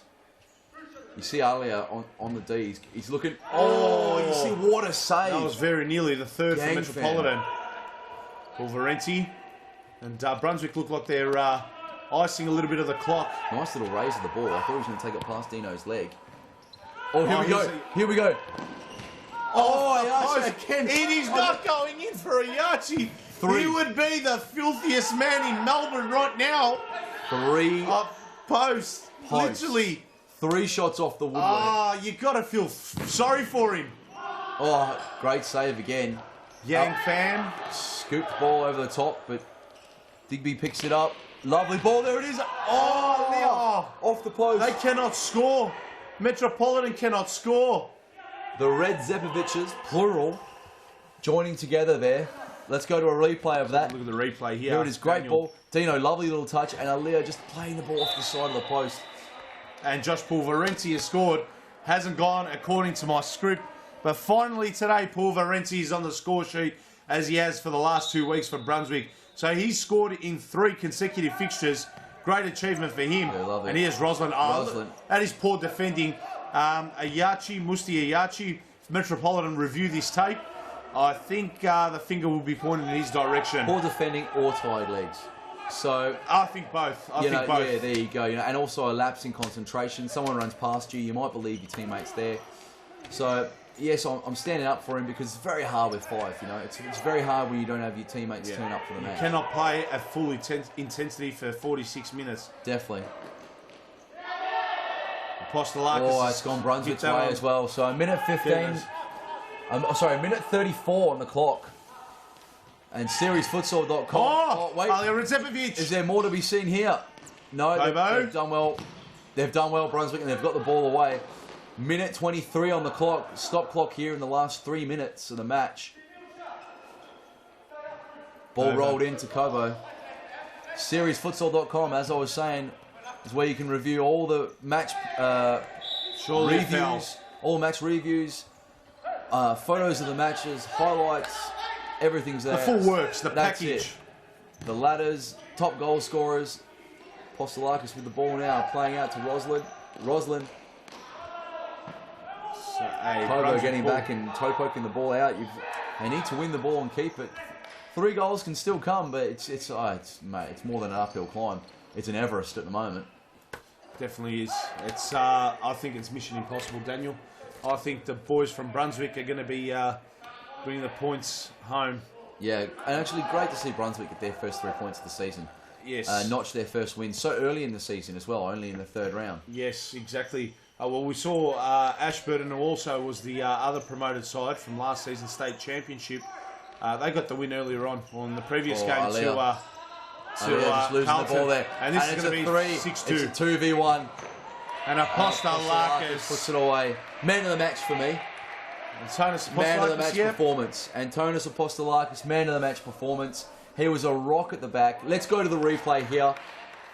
Roslin winning the ball from the Apostolakis challenge, taking it in close to the keeper and playing it across. Antonis slotting it home, and that is 6-2. It's turned into a bit of a drubbing now. Yes, it's been blown right out. I don't think a fair reflection of the match, but it has been blown out, unfortunately for Metropolitan. Oh, that was almost Yang Fan almost spilt the beans there. And Digby nearly scoring a top corner from inside his own D. Well, what this means is as well, Daniel, it's for Brunswick. They're going to appreciate this 4-goal buffer. They're going to win by 4 goals here, 6-2. Their goal difference now goes to -5. Fitzroy, who they're going to jump Fitzroy, and the goal difference is going to creep up closer to the teams in the top half of the ladder. So, well done, CF Brunswick on the win today, 6-2. And unfortunately for Metropolitan, who were playing with 5 players, it's dismal, and it's a dismal performance. And fortunately for them, Daniel, they're going to be remaining winless, pointless, and bottom of the table. We're going to go now to the sidelines. Morgan White is joined by our player of the game, Antonis Apostolakis. Harry, man of the match performance by you today. You must be pretty happy. First win of the season. Yeah, it's good to get off a good start after the last 2 weeks where we were a bit shaky adapting to the league. So it was really good to get a good performance in today. Seems like you've been building towards this for the last couple of weeks. Your defensive pressure is really good. Yeah, our first game, Balwyn broke us down. Last week we defended a little bit better, but today the boys stayed structured, we stayed compact, and we got the result. It must have been nice to finish off with a goal after all that defensive pressure in the game. Yeah, look, as long as we get the win, I'm happy to not score. Coming up against a tough opponent in Hume next week, what are your thoughts heading into next week's game? Look, we'll just play our game, and then we take every game as it comes. Hopefully we can put another good performance in, come away with something. Well, appreciate your time and congratulations on the win. Oh, hold up. Yes, Harry. For Mr. Apostolakis, ask him what did he eat for lunch today, and is he going home to a big, bad Greek feast, considering it is Greek Easter today? Okay. Harry's asked, what do you have for lunch today? And are you going home to a big Greek Easter feast tonight? Not really. I've been fasting for 70 days, so I didn't really eat much today, but we put a lamb on. There you go, boys. Oh, yeah. Thanks very much for your time. That's right. Thanks very much. That's all from the Cold Mount Evelyn. I'll see you next week. Thank you very much, Morgan. Morgan Wyatt. And yeah, so obviously not a lot to eat, but a lot of fuel in the tank, it seemed. And obviously, great man of the match performance. He was the rock at the back. We talked about it again and again that Metropolitan really had to almost break him down or find a way past him. And I said, as a player myself, playing against him, you've always got that in the back of your mind that he may give you that hit, he may give you that touch, and it's always it makes you a bit nervous when you're on the ball. Yes. When you're receiving the ball with your back to play and you can't see. So with that kind of defensive pressure and then finishing with the goal, fantastic performance, great performance. Yeah, definitely. He was my player of the game as well. He played exceptionally well from the very first minute right through to the last. Congratulations, Brunswick, on your first win at Series Futsal Victoria. And for all the latest action of Series Futsal Victoria, there's a website, seriesfutsal.com. That's round 3 done and dusted. Thank you all for joining in and watching the coverage that unfolded here today from Futsal Oz Mount Evelyn. On behalf of myself, Futsal Oz and Series Futsal Victoria, and on Daniel Capillara's behalf as well, we thank you for joining in, and we look forward to bringing round 4 action from Brunswick next week. Thank you very much, guys. And looking forward to seeing everyone again here, same time next week, 5 p.m. kickoff with the Super Sport of the Future.